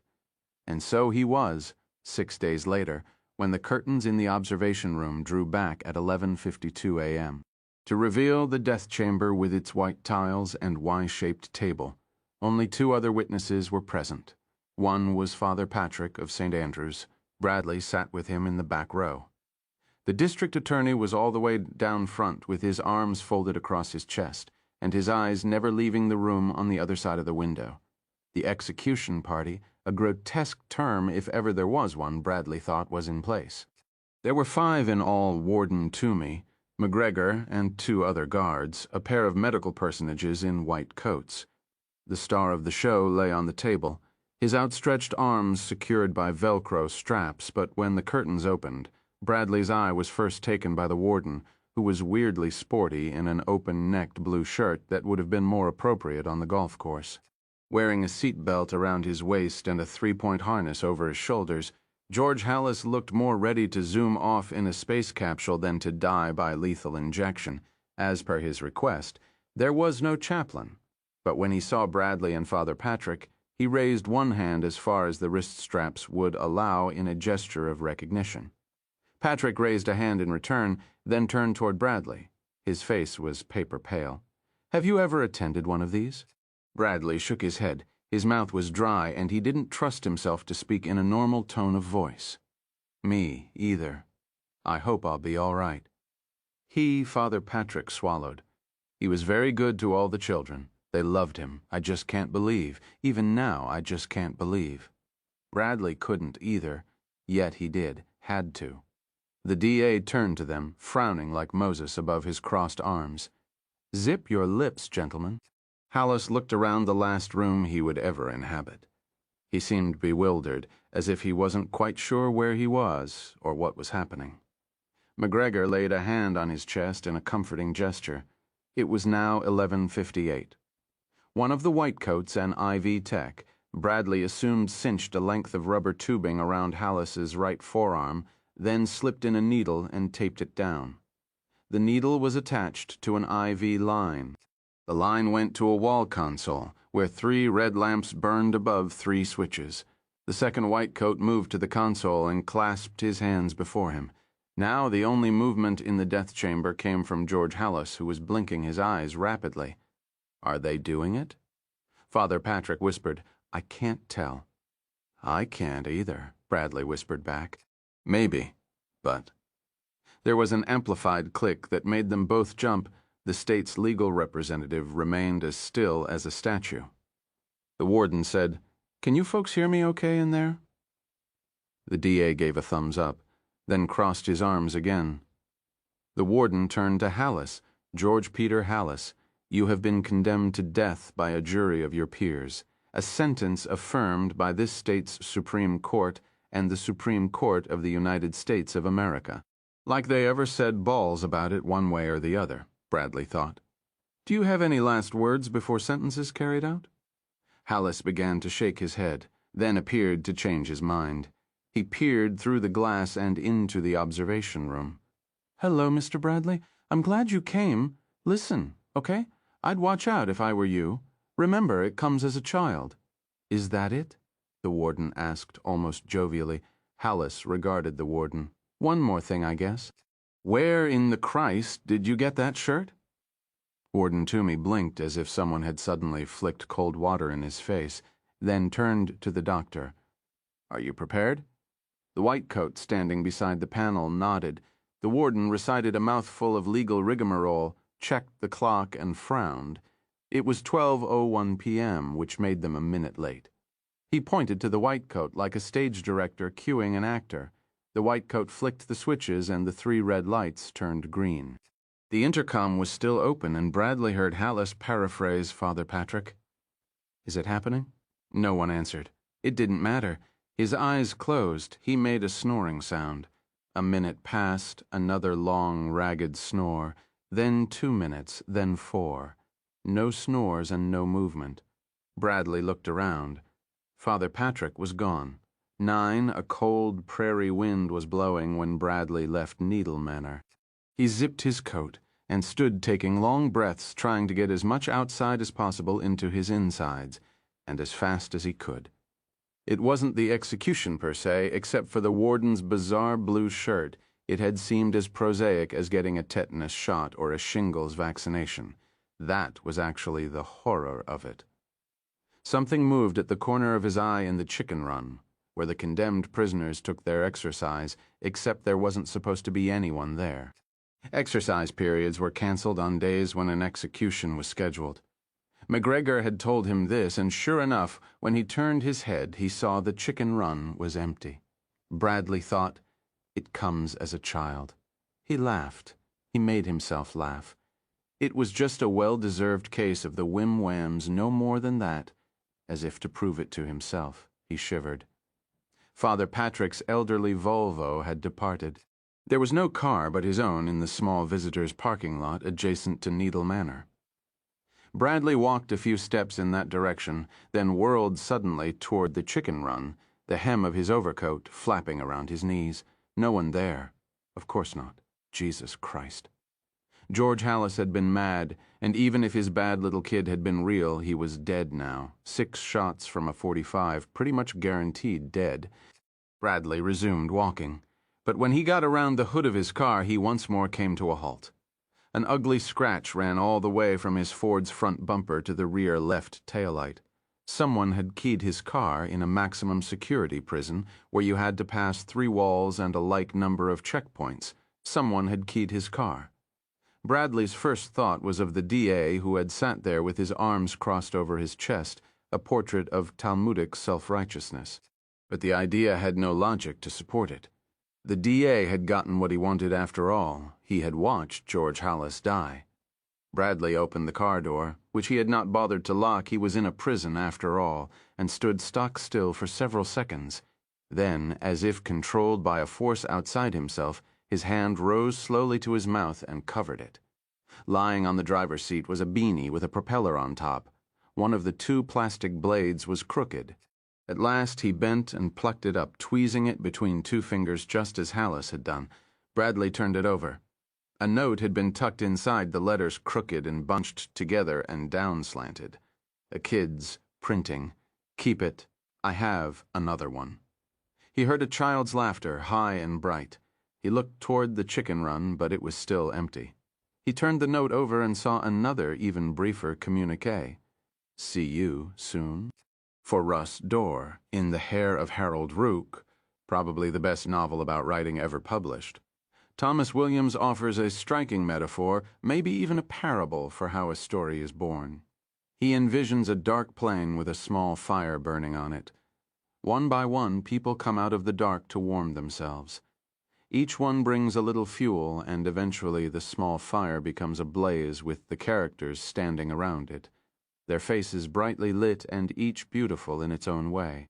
One night, as I lay drifting towards sleep, I saw a very small fire, a kerosene lantern. In fact, with a man trying to read a newspaper by its light.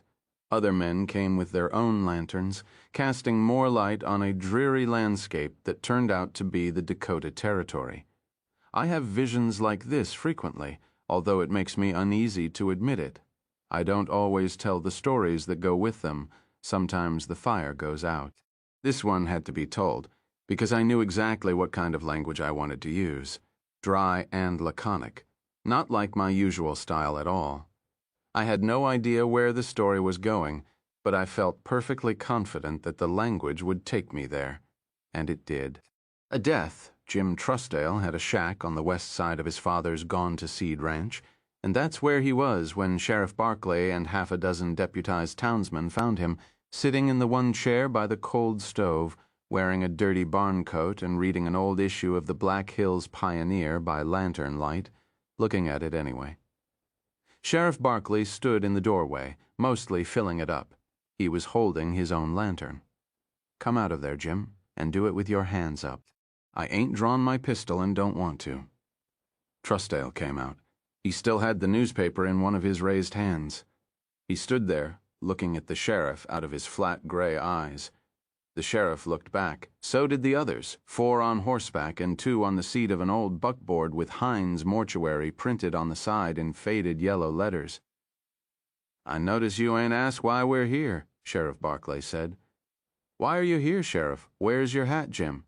Trussdale put the hand, not holding the newspaper, to his head as if to feel for his hat, which was a flat brown plainsman, and not there. "In your place, is it?" the sheriff asked.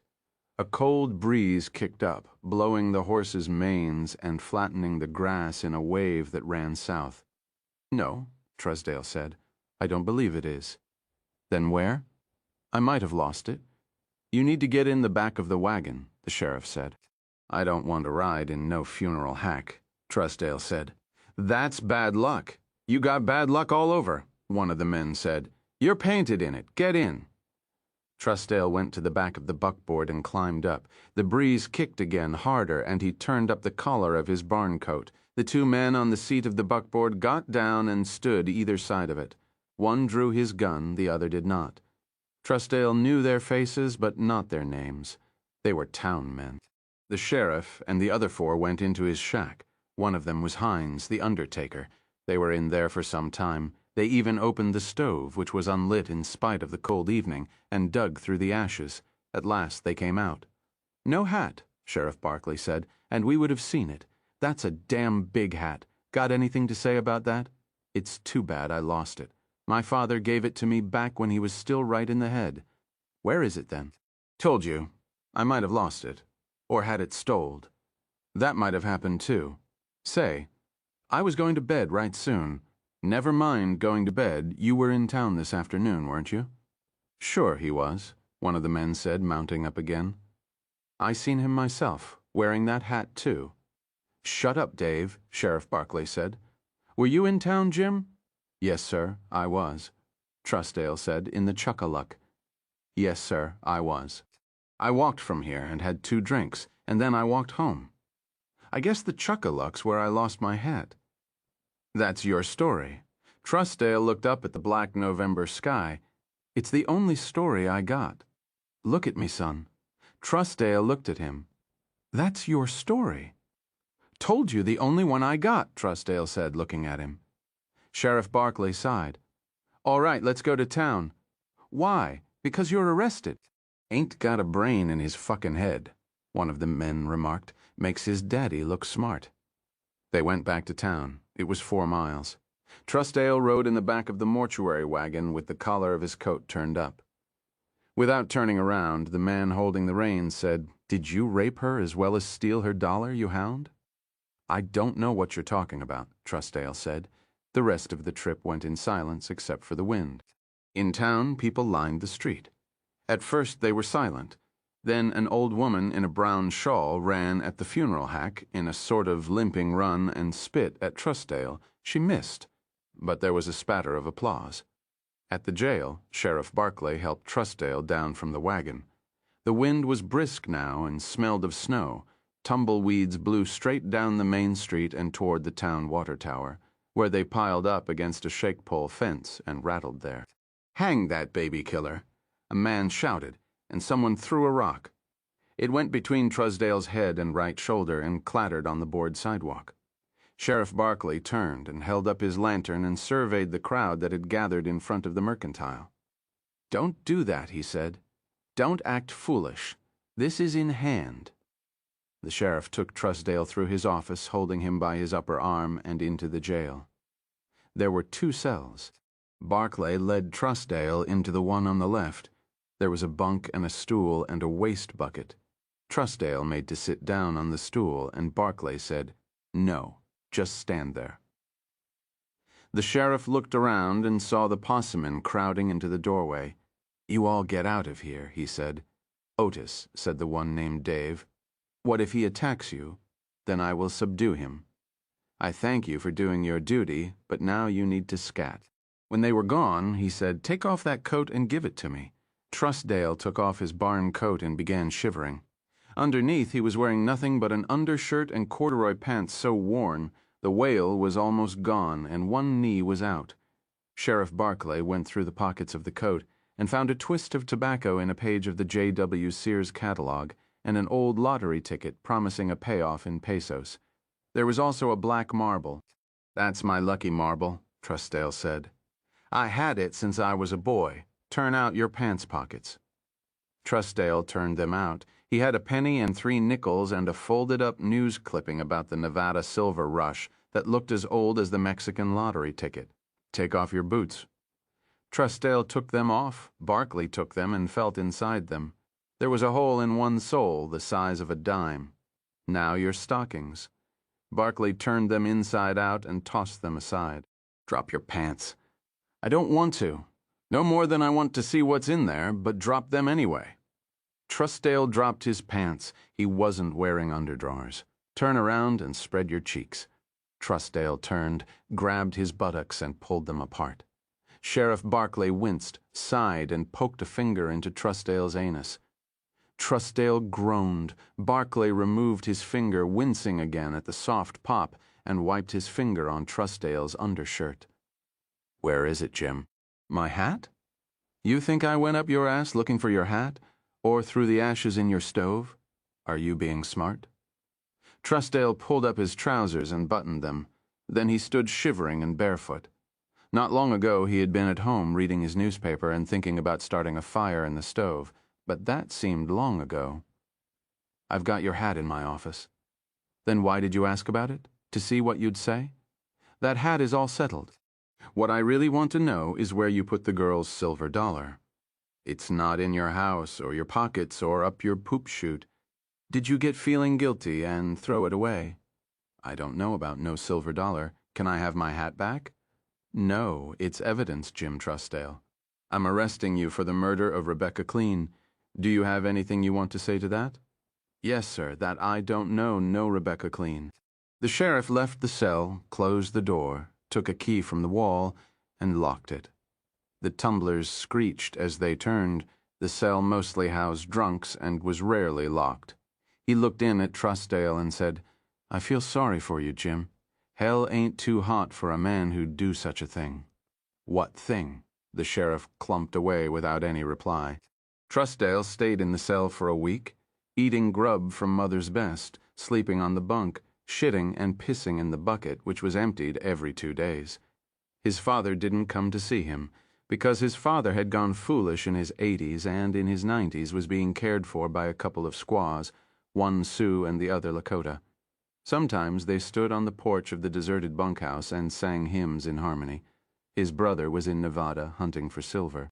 Sometimes children came and stood in the alley outside his cell, chanting, Hangman, hangman, come on down. Sometimes men stood out there and threatened to cut off his privates. Once Rebecca Clean's mother came and said she would hang him herself, were she allowed. How could you kill my baby? She asked through the barred window. She was only 10 years old, and 'twas her birthday. Ma'am, Truesdale said, standing on the bunk so he could look down at her white upturned face, I didn't kill your baby, nor no one. Black liar, she said, and went away. Almost everyone in town attended the child's funeral. The squaws went. Even the 2 whores who plied their trade in the Chuckaluck went. Truesdale heard the singing from his cell as he squatted over the bucket in the corner. Sheriff Barclay telegraphed Fort Pierre, and eventually the circuit-riding judge came. He was newly appointed and young for the job, a dandy with long blonde hair down his back like Wild Bill Hickok. His name was Roger Mizell. He wore small round spectacles, and in both the Chuck-a-Luck and Mother's Best proved himself a man with an eye for the ladies, although he wore a wedding band. There was no lawyer in town to serve as Truesdale's defense. So Mizell called on George Andrews, owner of the Mercantile, the Hostelry, and the Good Rest Hotel. Andrews had gotten 2 years of higher education at a business school in Omaha. He said he would serve as Truesdale's attorney only if Mr. and Mrs. Klein agreed. Then go see them, Mizell said. He was in the barber shop, tilted back in the chair and taking a shave. Don't let the grass grow under your feet. Well, Mr. Klein said, after Andrews had stated his business, I got a question. If he doesn't have someone to stand for him, can they still hang him? That would not be American justice, George Andrews said. And although we are not one of the United States just yet, we will be soon. Can he wriggle out of it? Mrs. Klein asked. No, ma'am, Andrews said. I don't see how. Then do your duty, and God bless you, Mrs. Klein said. The trial lasted through one November morning and halfway into the afternoon. It was held in the municipal hall, and on that day there were snow flurries as fine as wedding lace. Slate-gray clouds rolling toward town threatened a bigger storm. Roger Mizell, who had familiarized himself with the case, served as prosecuting attorney as well as judge, like a banker taking out a loan from himself and then paying himself interest. One of the jurors was overheard to say during the lunch break at Mother's Best, and although no one disagreed with this, no one suggested it was a bad idea. It had a certain economy, after all. Prosecutor Mizell called half a dozen witnesses, and Judge Mizell never objected once to his line of questioning. Mr. Klein testified first, and Sheriff Barclay came last. The story that emerged was a simple one. At noon on the day of Rebecca Klein's murder, there had been a birthday party with cake and ice cream. Several of Rebecca's friends attended. Around 2 o'clock, while the little girls were playing pin the tail on the donkey and musical chairs, Jim Trussdale entered the Chuck-a-Luck and ordered a knock of whiskey. He was wearing his plainsman's hat. He made the drink last, and when it was gone, he ordered another. Did he at any point take off the hat? Perhaps hang it on one of the hooks by the door. No one could remember. Only I never seen him without it, said Dale Gerard, the barman. He was partial to that hat. If he did take it off, he probably laid it on the bar beside him. He had his second drink, and then he left. Was his hat on the bar when he left? Mizell asked. No, sir. Was it on one of the hooks when you closed up shop for the night? No, sir. Around 3 o'clock that day, Rebecca Klein left her house at the south end of town to visit the apothecary on Main Street. Her mother told her she could buy some candy with her birthday dollar, but not eat it, because she had had sweets enough for one day. When 5 o'clock came, and she hadn't returned home, Mr. Klein and some other men searched for her. They found her in Barker's Alley, between the stage depot and the Good Rest. She had been strangled. Her silver dollar was gone.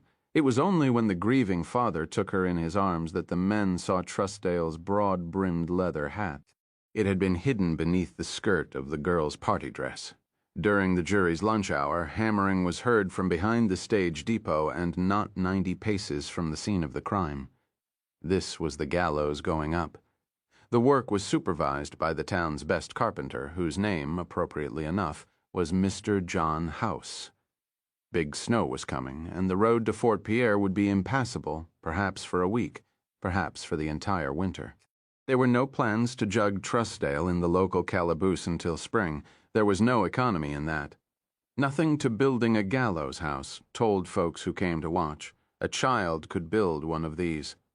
He told how a lever-operated beam would run beneath the trapdoor, and how it would be axle grease to make sure there wouldn't be any last-minute holdups. If you have to do a thing like this, you want to do it right the first time, House said. In the afternoon, George Andrews put Trussdale on the stand. This occasioned some hissing from the spectators, which Judge Mizell gavelled down, promising to clear the courtroom if folks couldn't behave themselves.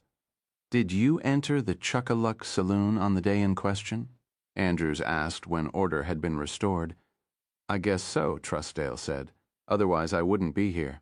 There was some laughter at that, which Mizell also gavelled down, although he was smiling himself and did not issue a second admonition. Did you order 2 drinks? Yes, sir, I did. 2 was all I had money for. But you got another $1 right quick, didn't you? You hound? Abel Hines shouted. Mizell pointed his gavel first at Hines, then at Sheriff Barclay, sitting in the front row. Sheriff, escort that man out and charge him with disorderly conduct, if you please. Barclay escorted Hines out, but did not charge him with disorderly conduct. He asked what had gotten into him instead. I'm sorry, Otis, Hines said. It was seeing him sitting there with his bare face hanging out. You go on down street and see if John House needs some help with his work, Barclay said. Don't come back in here until this mess is over. He's got all the help he needs, and it's snowing hard now. You won't blow away, go on. Meanwhile, Trussdale continued to testify. No, he hadn't left the Chuck-a-Luck wearing his hat, but hadn't realized it until he got to his place. By then, he said he was too tired to walk all the way back to town in search of it. Besides, it was dark. Mizell broke in. Are you asking this court to believe you walked 4 miles without realizing you weren't wearing your damn hat? I guess since I wear it all the time, I just figured it must be there, Trussdale said. This elicited another gust of laughter. Barclay came back in and took his place next to Dave Fisher. What are they laughing at? Dummy don't need a hangman, Fisher said. He's tying the knot all by himself. I guess it shouldn't be funny, but it's pretty comical, just the same. Did you encounter Rebecca Clean in that alley? George Andrews asked in a loud voice. With every eye on him, he had discovered a heretofore hidden flair for the dramatic. Did you encounter her and steal her birthday dollar? No, sir, Trussdale said. Did you kill her? No, sir. I didn't even know who she was. Mr. Klein rose from his seat and shouted, You lying son of a bitch. I ain't lying, Trussdale said, and that was when Sheriff Barclay believed him. I have no further questions, George Andrews said, and walked back to his seat. Trussdale started to get up, but Mizell told him to sit still and answer a few more questions. Do you continue to contend, Mr. Trussdale, that someone stole your hat while you were drinking in the Chuck-a-Luck, and that someone put it on and went into the alley and killed Rebecca Klein and left it there to implicate you? Trussdale was silent. Answer the question, Mr. Trussdale. Sir, I don't know what implicate means. Do you expect us to believe someone framed you for this heinous murder? Trussdale considered, twisting his hands together. At last, he said, Maybe somebody took it by mistake and throwed it away. Mizell looked out at the rapt gallery. Did anyone here take Mr. Trussdale's hat by mistake? There was silence, except for the wind. It was picking up. The snow was no longer flurries. The first big storm of winter had arrived. That was the one townsfolk called the wolf winter, because the wolves came down from the Black Hills in packs to hunt for garbage. I have no more questions, Mizell said, and due to the weather, we are going to dispense with any closing statements. The jury will retire to consider a verdict. You have 3 choices, gentleman, innocent, manslaughter, or murder in the first degree. Girl slaughter, more like it, someone remarked. Sheriff Barclay and Dave Fisher retired to the Chuck-a-Luck. Abel Hines joined them, brushing snow from the shoulders of his coat. Dale Gerard served them schooners of beer on the house. Mizell might not have had no more questions, Barclay said. But I got one. Never mind the hat. If Trussdale killed her, how come we never found that silver dollar? Because he got scared and threw it away, Hines said. I don't think so. He's too bone stupid. If he'd had that dollar, he'd have gone back to the Chuck-a-Luck and drunk it up. What are you saying? Dave asked. That you think he's innocent? I'm saying I wish we'd found that cartwheel. Maybe he lost it out a hole in his pocket. He didn't have any holes in his pockets, Barclay said. Only one in his boot, and it wasn't big enough for a dollar to get through. He drank some of his beer. The wind gusted and tumbleweeds blew up Main Street looking like ghostly brains in the snow. The jury took an hour and a half. We voted to hang him on the first ballot, Kelton Fisher said later, but we wanted it to look decent. Mizell asked Trussdale if he had anything to say before sentence was passed. I can't think of nothing, Trussdale said. Just I never killed that girl. The storm blew for 3 days. John House asked Barclay how much he reckoned Trussdale weighed, and Barclay said he guessed the man went around 140. House made a dummy out of burlap sacks and filled it with stones, weighing it on the hostelry scales until the needle stood pat on 140. Then he hung the dummy while half the town stood around in the snowdrifts and watched. The trial run went all right. On the night before the execution, the weather cleared. Sheriff Barclay told Trussdale he could have anything he wanted for dinner. Trussdale asked for steak and eggs, with home fries on the side soaked in gravy. Barclay bought it out of his own pocket and sat at his desk, cleaning his fingernails and listening to the steady clink of Trussdale's knife and fork on the china plate. When it stopped, he went in. Trussdale was sitting on his bunk. His plate was so clean Barclay figured he must have lapped up the last of the gravy like a dog. He was crying. Something just come to me, Trussdale said. What's that, Jim? If they hang me tomorrow morning, I'll go into my grave with steak and eggs still in my belly. It won't have no chance to work through. For a moment Barclay said nothing. He was horrified, not by the image, but because Trussdale had thought of it. Then he said, Wipe your nose. Trussdale wiped it. Now listen to me, Jim, because this is your last chance. You were in that bar in the middle of the afternoon. Not many people in there then. Isn't that right? I guess it is. Then who took your hat?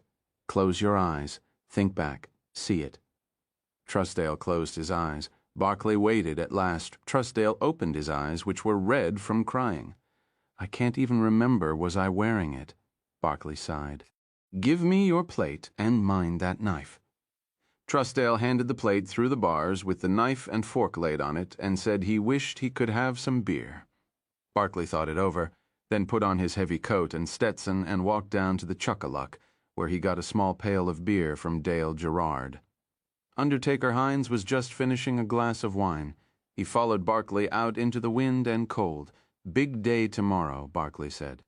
"There hasn't been a hanging here in 10 years, and with luck there won't be another for 10 more. I'll be gone out of the job by then. I wish I was now." Hines looked at him. "You really don't think he killed her?"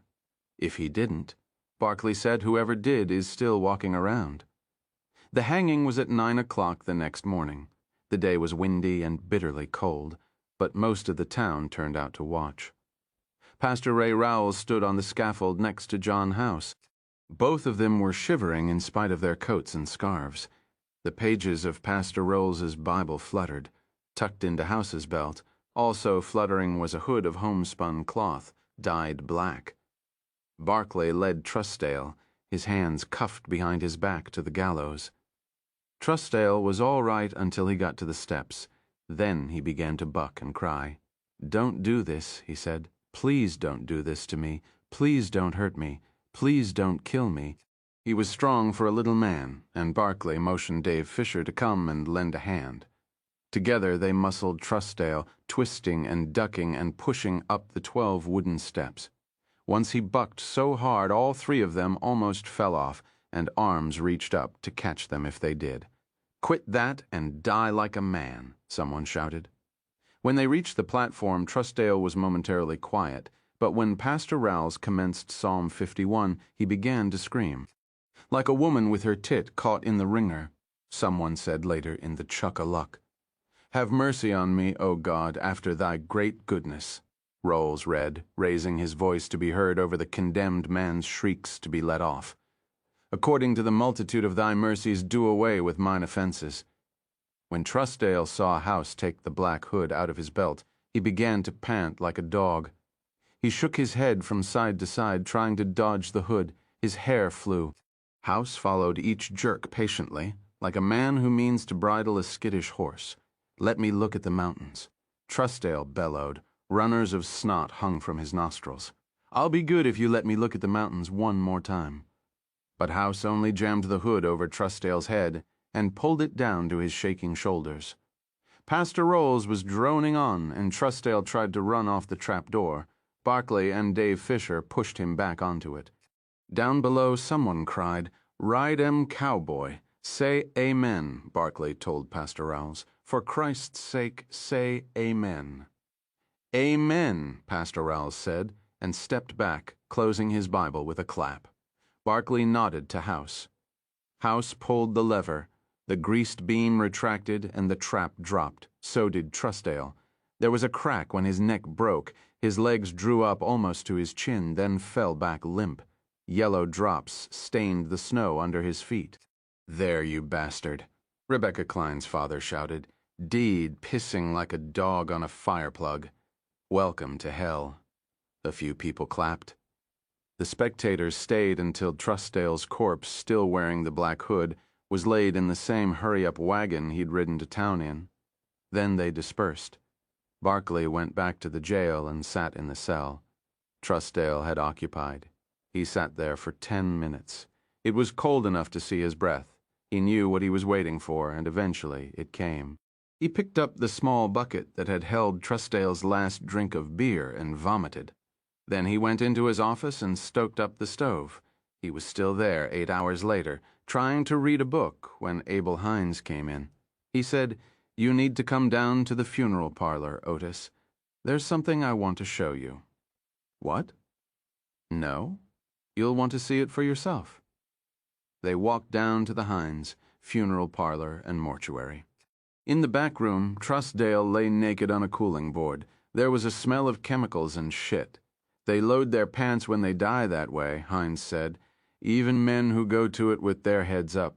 They can't help it. The sphincter lets go. And Step over here, I figure a man in your job has seen worse than a pair of shitty drawers. They lay on the floor, mostly turned inside out. Something gleamed in the mess. Barkley leaned closer and saw it was a silver dollar. He reached down and plucked it out of the crap. I don't understand it, Hines said. Son of a bitch was locked up almost a month. There was a chair in the corner. Barkley sat down in it so heavily he made a little woof sound. He must have swallowed it the first time when he saw our lanterns coming, and every time it came out he cleaned it off and swallowed it again. The two men stared at each other. You believed him, Hines said at last. Fool that I am, I did. Maybe that says more about you than it does about him. He went on saying he was innocent right to the end. He'll most likely stand at the throne of God saying the same thing. Yes, Hines said, I don't understand. He was going to hang. Either way, he was going to hang. Do you understand it? I don't even understand why the sun comes up. What are you going to do with that cartwheel? Give it back to the girl's mother and father. It might be better if you didn't because... Hines shrugged, because the Kleins knew all along. Everyone in town knew all along. He was the only one that hadn't known. Fool that he was. I don't know what I'm going to do with it, he said. The wind gusted, bringing the sound of singing.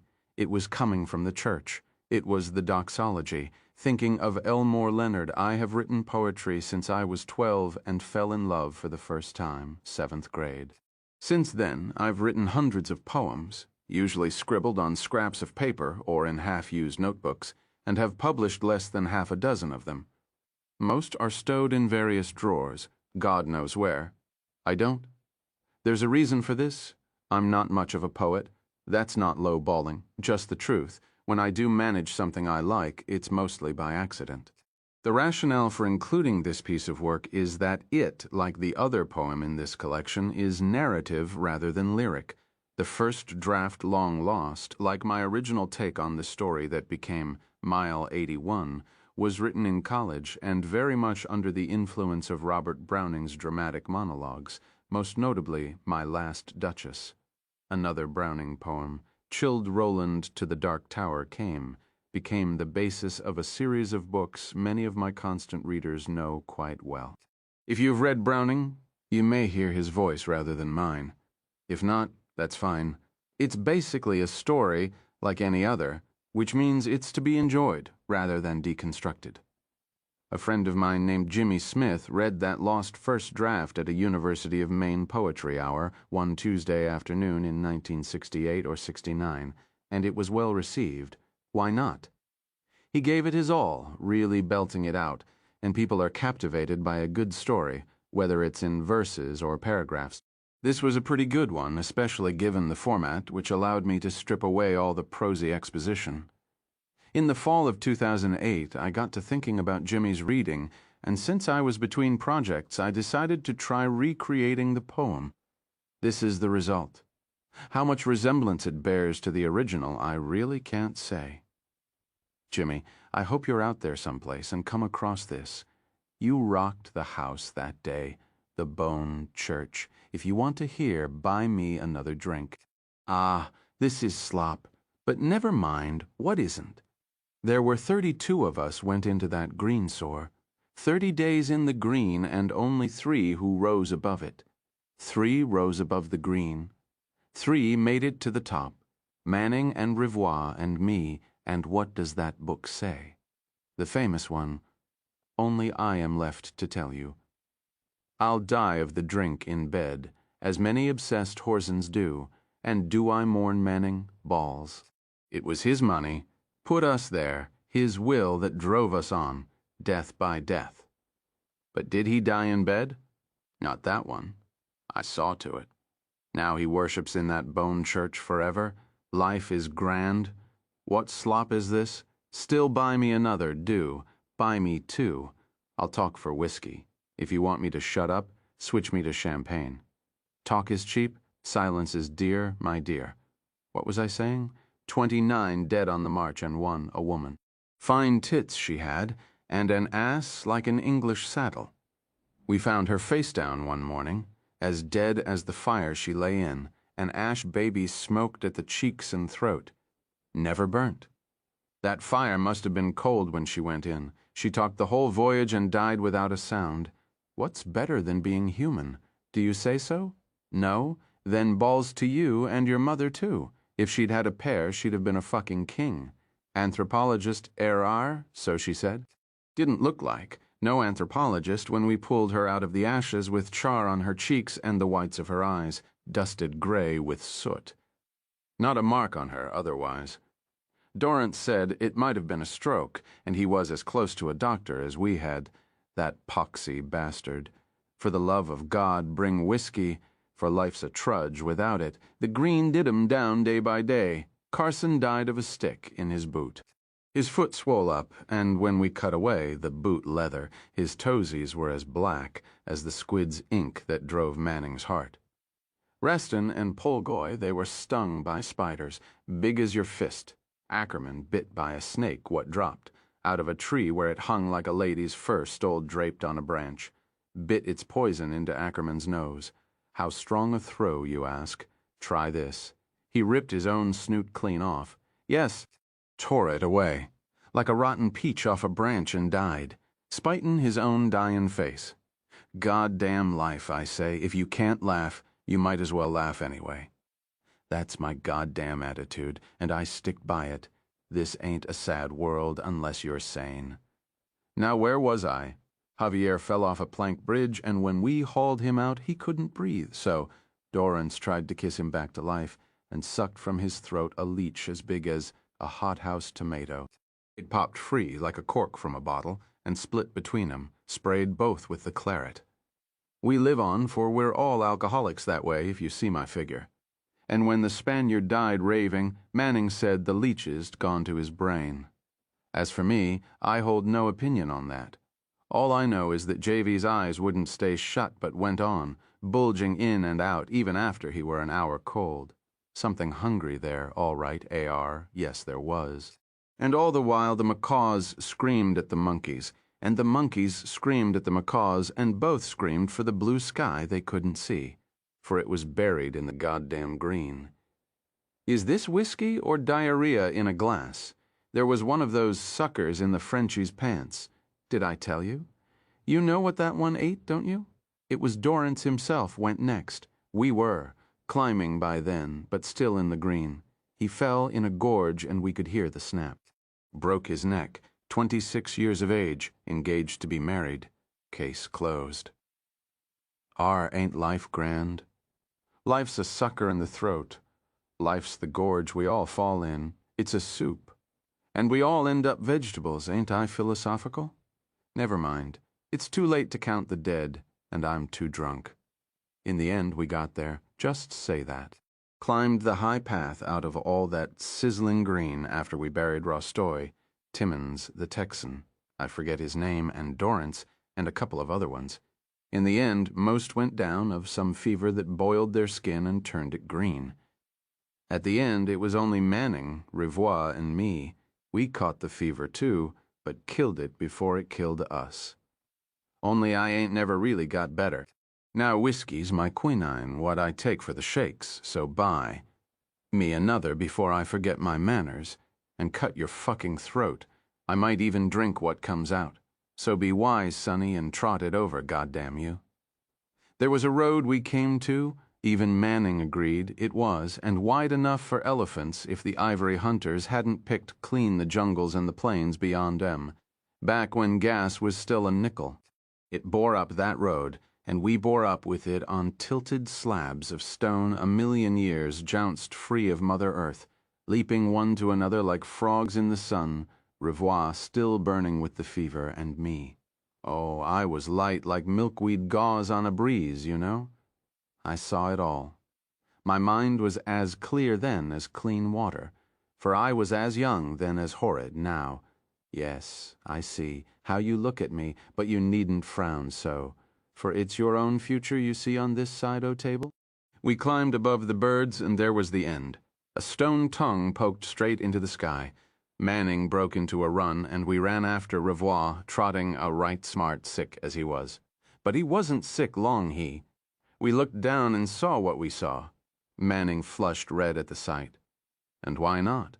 For greed's a fever, too. He grabbed me by the rag that was once my shirt and asked were it just a dream. When I said I saw what he saw, he turned to Revoir. But before Revoir could say aye or nay, we heard thunder coming up from the green roof we'd left behind, like a storm turned upside down, or say like all of Earth had caught the fever that stalked us and was sick in its bowels. I asked Manning what he heard, and Manning said nothing. He was hypnotized by that cleft, looking down 1,000 feet of ancient air into the church below. 1,000,000 years' worth of bone and tusk, a whited sepulchre of eternity, a thrash pit of prongs, such as you'd see if hell burned dry to the slag of its cauldron. You expected to see bodies impaled on the ancient thorns of that sunny tomb. There were none, but the thunder was coming, rolling up from the ground instead of down from the sky. The stones shook beneath our heels as they burst free of the green that took so many of us Rostoy with his mouth harp, Dorrance who sang along, the anthropologist, with the ass like an English saddle, 26 others. They arrived, those gaunt ghosts, and shook the green roof from their feet and came in a shuddering wave, elephants stampeding from the green cradle of time. Towering among them, believe what you want, were mammoths from the dead age when man was not. Their tusks in corkscrews and their eyes as red as the whips of sorrow, wrapped around their wrinkled legs, were jungle vines. One come yes with a flower stuck in a fold of his chest hide like a boutonniere. Revoy screamed and put his hand over his eyes. Manning said, "I don't see that." He sounded like a man explaining to a fucking traffic cop. I pulled him aside and we three stumbled into a stony cunt near the edge. From there we watched him roll, a tide in the face of reality that made you wish for blindness and glad for sight. They went past us, never slowing. The ones behind driving the ones before, and over they went, trumpeting their way to suicide, crashing into the bones of their oblivion a dusty mile below. Hours it went on, that endless convention of tumbling death, trumpets all the way down a brass orchestra, diminishing.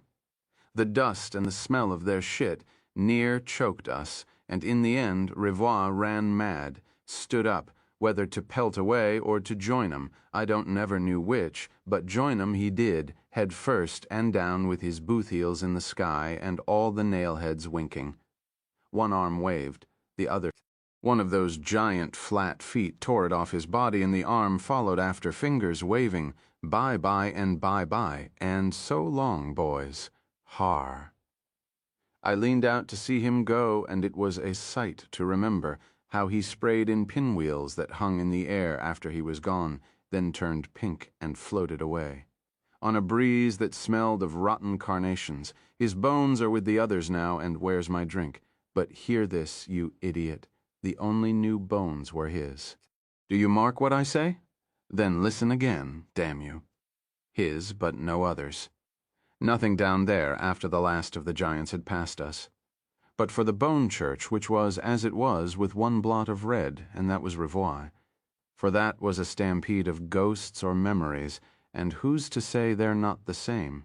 Manning got up, trembling, said our fortunes were made as if he didn't already have one. And what about what you just saw? I asked. Would you bring others to see such a holy place? Why, next thing you know, the Pope himself will be pissing his holy water over the side. But Manning only shook his head and grinned and held up hands without a speck of dust on them, although not a minute passed. We'd been choking on it by the bale and coated with it from top to toe. He said it was hallucination we'd seen, brought on by fever and stink water. Said again that our fortunes were made and laughed. The bastard, that laugh was his undoing. I saw that he was mad, or I was, and one of us would have to die. You know which one it was. Since here I sit before you, drunk with hair that once was black hanging in my eyes, he said, "Don't you see, you fool?" And said no more, for the rest was just a scream, balls to him and balls to your grinning face. I don't remember how I got back. It's a dream of green with brown faces in it, then a dream of blue with white faces in it, and now I wake at night in this city where not one man in 10 dreams of what? lies beyond his life, for the eyes they used to dream with are shut, as Manning's were until the end, when not all the bank accounts in hell, or Switzerland, they may be the same, could save him. I wake with my liver bellowing, and in the dark I hear the lumbering thunder of those great ghosts rising, out of the green roof like a storm set loose to harrow the earth, and I smell the dust and the shit, and when the horde breaks free into the sky of their undoing, I see the ancient fans of their ears and the hooks of their tusks. I see their eyes and their eyes and their eyes. There's more to life than this. There are maps inside your maps. It's still there, the Bone Church, and I'd like to go back and find it again, so I could throw myself over and be done this wretched comedy. Now turn away your sheep's face before I turn it away for you. Our reality's a dirty place with no religion in it. So buy me a drink, goddamn you. We'll toast elephants that never were. For Jimmy Smith morality is a slippery subject. If I didn't know that as a boy, I found out when I went to college. I attended the University of Maine on a slapped-together financial scaffolding of small scholarships, government loans, and summer jobs. During the school year, I worked the dish line in West Commons. The money never stretched far enough. My single mother, who was working as head housekeeper in a mental institution called Pineland Training Center, sent me $12 a week, which helped a little. After Mom died, I found out from one of her sisters that she had managed it by giving up her monthly beauty parlor visit and economizing on groceries. She also skipped lunch every Tuesday and Thursday. Once I moved off campus and away from West Commons, I sometimes supplemented my own diet by shoplifting steaks or packages of hamburger from the local supermarket. You had to do it on Fridays when the store was really busy. I once tried for a chicken, but it was too fucking big to go under my coat. Word got around that I would write papers for students who found themselves in a bind. I had a sliding scale for this service. If the student got an A, my fee was $20. I got $10 for a B. A grade of C was a wash, and no money changed hands. For a D or an F, I promised my client that I would pay him or her $20. I made sure I would never have to pay because I couldn't afford it, and I was sly. It embarrasses me to say that, but it's the truth. I wouldn't take on a project unless the student in need could provide at least one paper he or she had written, so I could copy the style. I didn't need to do this a lot, thank God. But when I had to, when I was broke and simply couldn't live without a burger and fries at the Bear's Den in Memorial Union, I did. Then when I was a junior, I discovered that I had a fairly rare blood type, A negative, roughly 6% of the population. There was a clinic in Bangor that would pay $25 per pint for A-neg. I thought that an excellent deal. Every 2 months or so, I drove my battered old station wagon up Route 2 from Orono, or hitchhiked when it was broke down, a frequent occurrence, and rolled up my sleeve. There was far less paperwork in those pre-AIDS years, and when your pint was in the bag, you had your choice of a small glass of orange juice or a small knock of whiskey. Being an alcoholic in training even then, I always opted for the whiskey. Headed back to school after one of these donations, it occurred to me that if whoring is selling yourself for money, then I was a whore. Writing English essays and sociology term papers was also whoring. I had been raised mainstream Methodist. I had a clear fix on right and wrong, but there it was. I had become a whore, only peddling my blood and writing skills instead of my ass. That realization raised questions of morality that still engage me to this day. It's a rubbery concept, isn't it? Uniquely stretchable, but if you stretch anything too far, it will tear. Nowadays I give my blood instead of selling it, but it occurred to me then and still seems true to me now. Under the right circumstances, anyone might sell anything and live to regret it. Morality. Chad knew something was up as soon as he walked in. Nora was home already. Her hours were from 11 to 5, 6 days a week. The way it usually worked, he got home from school at 4 and had dinner on when she came in around 6. She was sitting on the fire escape where he went to smoke, and she had some paperwork in her hands. He looked at the refrigerator and saw that the email printout was gone from beneath the magnet that had been holding it in place for almost 4 months. "Hey, you," she said. "Come on out here." She paused. "Bring your butts if you want." Chad was down to just a pack a week, but that didn't make her like his habit any better. The health issue was part of it, but the expense was an even bigger part. Every cigarette meant 40 cents up in smoke. He didn't like smoking around her, even outside, but he got the current pack out of the drawer under the dish drainer and put it in his pocket. There was something about her solemn face that suggested he might want them. He climbed out the window and sat down beside her. She had changed into jeans and one of her old blouses, so she had been home for a while. Stranger and stranger. They looked out over their little bit of the city for a while without speaking. He kissed her, and she smiled in an absent way. She had the agent's email. She also had the file folder with the red and the black written on it in big capitals. His little joke, but not so funny. The file contained their financial stuff bank and credit card statements, utility bills, insurance premiums, and the bottom line was red, not black. It was an American story these days. He supposed there just wasn't enough. 2 years ago, they'd talked about having a kid. They didn't now. What they talked about now was getting out from under and maybe enough ahead to leave the city without a bunch of creditors snapping at their heels. Move north to New England, but not yet. At least here they were working. How was school, she asked. Fine. Actually, the job was a plum. But after Anita Biederman got back from maternity leave, who knew? Probably not another job at PS 321. He was high on the list of subs, but that didn't mean anything if the regular teaching roster was all present and accounted for. "You're home early," he said. "Don't tell me Winnie died." She looked startled, then smiled again. But they had been together for 10 years, married for the last 6, and Chad had seen that smile before. "It meant trouble, Nora. He sent me home early to think. I've got a lot to think about. She shook her head. He took her by the shoulder and turned her to him. "You're what? Is everything okay with Winnie?" "That's a good question. Go on, light up. Smoking lamps lit. Tell me what's going on." She had been cut from the staff of Congress Memorial Hospital 2 years ago during a reorganization. Luckily for the Chad and Nora Corporation, she had landed on her feet. Getting the home nursing job had been something of a coup. One patient, a retired minister recovering from a stroke, 36 hours a week, very decent wages. She made more than he did, and by a good bit. The 2 incomes were almost enough to live on, at least until Anita Biederman came back. "First, let's talk about this." She held up the agent's email. "How sure are you?" "What? That I can do the work?" "Pretty sure. Almost positive. I mean, if I had the time about the rest." He shrugged. "It's right there in black and white. No guarantees.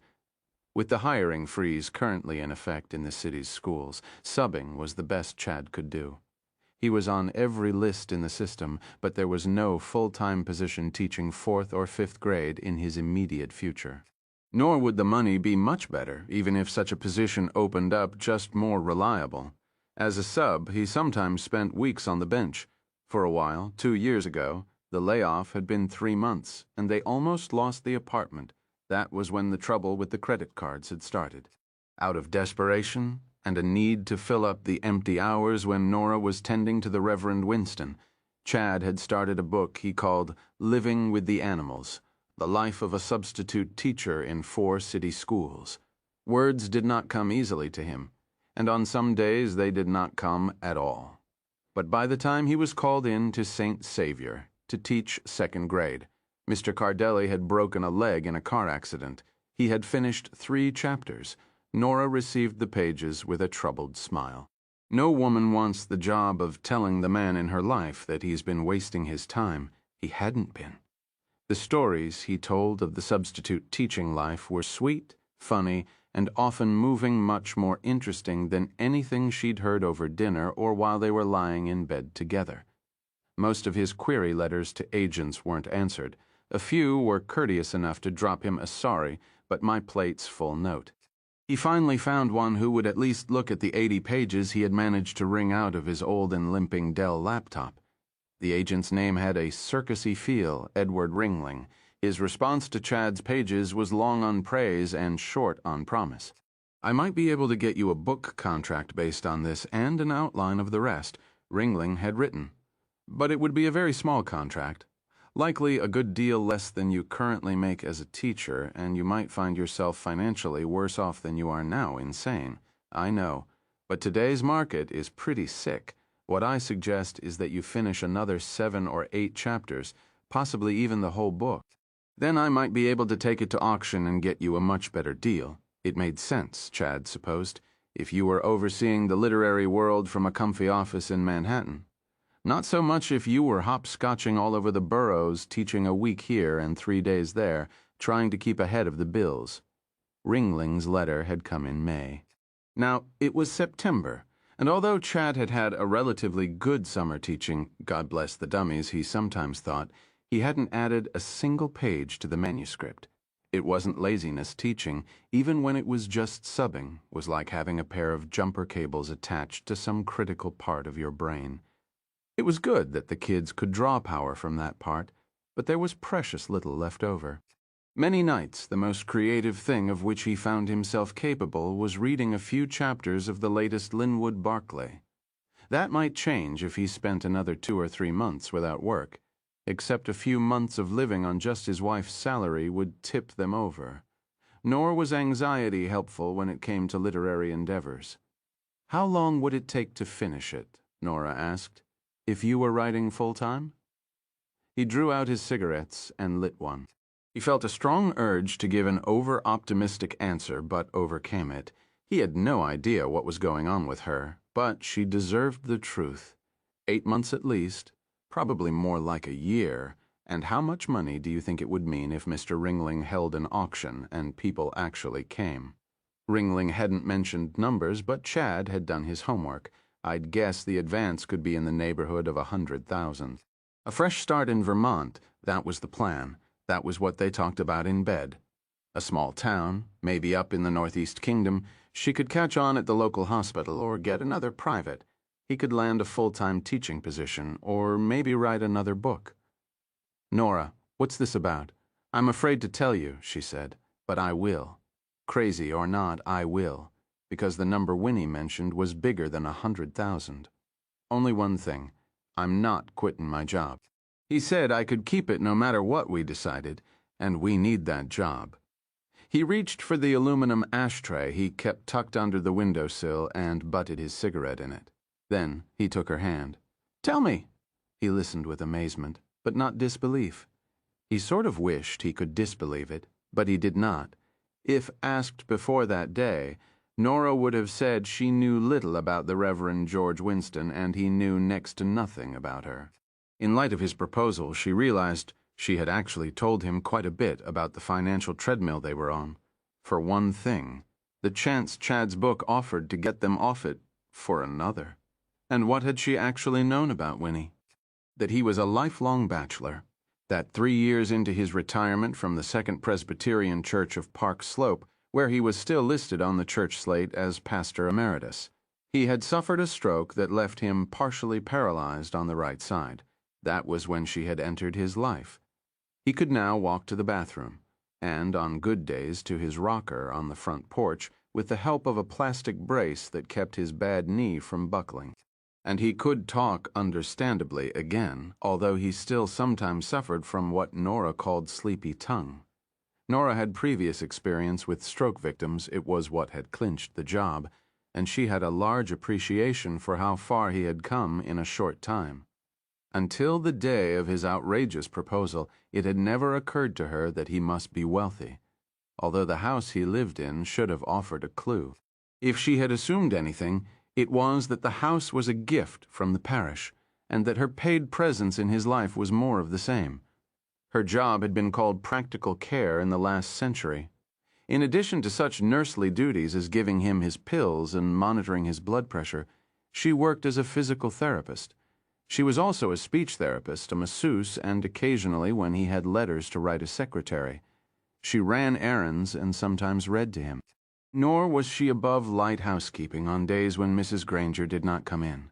On those days she made sandwiches or omelets for lunch, and she supposed it was over those lunches that he had drawn out the details of her own life, and done it so carefully and casually that Nora never realized what was going on. The one thing I remember saying, she told Chad, and probably only because he mentioned it today, was that we weren't living in abject poverty or even in discomfort. That it was the fear of those things that got me down. Chad smiled at that. You and me both. That morning Winnie had refused both the sponge bath and the massage. Instead, he had asked her to put on his brace and help him into his study, which was a relatively long walk for him, certainly farther than the porch rocker. He got there, but by the time he fell into the chair behind his desk, he was red-faced and panting. She had gotten him a glass of orange juice, taking her time so he could get his breath back. When she returned, he drained half the glass at a single go. "Thank you, Nora. I want to talk to you now, very seriously." He must have seen her apprehension, because he smiled and made a waving-off gesture. "It's not about your job. You'll have that no matter what. If you want it. If not, I'll see that you have a reference that can't be beat." Nice of him, but there weren't many jobs like this around. "You're making me nervous, Winnie," she said. "Nora, how would you like to make $200,000? She gawked at him. On either side, high shelves of smart books frowned down. The noises from the street were muffled. They might have been in another country, a quieter country than Brooklyn. If you think this is about sex, I assure you it is not. At least I don't think so. If one looks below the surface, and if one has read Freud, I suppose any aberrant act may be said to have a sexual basis. I don't know, myself. I haven't studied Freud since seminary, and even there my reading was cursory. Freud offended me. He seemed to feel that any suggestion of depth in human nature was an illusion. He seemed to be saying, what you think of as an artesian well is actually a puddle. I beg to differ. Human nature has no bottom. It is as deep and mysterious as the mind of God. Nora stood up. "With all respect, I'm not sure I believe in God, and I'm not sure this is a proposal I want to hear. But if you don't listen, you won't know, and you'll always wonder." She stood looking at him, unsure what to do or say. What she thought was, that desk he's sitting behind must have cost thousands. It was the first time she had really thought of him in connection with money. $200,000 in cash is what I'm offering. Enough to pay off all the outstanding bills. Enough to enable your husband to finish his book. Enough, perhaps, to start a new life in, was it Vermont? Yes. Thinking, if you knew that, you've been listening a lot more carefully than I was. No need to get the IRS involved, either. He had long features and white woolly hair. A sheep-like face, she had always thought it before today. Cash can be nice that way, and causes no problems if it's fed slowly into the stream of one's accounts. Also, once your husband's book is sold and you're established in New England, we need never see each other again. He paused. Although if you decide not to stay on, I doubt if my next nurse will be half as competent as you have proved to be. Please, sit down. You'll give me a stiff neck, she did as he asked. It was the thought of $200,000 in cash that kept her in the room. She found she could actually see it. Bills stuffed into a padded brown envelope, or perhaps it would take 2 envelopes to hold that much. I suppose it would depend on the denomination of the bills, she thought. Let me talk for a bit, he said. I haven't really done much of that, have I? Mostly I've been listening. It's your turn to listen now, Nora. Will you do that? I suppose. She was curious. She supposed anybody would be. Who do you want me to kill? It was a joke.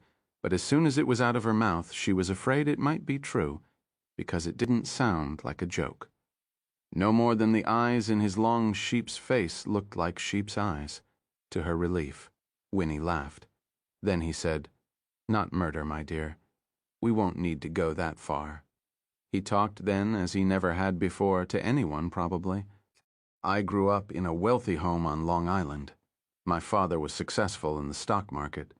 It was a religious home, and when I told my parents I felt called to the ministry, there was no puffing and blowing about the family business. On the contrary, they were delighted. Mother, especially, most mothers are happy, I think, when their sons discover a vocation with a capital V. I went to seminary in upstate New York, after which I was assigned as associate pastor to a church in Idaho. I wanted for nothing. Presbyterians take no vow of poverty, and my parents made sure I never had to live as though I had. My father survived my mother by only 5 years, and when he passed on, I inherited a great deal of money, mostly in bonds and solid stocks. Over the years since, I have converted a small percentage of that to cash, a bit at a time. Not a nest egg, because I've never needed one, but what I'd call a wish egg. It's in a Manhattan safe deposit box, and it's that cash that I'm offering you, Nora. It may actually be closer to $240,000, but we'll agree, shall we, not to quibble over $1 here and $1 there. I wandered a few years in the hinterlands before coming back to Brooklyn and Second Presbo. After 5 years as an associate, I became the senior pastor. I served as such without blemish until 2006. My life has been one. I say it with neither pride nor shame of unremarkable service. I have led my church in helping the poor both in countries far from here and in this community. The local AA drop-in center was my idea, and it's helped hundreds of suffering addicts and alcoholics. I've comforted the sick and buried the dead. More cheerfully, I've presided over more than 1,000 weddings and inaugurated a scholarship fund that has sent many boys and girls to colleges they could not otherwise have afforded. One of our scholarship girls won a National Book Award in 1999, and my only regret is this: in all my years I have never committed one of the sins about which I have spent a lifetime warning my various flocks. I am not a lustful man, and since I've never been married, I never had so much as the opportunity to commit adultery. I'm not gluttonous by nature, and although I like nice things, I've never been greedy or covetous. Why would I be when my father left me $15 million? I've worked hard, kept my temper, envy no one except perhaps Mother Teresa, and have little pride of possessions or position. I'm not claiming I'm without sin. Not at all. Those who can say, and I suppose there are a few, that they have never sinned in deed or word can hardly say they've never sinned in thought. Can they? The church covers every loophole. We hold out heaven, then make people understand they have no hope of achieving it without our help, because no one is without sin, and the wages of sin are death. I suppose this makes me sound like an unbeliever, but raised as I was, unbelief is as impossible for me as levitation. Yet I understand the cozening nature of the bargain, and the psychological tricks believers use to ensure the prosperity of those beliefs. The Pope's fancy hat was not conferred on him by God, but by men and women paying theological blackmail money. I can see you fidgeting, so I'll come to the point. I want to commit a major sin before I die. A sin not of thought or word, but of deed. This was on my mind, increasingly on my mind before my stroke, but I thought it a frenzy that would pass. Now I see that it will not, because the idea has been with me more than ever during the last 3 years. But how great a sin can an old man stuck in a wheelchair commit, I asked myself. Surely not one very great, at least without being caught, and I would prefer not to be caught. Such grave matters as sin and forgiveness should remain between man and God. Listening to you talk about your husband's book and your financial situation, it occurred to me that I could sin by proxy. In fact, I could double my sin quotient, as it were, by making you my accessory. She spoke from a dry mouth. I believe in wrongdoing, Winnie, but I don't believe in sin. He smiled. It was a benevolent smile. Also unpleasant. Sheep lips, wolf teeth, that's fine, but sin believes in you. I understand you think so. So why? It's perverse. His smile widened. Yes, that's why I want to know what it's like to do something entirely against my nature. To need forgiveness for the act, and more than the act. Do you know what doubles sin, Nora? No, I don't go to church. What doubles sin is saying to yourself, I will do this because I know I can pray for forgiveness once it's done. To say to yourself that you can have your cake and eat it too. I want to know what being that deep in sin is like. I don't want to wallow. I want to dive in over my head. And take me with you. She said it with real indignation. Ah, but you don't believe in sin, Nora. You just said so, from your standpoint. All I want is for you to get a little dirty and risk arrest, I suppose. Although the risk should be minor for these things, I will pay you $200,000. Over $200,000. Her face and hands felt numb, as if she had just come in from a long walk in the cold. She would not do it, of course. What she would do was walk out of this house and get some fresh air. She wouldn't quit, or at least not immediately, because she needed the job, but she would walk out, and if he fired her for deserting her post, let him. But first, she wanted to hear the rest. She wouldn't admit to herself that she was tempted, but curious. Yes, that much she would own. "What is it you want me to do?" Chad had lit another cigarette. She motioned with her fingers. "Give me a drag on that. Nori, you haven't smoked a cigarette in 5. Give me a drag," I said. He passed the cigarette to her. She dragged deep, coughed the smoke out. Then she told him. That night she lay awake late into the small hours, quite sure he was sleeping, and why not? The decision had been made. She would tell Winnie no and never mention the idea again. Decision made, sleep follows. Still, she wasn't entirely surprised when he turned to her and said, "I can't stop thinking about it. Nor could Nora. I'd do it, you know, for us, if—" Now they were face to face, inches apart, close enough to taste each other's breath. It was 2 o'clock in the morning, the hour of conspiracy, if there ever was one, she thought. If I didn't think it would taint our lives, some stains don't come out. It's a moot question, nor we've decided. You play Sarah Palin and tell him thanks, but no thanks for that bridge to nowhere. I'll find a way to finish the book without his weird idea of a grant in aid. When? On your next unpaid leave? I don't think so. It's decided. He's a crazy old man. The end, he rolled away from her. Silence descended. Upstairs, Mrs. Reston, whose picture belonged in the dictionary next to insomnia, walked back and forth. Somewhere, maybe in deepest, darkest Gowanus, a siren wailed. 15 minutes went by before Chad spoke to the end table and the digital clock, which now read 2:17 Also, we'd have to trust him for the money, and you can't trust a man whose one remaining ambition in life is to commit a sin. But I do trust him, she said. It's myself I don't trust. Go to sleep, Chad. This subject is closed. Right, he said. Gotcha.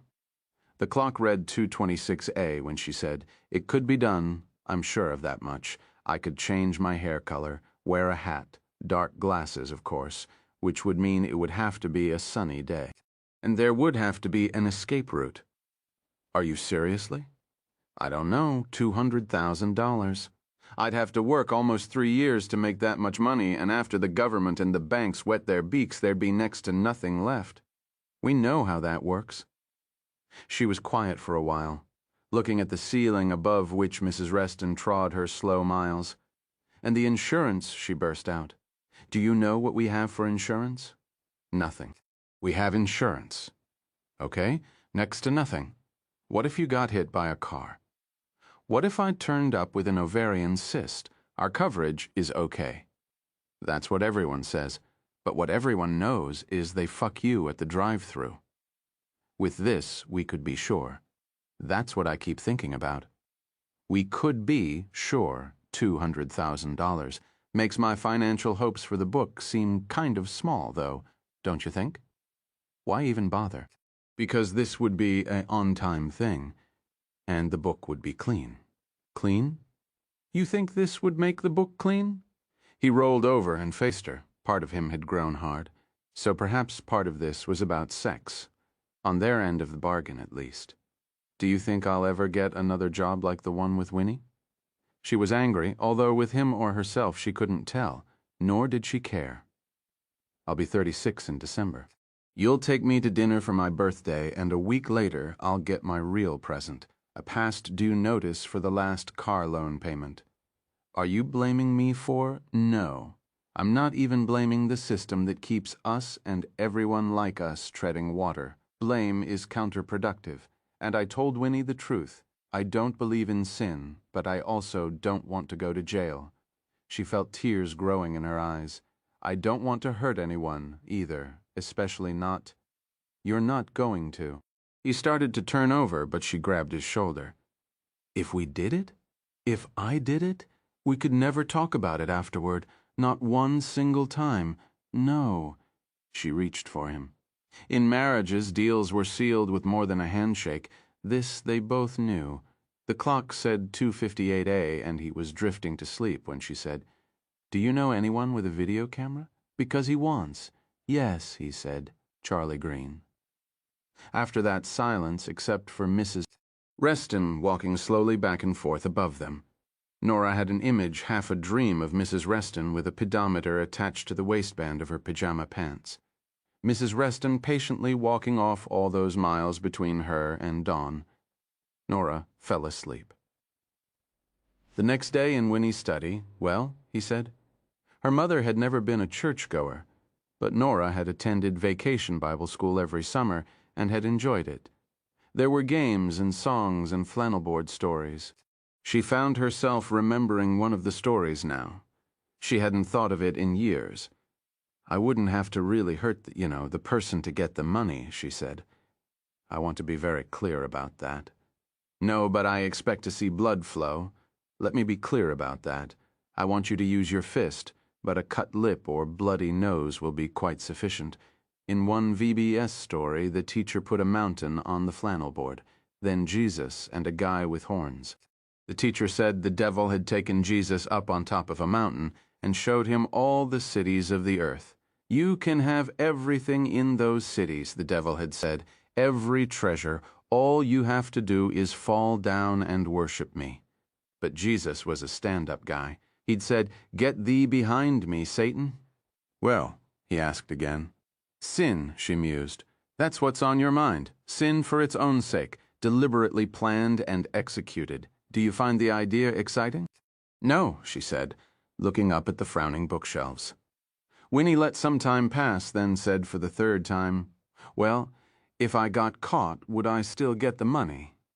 "If you lived up to your part of the agreement and didn't implicate me, of course you certainly would, and even if you were caught, the very worst to come of it would be probation. Plus court-ordered psychiatric evaluation," she said, "which I probably need for even considering this." Winnie said, "If you continue the way you are, dear, you'll need a marriage counselor at the very least. In my time in the ministry, I counseled many partners, and while money worries weren't always the root cause of their problems, that's what it was in most cases. And that's all it was. Thank you for the benefit of your experience, Winnie." He said nothing to this. "You're crazy, you know." He still said nothing. She looked at the books some more. Most of them were on religion. Finally, she turned her eyes back to his. "If I do this and you fuck me, I'll make you sorry."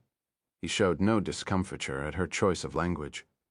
"I'll honor my commitment. You may be sure of that. You speak almost perfectly now, not even a lisp, unless you're tired." He shrugged. "Being with me has trained your ear. It's like learning to understand a new language, I suppose." She returned her eyes to the books. One of them was called The Problem of Good and Evil. Another was titled The Basis of Morality. That was a thick one. In the hall, an old regulator clock was ticking steadily. Finally, he said it again. "Well, isn't just putting this in front of me sin enough to satisfy you? You're tempting us both, and we're both considering the temptation. Isn't that enough?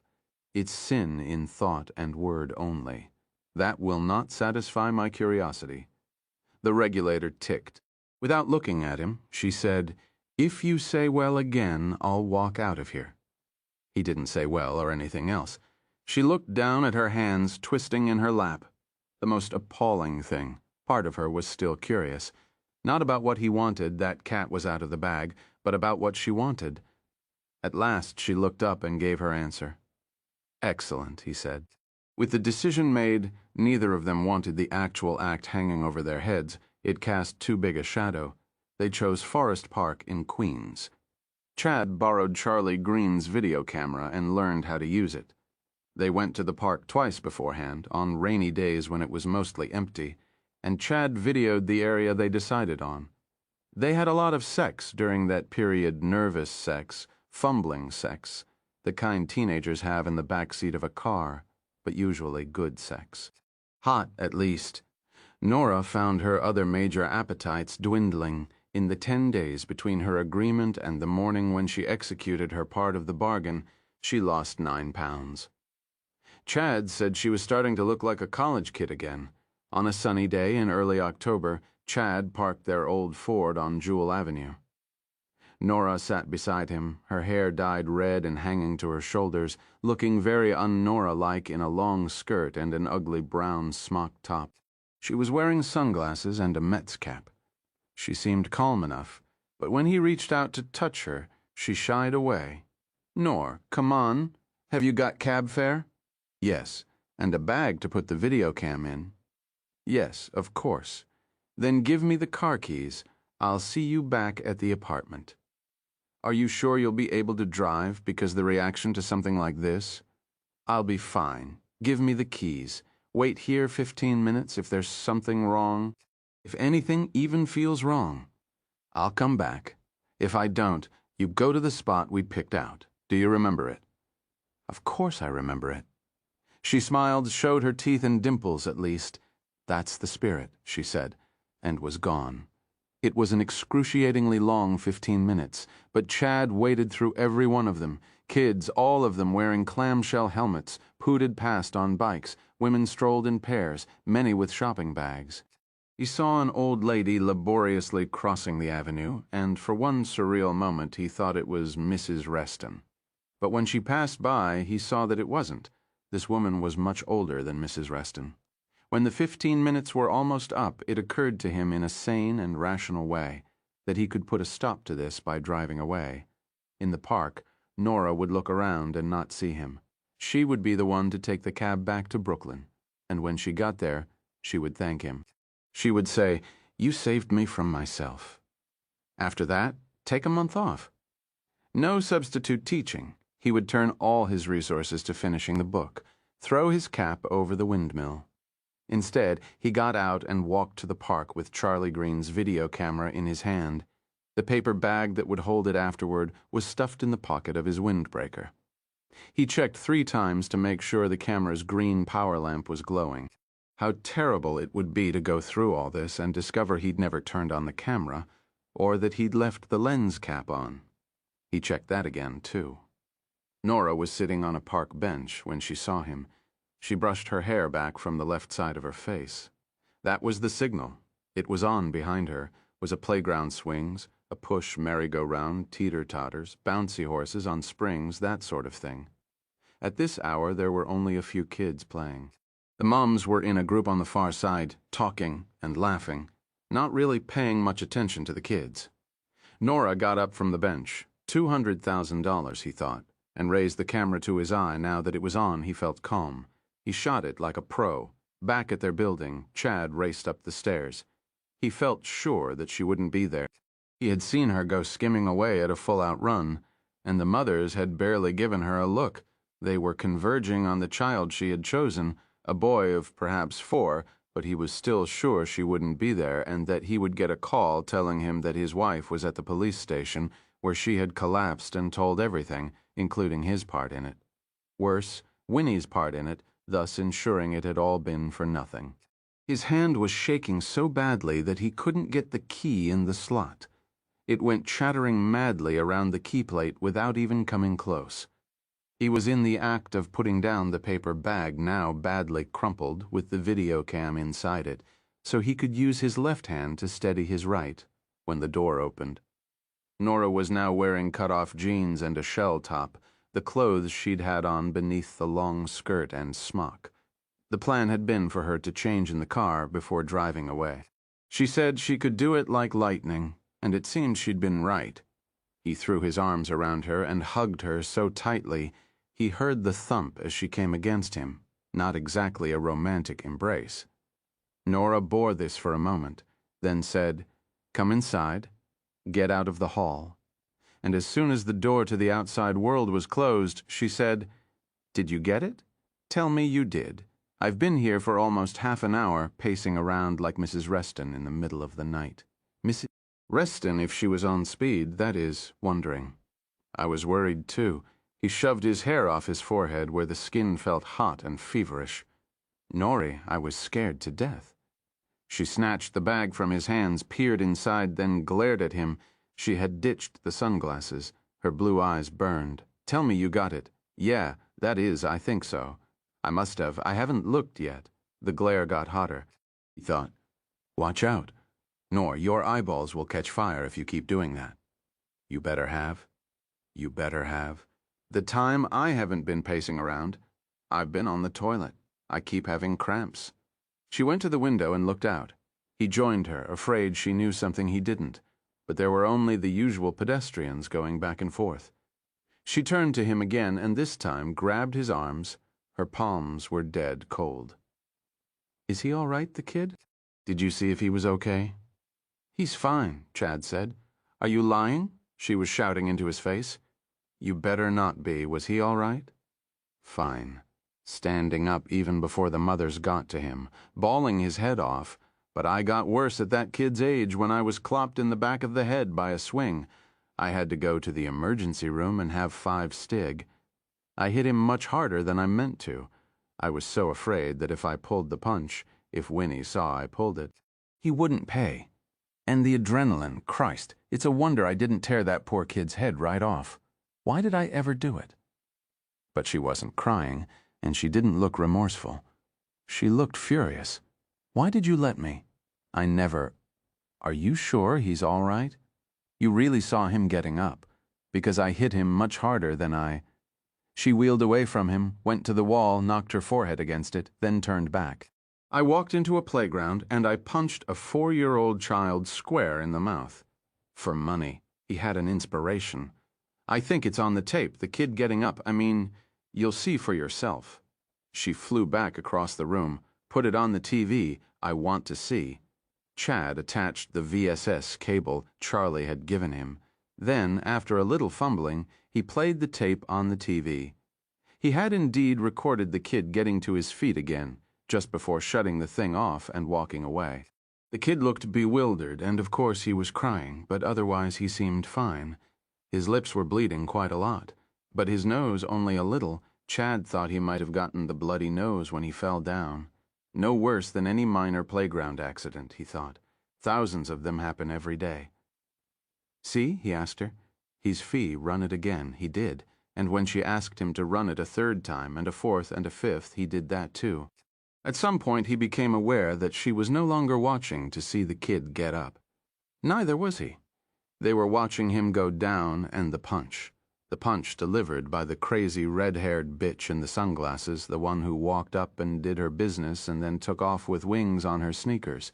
She said, I think I knocked out one of his teeth. He shrugged. Good news for the tooth fairy. After the 5th viewing, she said, I want to get the red out of my hair. I hate it. Okay, but first, take me in the bedroom. Don't talk about it either. Just do it. She kept telling him to go harder, almost belting him with her up-thrusting hips as if she wanted to buck him off, but she wasn't getting there.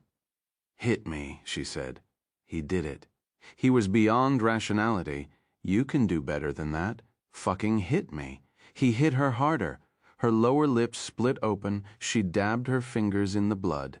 While she was doing it, she came. Show it to me, Winnie said. This was the next day. They were in his study. Show me the money, a famous line. She just couldn't remember from where. After I see the video. The camera was still in the crumpled bag. She took it out along with the cable. He had a little TV in the study, and she connected the cable to it. She pushed play, and they looked at the woman in the Mets cap sitting on the park bench. Behind her, a few children were playing. Behind them, mothers were talking mommy shit, body raps, plays they had seen or were going to see. The new car, the next vacation, blah, blah, blah.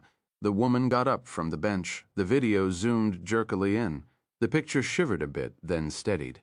That was where Nora hit the pause button. This was Chad's idea, and she had agreed to it. She trusted Winnie, but only so far. I want to see the money. Winnie took a key from the pocket of the cardigan sweater he was wearing. He used it to open the center drawer of his desk, switching it to his left hand when the partially paralyzed right one wouldn't do his bidding. It wasn't an envelope after all. It was a medium-sized Federal Express box.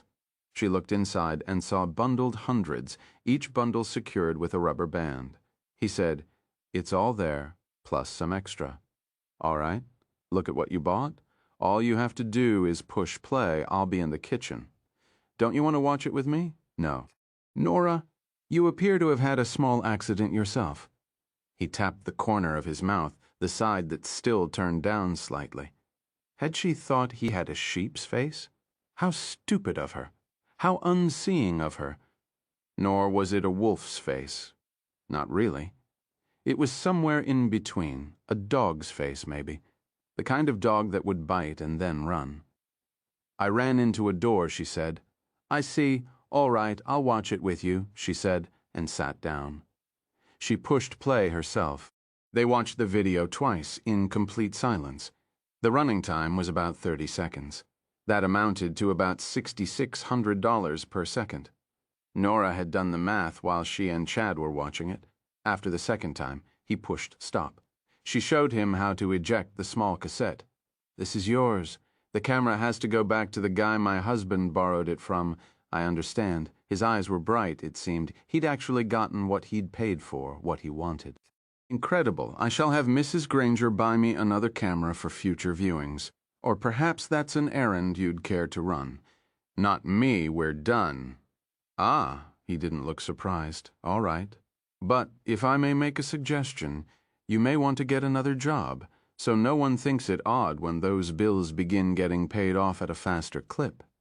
It's only your welfare I'm thinking of, my dear, I'm sure." She unplugged the cable and put it back in the bag with the camera. "And I wouldn't leave for Vermont too soon." "I don't need your advice. I feel dirty, and you're the reason why. I suppose I am, but you won't get caught, and no one will ever know." The right side of his mouth was drawn down. The left side lifted in what could have been a smile. The result was a serpentine S below his beak of a nose. His speech was very clear that day. She would remember that, and ponder it, as if what he called sin had turned out to be therapy. And Nora? Is feeling dirty always a bad thing?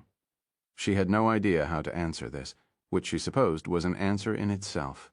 "I only ask," he said, "because the second time you ran the tape, I watched you instead of it." She snatched up the bag with Charlie Green's video cam inside and walked to the door. "Have a nice life, Winnie.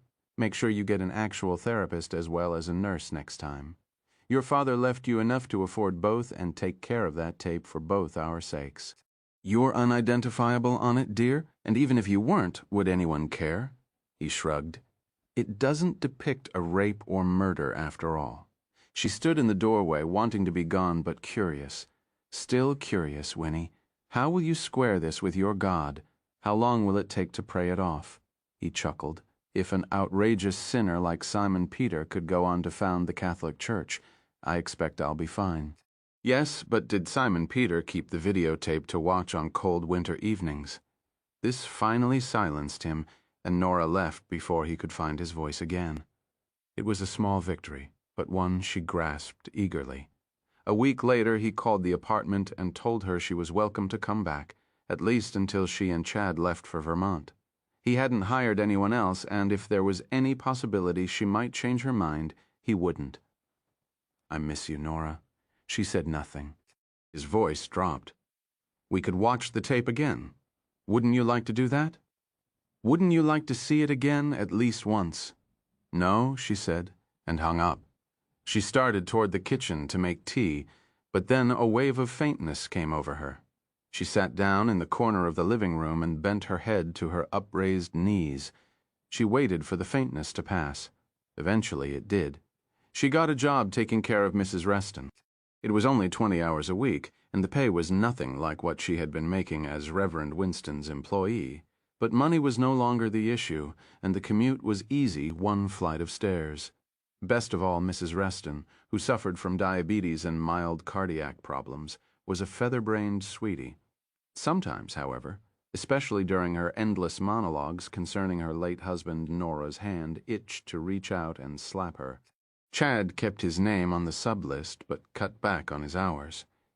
He set aside 6 of those newfound hours each weekend to work on living with the animals, and the pages began to mount up. Once or twice he asked himself if the weekend pages were as good as lively as the work he had done before that day with the video camera, and told himself that the question had only occurred to him because some old and false notion of retribution was lodged in his mind, like a kernel of popcorn between 2 back teeth. 12 days after the day in the park, there was a knock at the apartment door. When Nora opened it, a policeman was standing there. "Yes, officer," she asked. "Are you Nora Callahan?" She thought calmly. "I will confess everything, and after the authorities have done to me whatever they do, I'll go to that boy's mother and stick out my face and say, 'Hit me with your best shot, Mama.' You'll be doing both of us a favor. Yes, I'm Mrs. Callahan. Ma'am, I'm here at the request of the Walt Whitman branch of the Brooklyn Public Library. You have 4 library books that are almost 2 months overdue, and one of them is quite valuable. An art book, I believe. Limited circulation." She gawked at him, then burst out laughing. "You're a library policeman." He tried to keep a straight face, but then he laughed too. "Today, I guess I am. Do you have those books?" "Yes. I forgot all about them. Would you care to walk a lady to the library, officer?" She looked at his name tag. Abramowitz. "Happy to. Just bring your checkbook. Maybe they'll take my visa," she said. He smiled. "Probably will," he said. That night, in bed, hit me, as though it wasn't love-making she had in mind, but some nightmare blackjack game. No. She was on top of him, which made it easy to reach down and smack him. The sound of her palm hitting the side of his face was like the report of an air gun. "Hit me," I said. "Hit M." Chad slapped her back without thinking. She began to cry, but he was stiffening under her. "Good? Now do me." He did her. Outside, someone's car alarm went off. They went to Vermont in January. They went on the train. It was lovely. Like a picture postcard. They saw a house they both liked about 20 miles outside of Montpelier. It was only the 3rd one they looked at. The real estate agent's name was Jody Enders. She was very pleasant, but she kept looking at Nora's right eye. Finally, Nora said with an embarrassed little laugh, "I slipped on a patch of ice while I was getting into a taxi. You should have seen me last week. I looked like a spouse abuse ad." "I can hardly see it," Jody Enders said. Then shyly, "You're very pretty." Chad put his arm around Nora's shoulders. "I think so, too. What do you do for a living, Mr. Callahan?" "I'm a writer," he said. They made a down payment on the house, on the loan agreement. Nora checked, owner financed. In the details box, she wrote simply, "Savings."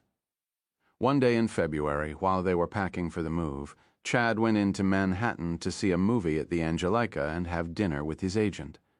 Officer Abramowitz had given Nora his card. She called him. He came over and they fucked in the mostly empty bedroom. It was good, but it would have been better if she could have persuaded him to hit her. She asked, but he wouldn't. "What kind of crazy lady are you?" he asked, in that voice that people use when they mean, "I'm joking, but not really." "I don't know," Nora said. "I'm still finding out." They were scheduled to make the move to Vermont on February 29th, the day before. What would have been the last day of the month in an ordinary year, the telephone rang. It was Mrs. Granger, Pastor Emeritus Winston's housekeeper. As soon as Nora registered the woman's hushed tone, she knew why she had called, and her first thought was, "What did you do with the tape, you bastard?" "The obituary will say kidney failure," Mrs. Granger said in her hushed someone's dead voice. "But I was in his bathroom. The medicine bottles were all out and too many of the pills were gone.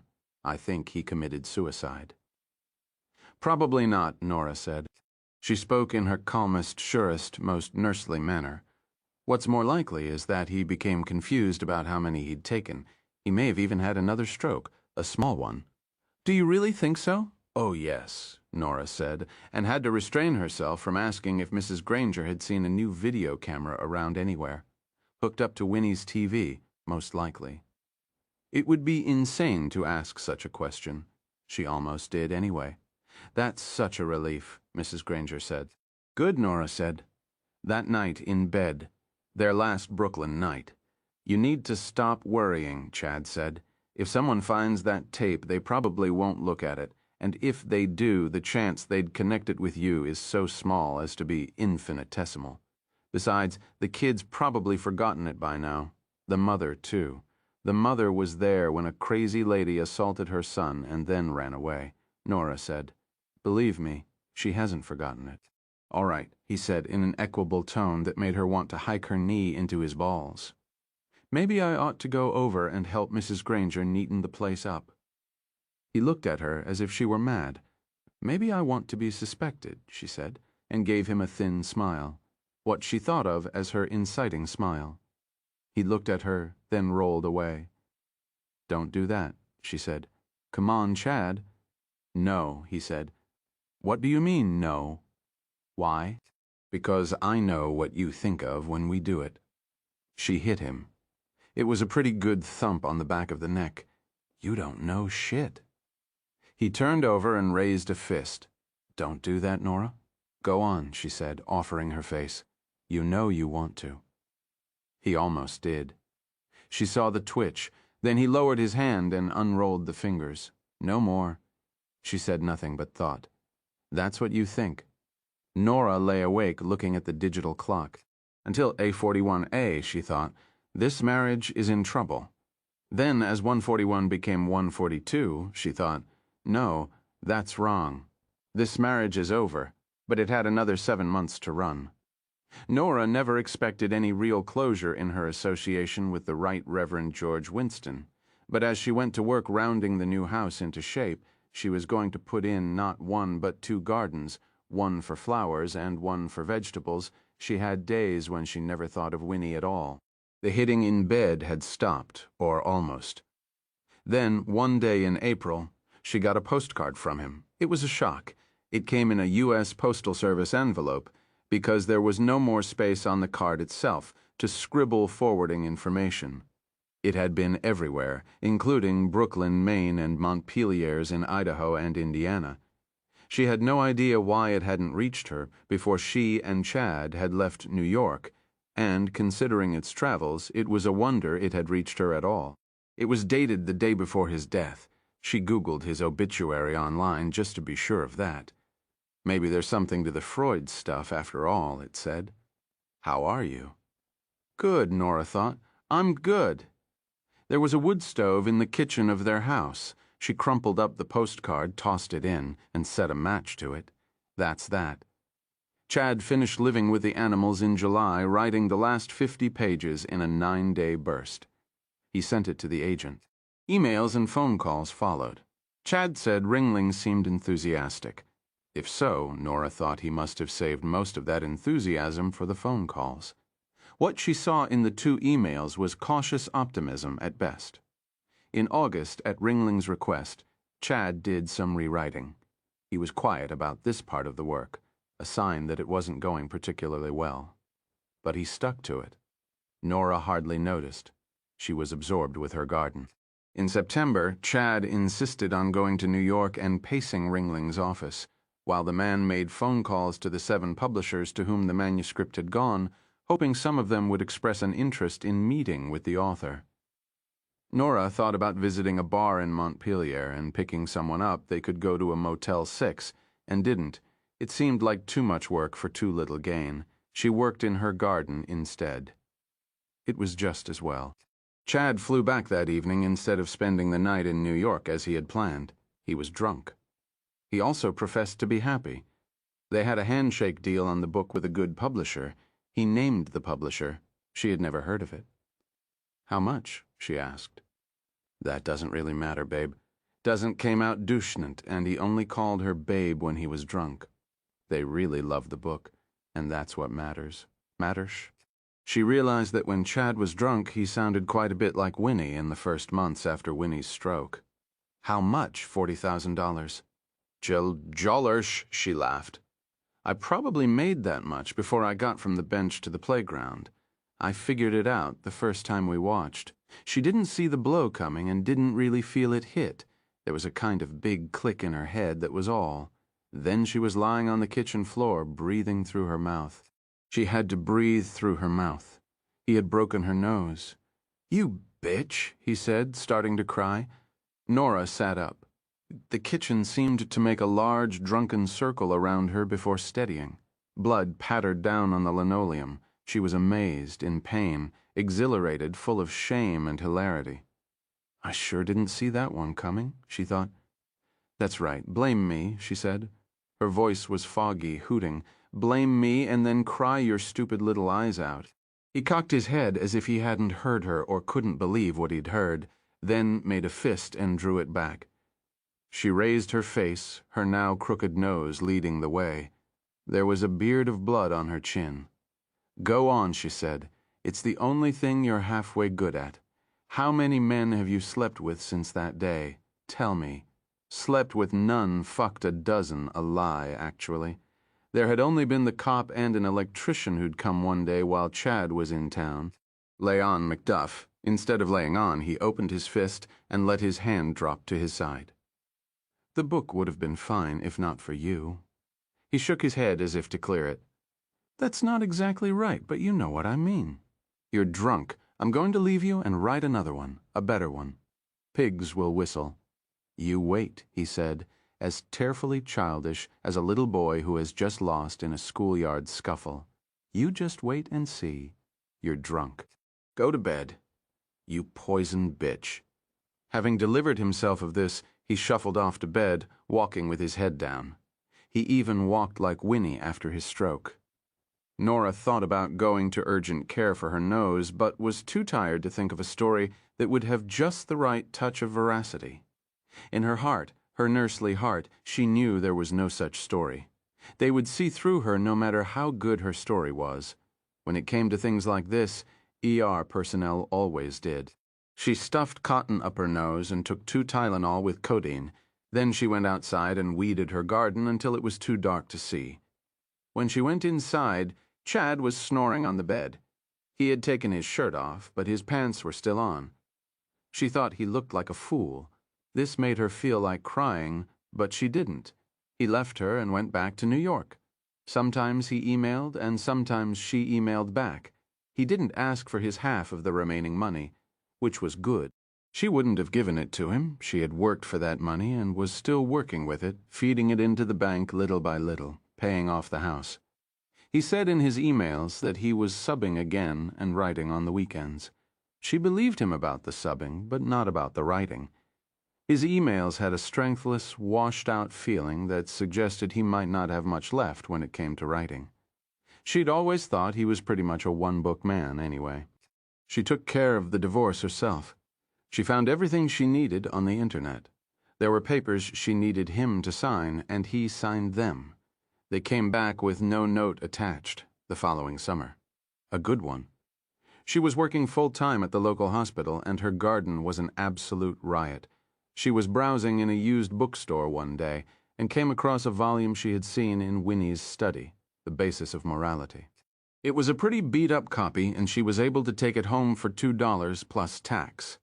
It took her the rest of the summer and most of the fall to read it cover to cover. In the end, she was disappointed.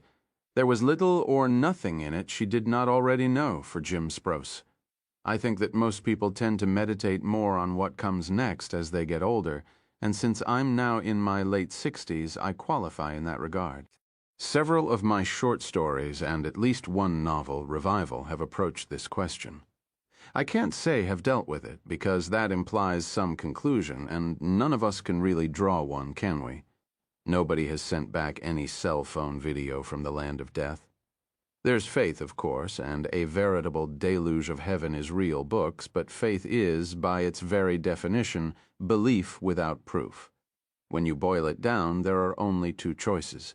Either there's something, or there's nothing, if it's the latter case closed. If it's the former, there are myriad possibilities, with heaven, hell, purgatory, and reincarnation being the most popular on the afterlife hit parade. Or maybe you get what you always believed you would get. Maybe the brain is equipped with a deeply embedded exit program that starts running just as everything else is running down, and we're getting ready to catch that final train. To me, the reports of near-death experiences tend to support this idea.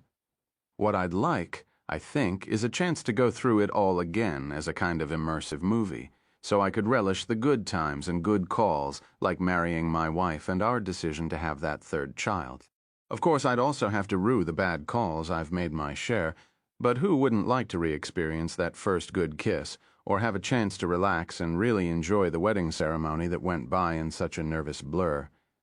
This story isn't about such a rerun, not exactly, but musing about the possibility led me to write about one man's afterlife. The reason fantasy fiction remains such a vital and necessary genre is that it lets us talk about such things in a way realistic fiction cannot. Afterlife, William Andrews, an investment banker with Goldman Sachs, dies on the afternoon of September 23, 2012. It is an expected death. His wife and adult children are at his bedside. That evening, when she finally allows herself some time alone, away from the steady stream of family and condolence visitors, Lynn Andrews calls her oldest friend, who still lives in Milwaukee. It was Sally Freeman who introduced her to Bill, and if anyone deserves to know about the last 60 seconds of her 30-year marriage, it's Sally. He was out of it for most of the last week, the drugs but conscious at the end. His eyes were open and he saw me. He smiled. I took his hand and he squeezed it a little. I bent over and kissed his cheek. When I straightened up again, he was gone. She has been waiting for hours to say this, and with it said, she bursts into tears. Her assumption that the smile was for her is natural enough, but mistaken. As he is looking up at his wife and 3 grown children, these seem impossibly tall, creatures of angelic good health inhabiting a world he is now departing. Bill feels the pain he has lived with for the past 18 months. Leave his body, it pours out like slop from a bucket. So he smiles. With the pain gone, there's little left. His body feels as light as a fluff of milkweed. His wife takes his hand, reaching down from her tall and healthy world. He has reserved a little bit of strength, which he now expends by squeezing her fingers. She bends down. She is going to kiss him. Before her lips can touch his skin, a hole appears in the center of his vision. It's not a black hole, but a white one. It spreads, obliterating the only world he's known since 1956, when he was born in the small Hemingford County Hospital in Nebraska. During the last year, Bill has read a great deal about the passage from life to death on his computer, always careful to obliterate the history so as not to upset Lynn, who is constantly and unrealistically upbeat, and while most of it struck him as bullshit, the so-called white light phenomenon seemed quite plausible. For one thing, it has been reported in all cultures. For another, it has a smidgen of scientific credibility. One theory he's read suggests the white light comes as a result of the sudden cessation of blood flow to the brain. Another, more elegant, posits that the brain is performing a final global scan in an effort to find an experience comparable to dying. Or it may just be a final firework. Whatever the cause, Bill Andrews is now experiencing it. The white light obliterates his family and the airy room from which the mortuary assistants will soon remove his sheeted, breathless body. In his researches, he became familiar with the acronym NDE, standing for near-death experience. In many of these experiences, the white light becomes a tunnel, at the end of which stand beckoning family members who have already died, or friends, or angels, or Jesus, or some other beneficent deity. Bill expects no welcoming committee. What he expects is for the final firework to fade to the blackness of oblivion, but that doesn't happen. When the brilliance dims, he's not in heaven or hell. He's in a hallway.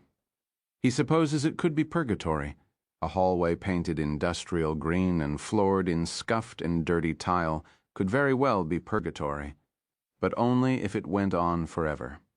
This one ends 20 feet down at a door with a sign on it reading, Isaac Harris, Manager. Bill stands where he is for a few moments, inventorying himself. He's wearing the pajamas he died in, at least he assumes he died, and he's barefoot. But there's no sign of the cancer that first tasted his body, then gobbled it down to nothing but skin and skeleton. He looks to be back at about 190, which was his fighting weight, slightly soft-bellied, granted, before the cancer struck. He feels his buttocks and the small of his back. The bed sores are gone. Nice. He takes a deep breath and exhales without coughing. Even nicer. He walks a little way down the hall. On his left is a fire extinguisher with a peculiar graffito above it. Better late than never. On his right is a bulletin board. On this, a number of photographs have been pinned, the old-fashioned kind with decal edges. Above them is a hand-printed banner reading Company, Picnic 1956. What fun we had. Bill examines the photographs, which show executives, secretaries, office personnel, and a gaggle of romping kids smeared with ice cream. There are guys tending a barbecue, one wearing the obligatory joke toque, guys and gals tossing horseshoes, guys and gals playing volleyball, guys and gals swimming in a lake. The guys are wearing bathing suits that look almost obscenely short and tight to his 21st century eye, but very few of them are carrying big guts. They have 50s physiques, Bill thinks. The gals are wearing those old-fashioned Esther Williams tank suits, the kind that make women look as if they have not buttocks, but only a smooth and cleftless swoop above the backs of their thighs. Hot dogs are being consumed. Beer is being drunk. Everybody appears to be having a whale of a good time. In one of the pictures, he sees Richie Blankmore's father handing Anne-Marie Winkler a toasted marshmallow.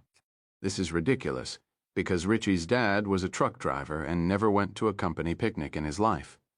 Anne-Marie was a girl he dated in college. In another photo, he sees Bobby Tisdale, a college classmate back in the early 70s. Bobby, who referred to himself as Tiz the Wiz, died of a heart attack while still in his 30s.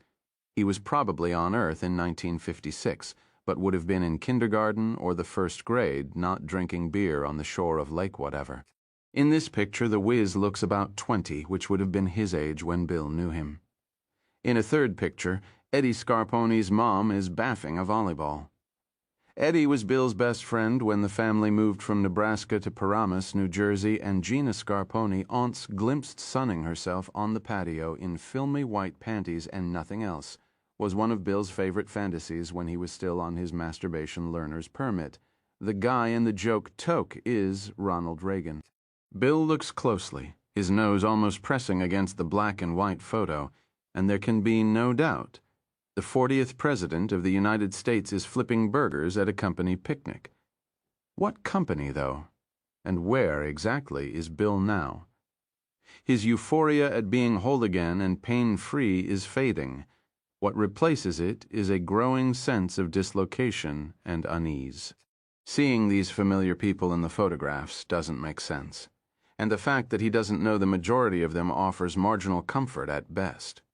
He looks behind him and sees stairs leading up to another door. Printed on this one in large red block letters is locked. That leaves only Mr. Isaac Harris's office. Bill walks down there, hesitates, and then knocks. It's open. Bill walks in.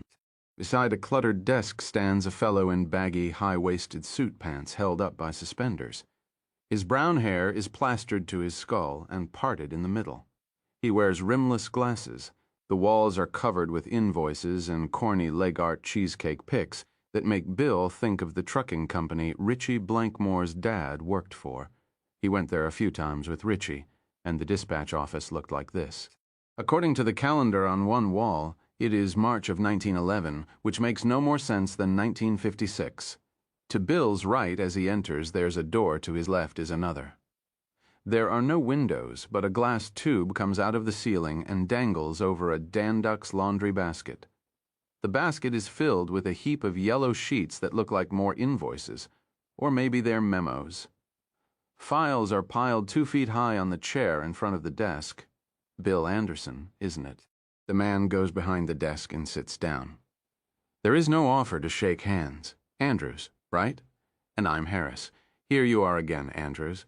Given all Bill's research on dying, this comment actually makes sense, and it's a relief, as long as he doesn't have to come back as a dung beetle or something. So it's reincarnation? Is that the deal? Isaac Harris sighs. You always ask the same thing, and I always give the same answer. Not really. I'm dead, aren't I? Do you feel dead? No, but I saw the white light. Oh yes, the famous white light. There you were, and here you are. Wait a minute, just hold the phone. Harris breezes through the papers on his desk, doesn't find what he wants, and starts opening drawers. From one of them, he takes a few more folders and selects one. He opens it, flips a page or two, and nods. Just refreshing myself a bit. Investment banker, aren't you? Yes. Wife and 3 kids. 2 sons, 1 daughter. Correct. Apologies.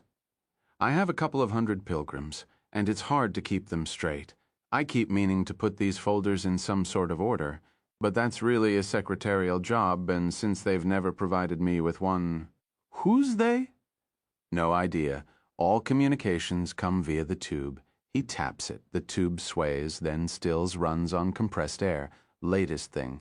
Bill picks up the folders on the client's chair and looks at the man behind the desk. Eyebrows raised. Just put them on the floor, Harris says. That'll do for now. One of these days I really am going to get organized. If there are days, probably are nights too, but who can say for sure? No windows in here, as you will have noticed. Also no clocks. Bill sits down. Why call me a pilgrim if it's not reincarnation? Harris leans back and laces his hands behind his neck. He looks up at the pneumatic tube, which probably was the latest thing at some time or other, say around 1911, although Bill supposes such things might still have been around in 1956. Harris shakes his head and chuckles, although not in an amused way. If you only knew how wearisome you guys become. According to the file, this is our 15th visit. I've never been here in my life, Bill says. He considers this, except it's not my life, is it? It's my afterlife. Actually, it's mine. You're the pilgrim, not me, you and the other bozos who parade in and out of here. You'll use one of the doors and go. I stay. There's no bathroom here because I no longer have to perform toilet functions. There's no bedroom because I no longer have to sleep. All I do is sit around and visit with you traveling bozos. You come in, you ask the same questions, and I give the same answers. That's my afterlife. Sound exciting? Bill, who has encountered all the theological ins and outs during his final research project, decides he had the right idea while he was still in the hall. You're talking about purgatory. Oh, no doubt. The only question I have is how long I'll be staying. I'd like to tell you I'll eventually go mad if I can't move on, but I don't think I can do that any more than I can take a shit or a nap. I know my name means nothing to you, but we've discussed this before. Not every time you show up, but on several occasions. He waves an arm with enough force to cause some of the invoices tacked on the wall to flutter. This is, or was, I'm not sure which is actually correct, my earthly office in 1911. Just so I'd ask, if you know what a shirtwaist is, Bill? But since I know you don't, I'll tell you a woman's blouse. At the turn of the century, I and my partner, Max Blank, owned a business called the Triangle Shirtwaist Factory. Profitable business. But the women who worked there were a large pain in the keister. Always sneaking out to smoke, and this was worse stealing stuff, which they would put in their purses or tuck up under their skirts, so we locked the doors to keep them in during their shifts and searched them on their way out. Long story short, the damned place caught fire one day. Max and I escaped by going up to the roof and down the fire escape. Many of the women were not so lucky, although let's be honest and admit there's lots of blame to go around. Smoking in the factory was strictly verboten, but plenty of them did it anyway, and it was a cigarette that started the blaze. Fire marshal said so. Max and I were tried for manslaughter and acquitted. Bill recalls the fire extinguisher in the hall with "better late than never" printed above it. He thinks, you were found guilty in the retrial, Mr. Harris, or you wouldn't be here. How many women died? 146, Harris says. And I regret everyone, Mr. Anderson. Bill doesn't bother correcting him on the name. 20 minutes ago, he was dying in his bed. Now he is fascinated by this old story, which he has never heard before. That he remembers anyway. Not long after Max and I got down the fire escape, the women crammed onto it. The damn thing couldn't take the weight. It collapsed and spilled 24 of 'em 100 feet to the cobblestones. They all died. 40 more jumped from the 9th and 10th floor windows. Some were on fire. They all died too. The fire brigade got there with life nets, but the women tore right through them and exploded on the pavement like bags filled with blood. A terrible sight. Mr. Anderson, terrible. Others jumped down the elevator shafts, but most just burned. Like 9/11 with fewer casualties. So you always say? And you're here. Yes, indeedy. I sometimes wonder how many men are sitting in offices just like this. Women too. I'm sure there are women. I've always been forward-looking and see no reason why women can't fill low-level executive positions. and admirably, all of us answering the same questions and sending on the same pilgrims. You'd think that the load would lighten a little each time one of you decides to use the right-hand door instead of that one. He points to the left. But no. No. A fresh canister comes down the tube zoop, and I get a new bozo to replace the old one. Sometimes two. He leans forward and speaks with great emphasis. This is a shitty job, Mr. Anderson. It's Andrew's, Bill says. And look, I'm sorry you feel that way. But Jesus, take a little responsibility for your actions, man. 146 women. And you did lock the doors. Harris hammers his desk. They were stealing us blind. He picks up the folder and shakes it at Bill. You should talk, pot, calling the kettle black, Goldman Sachs, securities fraud, profits in the billions, taxes in the millions, the low millions. Does the phrase housing bubble ring a bell? How many clients' trust did you abuse? How many people lost their life savings thanks to your greed and short-sightedness? Bill knows what Harris is talking about, but all that chicanery, well, most of it, went on far above his pay grade. He was as surprised as anyone when the excrement hit the cooling device. He's tempted to say there's a big difference between being beggared and burned alive, but why rub salt in the wound? Besides, it would probably sound self-righteous. Let's drop it, he says. If you have information I need, why not give it to me? Fill me in on the deal, and I'll get out of your hair. I wasn't the one smoking, Harris says in a low and brooding tone. I wasn't the one dropped the match. Mr. Harris. Bill can feel the walls closing in. If I had to be here forever, I'd shoot myself, he thinks. Only if what Mr. Harris says is true, he wouldn't want to, any more than he'd want to go to the toilet. Okay, all right. Harris makes a lip-flapping sound, not quite a raspberry. The deal is this. Leave through the left door and you get to live your life over again. A to Z, start to finish. Take the right one and you wink out. Poof, candle in the wind type of thing. At first, Bill says nothing to this. He's incapable of speech and not sure he can trust his ears. It's too good to be true.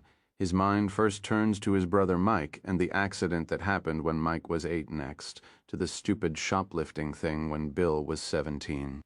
Just a lark, but it could have put a hole in his college plans if his father hadn't stepped in and talked to the right person. The thing with Anne-Marie in the fraternity house that still haunts him at odd moments, even after all these years, and of course the big one. Harris is smiling, and the smile isn't a bit pleasant. I know what you're thinking because I've heard it all from you before. About how you and your brother were playing flashlight tag when you were kids, and you slammed the bedroom door to keep him out and accidentally cut off the tip of his pinky finger. The impulse shoplifting thing, the watch, and how your dad pulled strings to get you out of it. That's right, no record, except with him. He never let me forget it. And then there's the girl in the frat house. Harris lifts the file. Her name's in here somewhere, I imagine. I do my best to keep the files current when I can find them. But why don't you refresh me? Anne-Marie Winkler. Bill can feel his cheeks heating up. It wasn't date rape, so don't get that idea. She put her legs around me when I got on top of her, and if that doesn't say consent, I don't know what does. Did she also put her legs around the 2 fellows who came next? No, Bill is tempted to say, but at least we didn't light her on fire. And still, he'd be squaring up a putt on the 7th green, or working in his wood shop, or talking to his daughter, now a college student herself, about her senior thesis, and he would wonder where Anne-Marie is now, what she's doing, what she remembers about that night. Harris's smile widens to a locker room smirk. It may be a shitty job, but it's clear there are a few parts of it he enjoys. I can see that's a question you don't want to answer, so why don't we move along? You're thinking of all the things you'll change during your next ride on the cosmic carousel. This time, you won't slam the door on your kid brother's finger, or try to shoplift a watch at the Paramus Mall. It was the Mall of New Jersey. I'm sure it's in your file somewhere. Harris gives Bill's folder a getaway fly flap and continues. Next time, you'll decline to fuck your semi-comatose date as she lies on the sofa in the basement of your fraternity house. And big one. You'll actually make that appointment for the colonoscopy instead of putting it off, having now decided, correct me if I'm wrong, that the indignity of having a camera shoved up your ass is marginally better than dying of colon cancer. Bill says, several times I've come close to telling Lynn about that frat house thing. I've never had the courage. But given the chance, you'd fix it. Of course, given the chance. Wouldn't you unlock those factory doors? Indeed, I would, but there are no second chances. Sorry to disappoint you. He doesn't look sorry. Harris looks tired. Harris looks bored. Harris also looks meanly triumphant. He points to the door on Bill's left. Use that one, as you have on every other occasion, and you begin all over again as a 7-pound baby boy sliding from your mother's womb into the doctor's hands. You'll be wrapped in bunting and taken home to a farm in central Nebraska.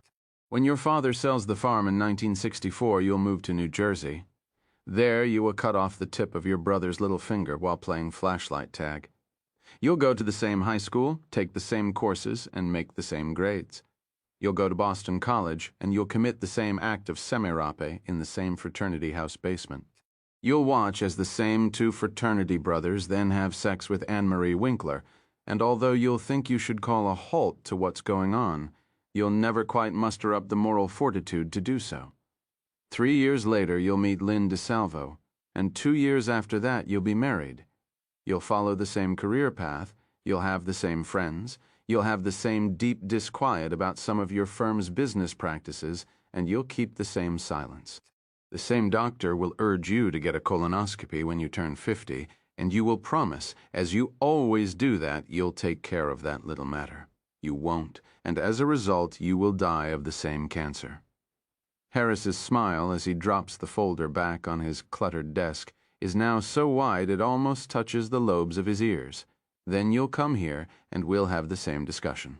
My advice would be to use the other door and have done with it, but of course that is your decision. Bill has listened to this sermonette with increasing dismay. I'll remember nothing. Nothing. Not quite nothing, Harris says. You may have noticed some photos in the hall. The company picnic. Yes. Every client who visits me sees pictures from the year of his or her birth and recognizes a few familiar faces amid all the strange ones. When you live your life again, mister, Anders presuming you decide to, you will have a sense of déjà vu when you first see those people. A sense that you have lived it all before, which, of course, you have. You will have a fleeting sense, almost a surety, that there is more, shall we say, depth to your life and to existence in general than you previously believed, but then it will pass. If it's all the same, with no possibility of improvement, why are we even here? Harris makes a fist and knocked on the end of the pneumatic tube hanging over the laundry basket, making it swing. Client wants to know why we're here, wants to know what it's all about. He waits. Nothing happens. He folds his hands on his desk. When Job wanted to know that, Mr. Anders, God asked if Job was there when God made the universe. I guess you don't even rate that much of a reply, so let's consider the matter closed. What do you want to do? Pick a door. Bill is thinking about the cancer, the pain of the cancer, to go through all that again, except he wouldn't remember he'd gone through it already. There's that. Assuming Isaac Harris is telling the truth. No memories at all? No changes at all, are you sure? How can you be? Because it's always the same conversation, Mr. Anderson, each time, and with all of you. It's Andrews. He bellows it, surprising both of them. In a lower voice, he says, If I try, really try, I'm sure I can hold on to something, even if it's only what happened to Mike's finger, and one change might be enough to, I don't know. To take Anne-Marie to a movie instead of to that fucking kegger, how about that? Harris says, there's a folk tale that before birth every human soul knows all the secrets of life and death and the universe. But then, just before birth, an angel leans down, puts his finger to the new baby's lips, and whispers, shh. Harris touches his philtrum. According to the story, this is the mark left by the angel's finger. Every human being has one. Have you ever seen an angel, Mr. Harris? No, but I once saw a camel, It was in the Bronx Zoo. Choose a door. As he considers, Bill remembers a story they had to read in junior high, The Lady or the Tiger. This decision is nowhere near as difficult. I must hold on to just one thing, he tells himself, as he opens the door that leads back into life. Just one thing. The white light of return envelops him. The doctor who will bolt the Republican Party and vote for Adlai Stevenson in the fall, something his wife must never know, bends forward from the waist like a waiter presenting a tray and comes up holding a naked baby by the heels. He gives it a sharp smack, and the squalling begins. "You have a healthy baby boy, Mrs. Andrews," he says. "Looks to be about 7 pounds. Congratulations." Mrs. Andrews takes the baby. She kisses his damp cheeks and brow. They will name him William, after her paternal grandfather. When the 21st century comes, he'll still be in his 40s. The idea is dizzying. In her arms she holds not just a new life, but a universe of possibilities. Nothing, she thinks, could be more wonderful. Thinking of Sharendra Patel, Ralph Vitsinanza, a close friend who also sold the rights to publish my books in lots of foreign countries, had a way of coming to me with interesting ideas at just the right time, which is to say, while I was between projects. I never talk much to people about what I'm working on, so he must have had some kind of special radar. He was the one who suggested I might like to try my hand at a serial novel, a la Charles Dickens, and that seed eventually blossomed into The Green Mile. Ralph called not long after I finished the first draft of Lisey's story, and while I was waiting for that book to settle a bit, translation, doing nothing. He said that Amazon was launching their second-generation Kindle, and the company was hoping that some hot-shit best-selling writer would help them out in the PR department by writing a story that used the Kindle as a plot element. Such longish works of fiction and non-fiction later became known as Kindle singles.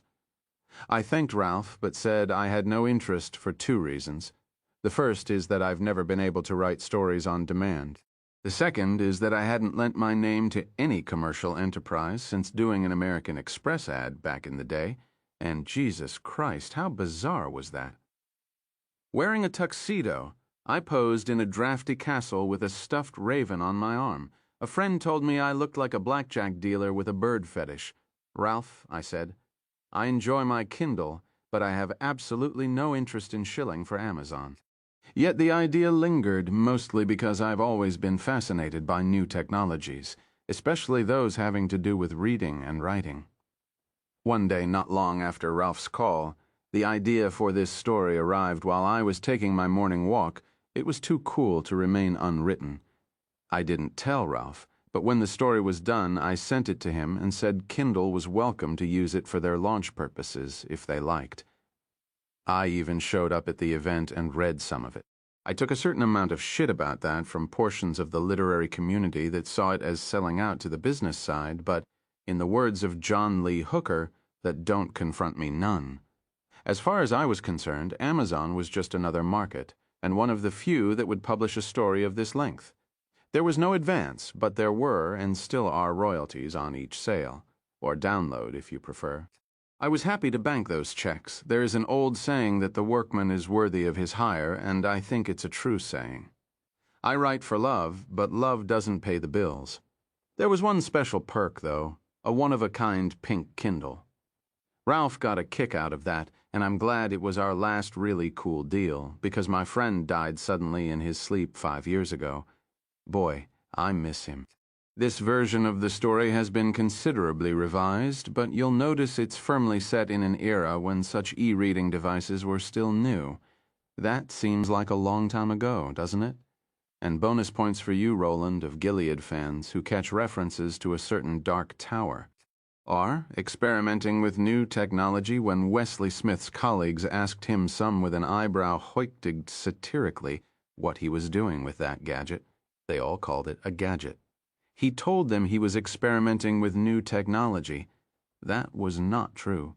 He bought the Kindle purely out of spite. I wonder if the market analysts at Amazon even have that particular motivation on their product survey radar, he thought. He guessed not.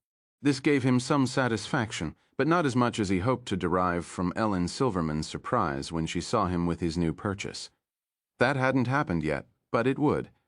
It was a small campus, after all, and he'd only been in possession of his new toy. He called it his new toy, at least to begin with, for a week.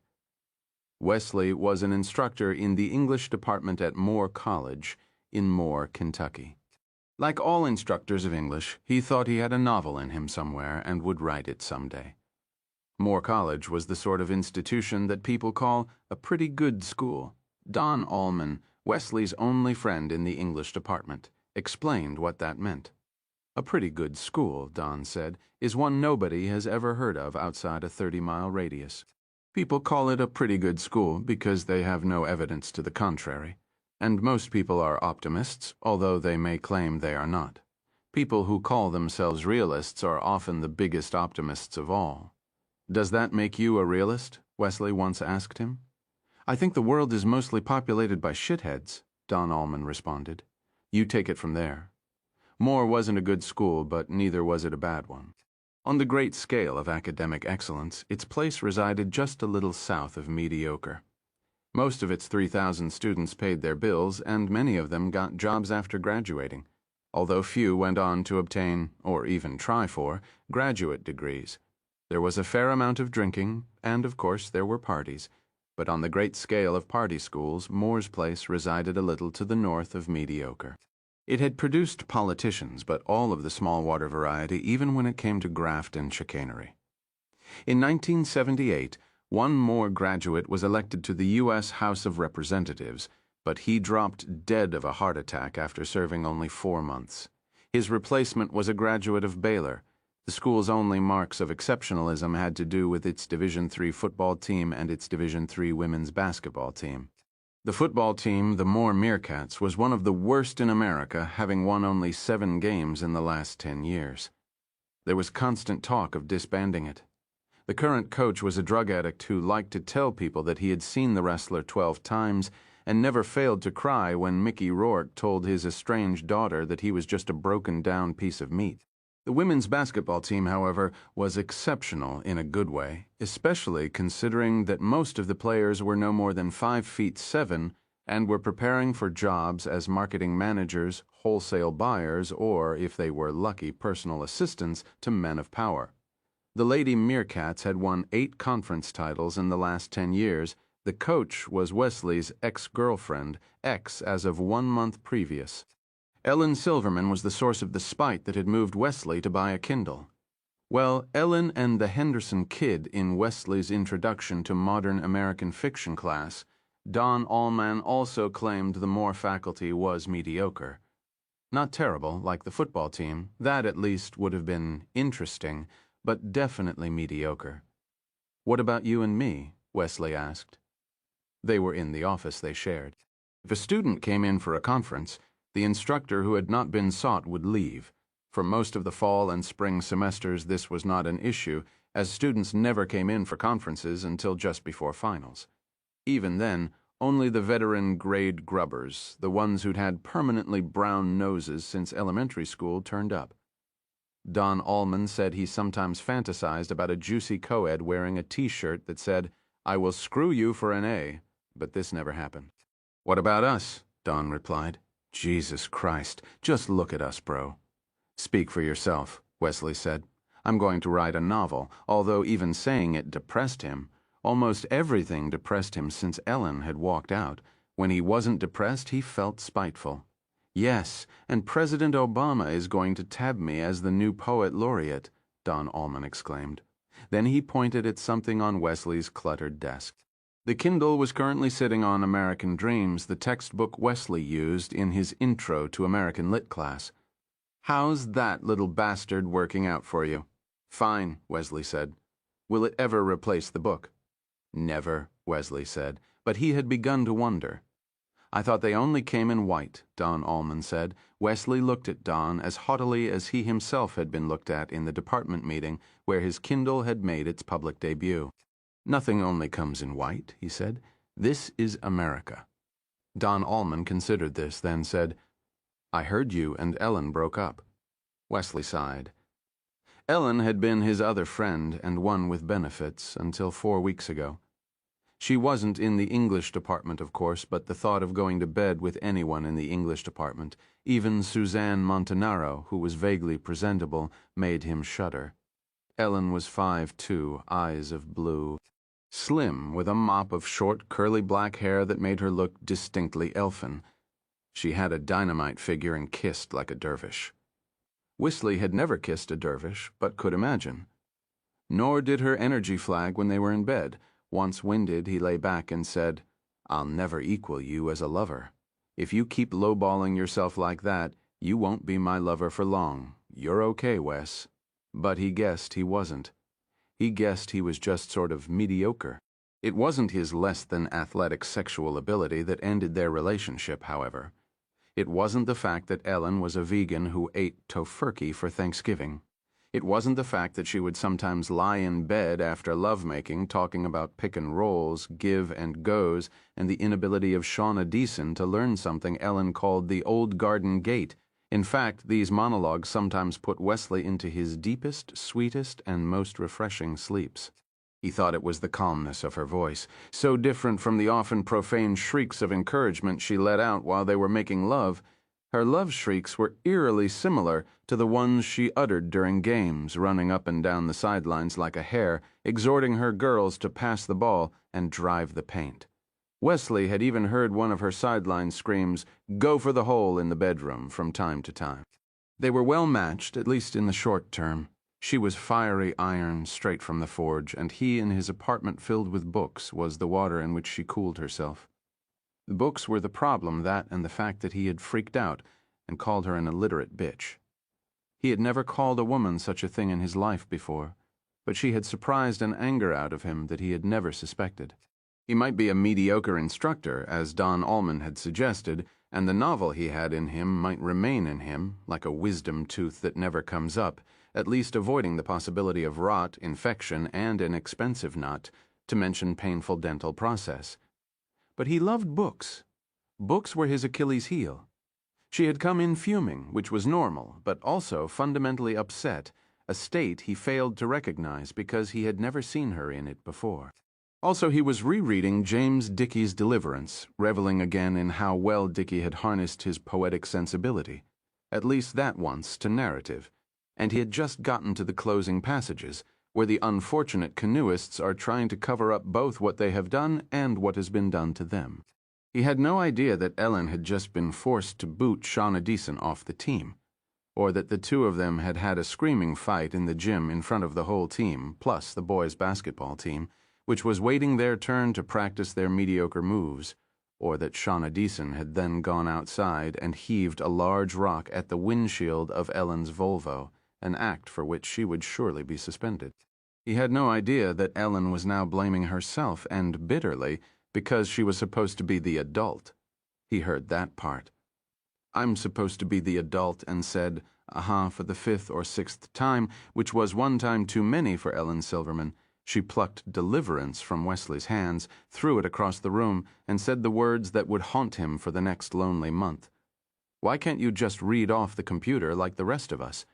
She really said that? Don Allman asked a remark that woke Wesley from a trance-like state. He realized he had just told the whole story to his office-mate. He hadn't meant to, but he had. There was no going back now. She did.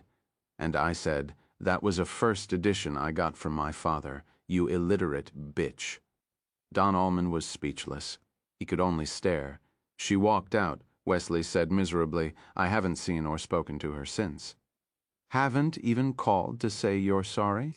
Wesley had tried to do this, and had gotten only her voicemail. He had considered going over to the house she rented from the college, but thought she might put a fork in his face, or some other part of his anatomy. Also, he didn't consider what had happened to be entirely his fault. She hadn't even given him a chance. Plus, she was illiterate, or close to it. Had told him once in bed that the only book she'd read for pleasure since coming to Moore was Reach for the Summit, The Definite Dozen System for Succeeding at Whatever You Do, by Tennessee Lady Vols, Coach Pat Summitt. She watched TV, mostly sports, and when she wanted to dig deeper into some news story, she went to The Drudge Report. She certainly wasn't computer illiterate. She praised the Moore College Wi-Fi network, which was superlative rather than mediocre, and never went anywhere without her laptop slung over her shoulder. On the front was a picture of Tamika Catchings, with blood running down her face from a split eyebrow and the legend, "I play like a girl." Don Allman sat in silence for a few moments, tapping his fingers on his narrow chest. Outside their window, November leaves rattled across Moore Quadrangle. Then he said, "Did Ellen walking out have anything to do with that?" He nodded to Wesley's new electronic sidekick. "It did, didn't it? You decided to read off the computer, just like the rest of us. To, what? Woo her back?" "No," Wesley said, because he didn't want to tell the truth in a way he still didn't completely understand. He had done it to get back at her, or make fun of her, or something. "Not at all. I'm merely experimenting with new technology." "Right," said Don Allman. "And I'm Robert Frost, stopping by the woods on a snowy fucking evening." His car was in parking lot A, but Wesley elected to walk the 2 miles back to his apartment, a thing he often did when he wanted to think. He trudged down Moore Avenue, first past the fraternity houses, then past apartment houses blasting rock and rap from every window, then past the bars and take-out restaurants that serve as a life support system for every small college in America. There was also a bookstore specializing in used texts and last year's bestsellers offered at 50% off. It looked dusty and dispirited and was often empty. Because people were home reading off the computer, Wesley assumed brown leaves blew around his feet. His briefcase banged against one knee. Inside were his texts, the current book he was reading for pleasure, 2666 by Roberto Bolaño, and a bound notebook with beautiful marbleized boards. This had been a gift from Ellen on the occasion of his birthday. "For your book ideas," she had said. In July, that was when things between them had still been swell and they'd had the campus pretty much to themselves. The blank book had over 200 pages, but only the first one had been marked by his large, flat scrawl. At the top of the page printed was "Ideas for the Novel." Below that was "A young boy discovers that his father and mother are both having affairs," and "A young boy blind since birth is kidnapped by his lunatic grandfather who," and "A teenager falls in love with his best friend's mother," and below this one was the final idea, written shortly after Ellen had thrown Deliverance across the room and stalked out of his life. A shy but dedicated small college instructor and his athletic but largely illiterate girlfriend have a falling out after. It was probably the best idea, right? What you know. All the experts agreed on that. But he simply couldn't go there. Talking to Don had been hard enough, and even then, complete honesty had escaped him, like not having said how much he wanted her back. As he approached the 3-room flat, he called home what Don Allman sometimes called his swinging bachelor pad. Wesley's thoughts turned to the Henderson kid. Was his name Richard or Robert? Wesley had a block about that, not the same as the block he had about fleshing out any of the fragmentary mission statements for his novel, but probably related. He had an idea all such blocks were basically hysterical in nature, as if the brain detected, or thought it detected, some nasty interior beast and had locked it in a cell with a steel door. You could hear it thumping and jumping in there like a rabid raccoon that would bite if approached, but you couldn't see it. The Henderson kid was on the football team, a noseback or point guard or some such thing, and while he was as horrible on the gridiron as any of them, he was a nice kid and a fairly good student. Wesley liked him, but still, he had been ready to tear the boy's head off when he spotted him in class with what Wesley assumed was a PDA or a newfangled cell phone. This was shortly after Ellen had walked out. In those early days of the breakup, Wesley often found himself up at 3 in the morning, pulling some literary comfort food down from the shelf.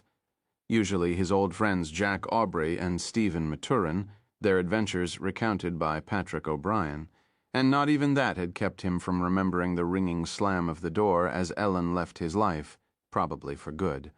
So he was in a foul mood and more than ready for back talk as he approached Henderson and said, "Put it away. This is a literature class, not an internet chat room." The Henderson kid had looked up and given him a sweet smile. It hadn't lifted Wesley's foul mood, But it did dissolve his anger on contact, mostly because he wasn't an angry man by nature.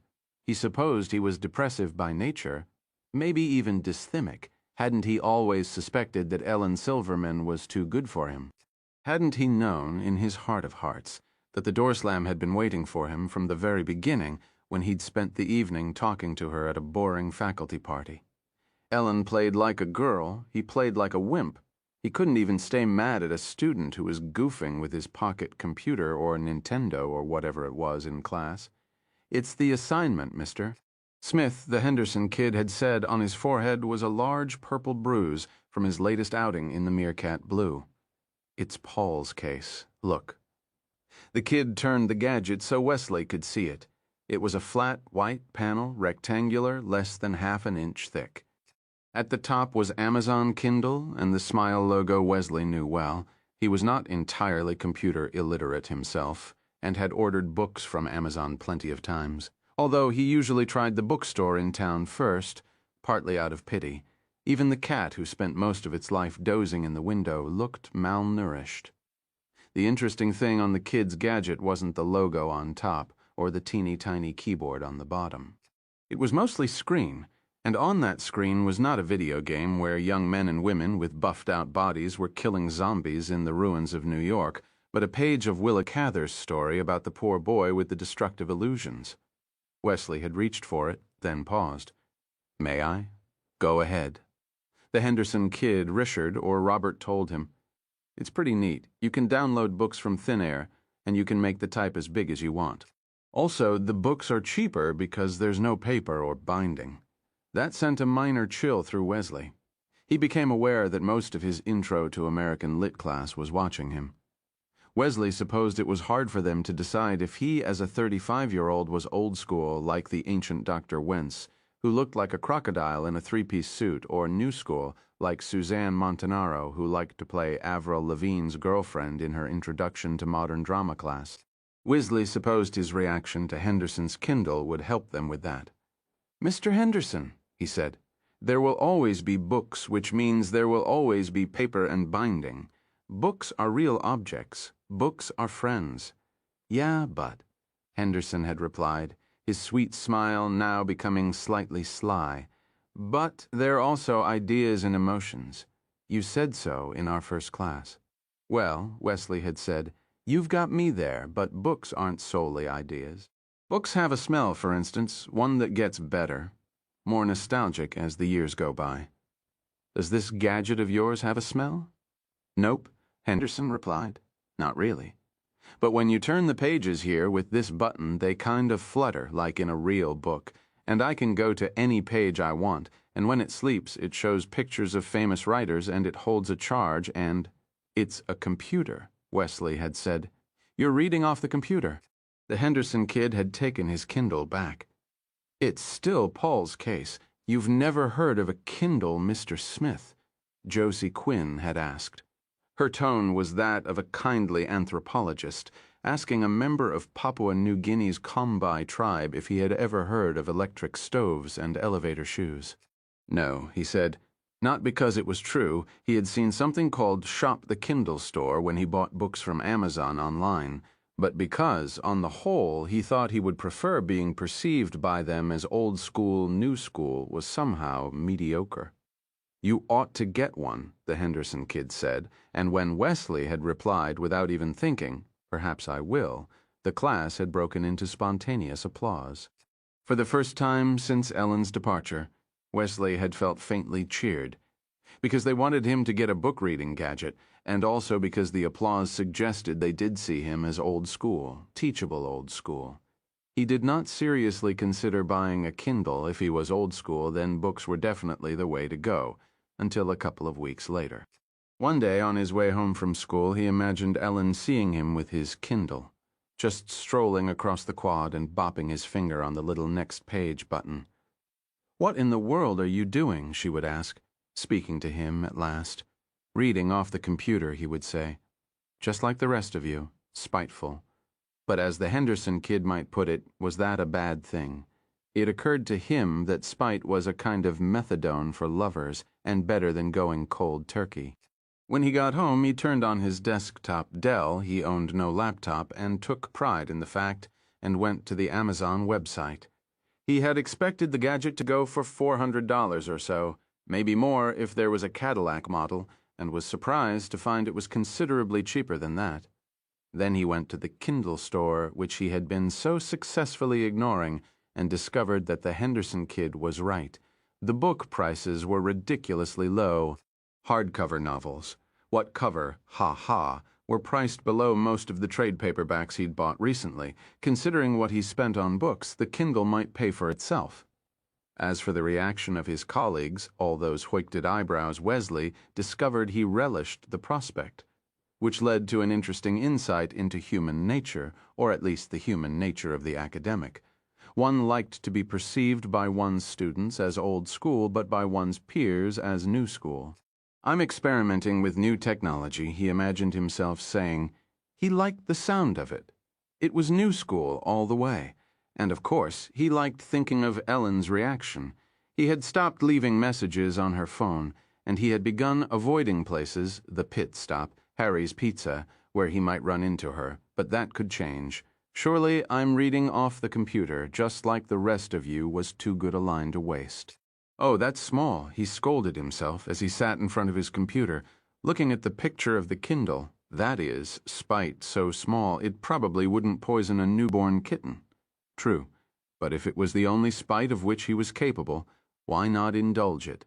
So he had clicked on the Buy Kindle box, and the gadget had arrived a day later, in a box stamped with the Smile logo and the words, "One-day delivery."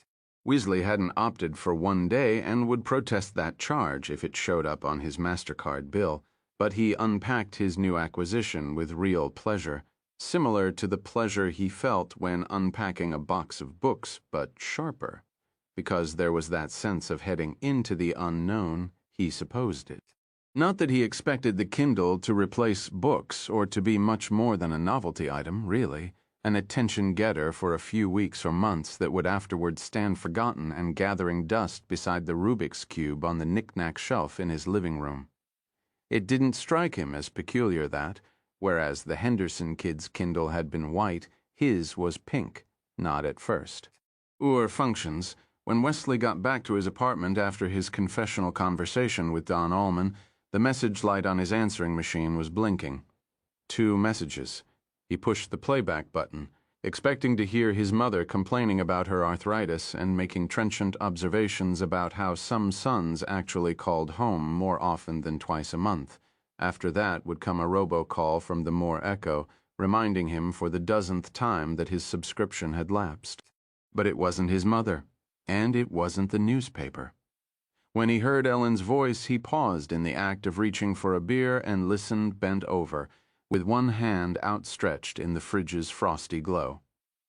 "Hi, Wes," she said, sounding uncharacteristically unsure of herself. There was a long pause, long enough for Wesley to wonder if that was all there was going to be. In the background, he heard hollow shouts and bouncing balls. She was in the gym, or had been when she left the message. "I've been thinking about us, thinking that maybe we should try again. I miss you." And then, as if she had seen him rushing for the door, "But not yet. I need to think a little more about what you said." A pause.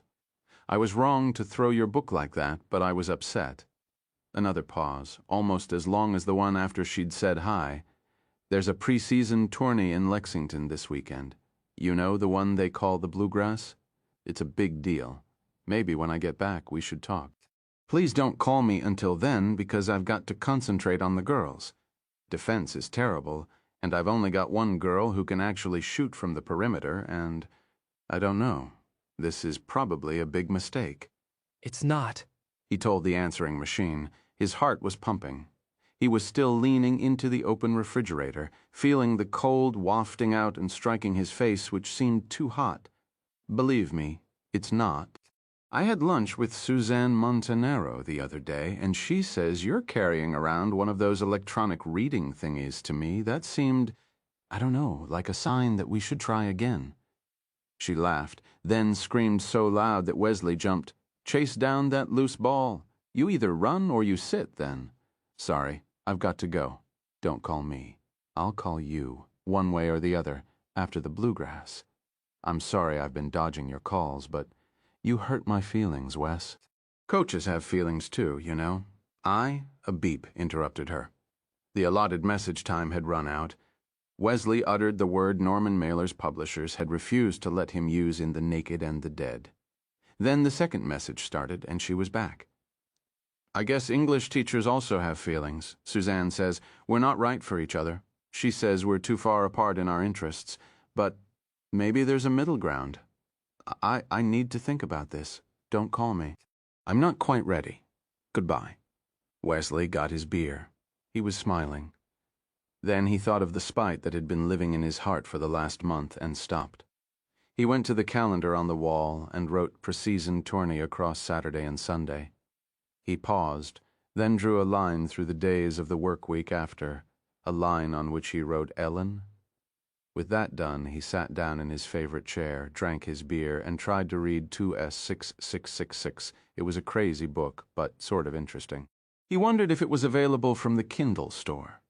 That evening, after replaying Ellen's messages for the third time, Wesley turned on his Dell and went to the athletic department website to check for details concerning the Bluegrass preseason invitational tournament.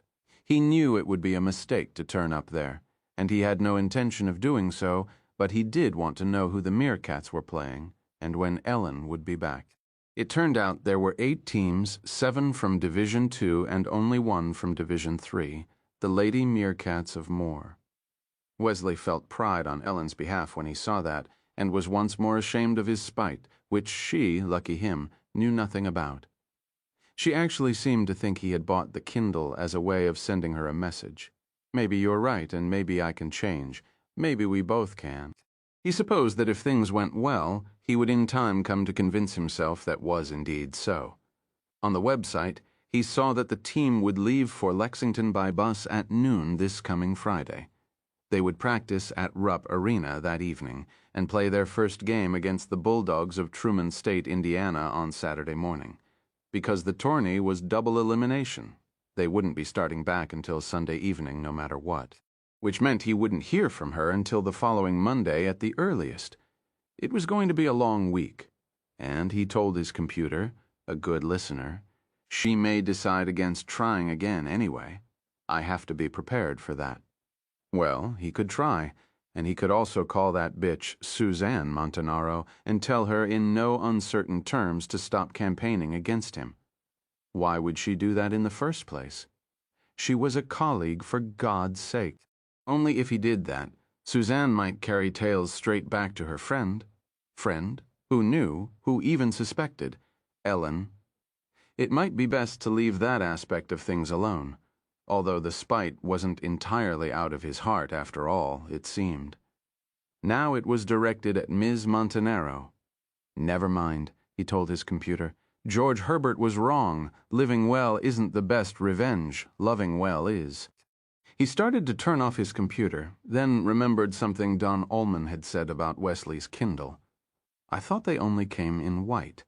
Certainly the Henderson kids had been white, but what was the saying?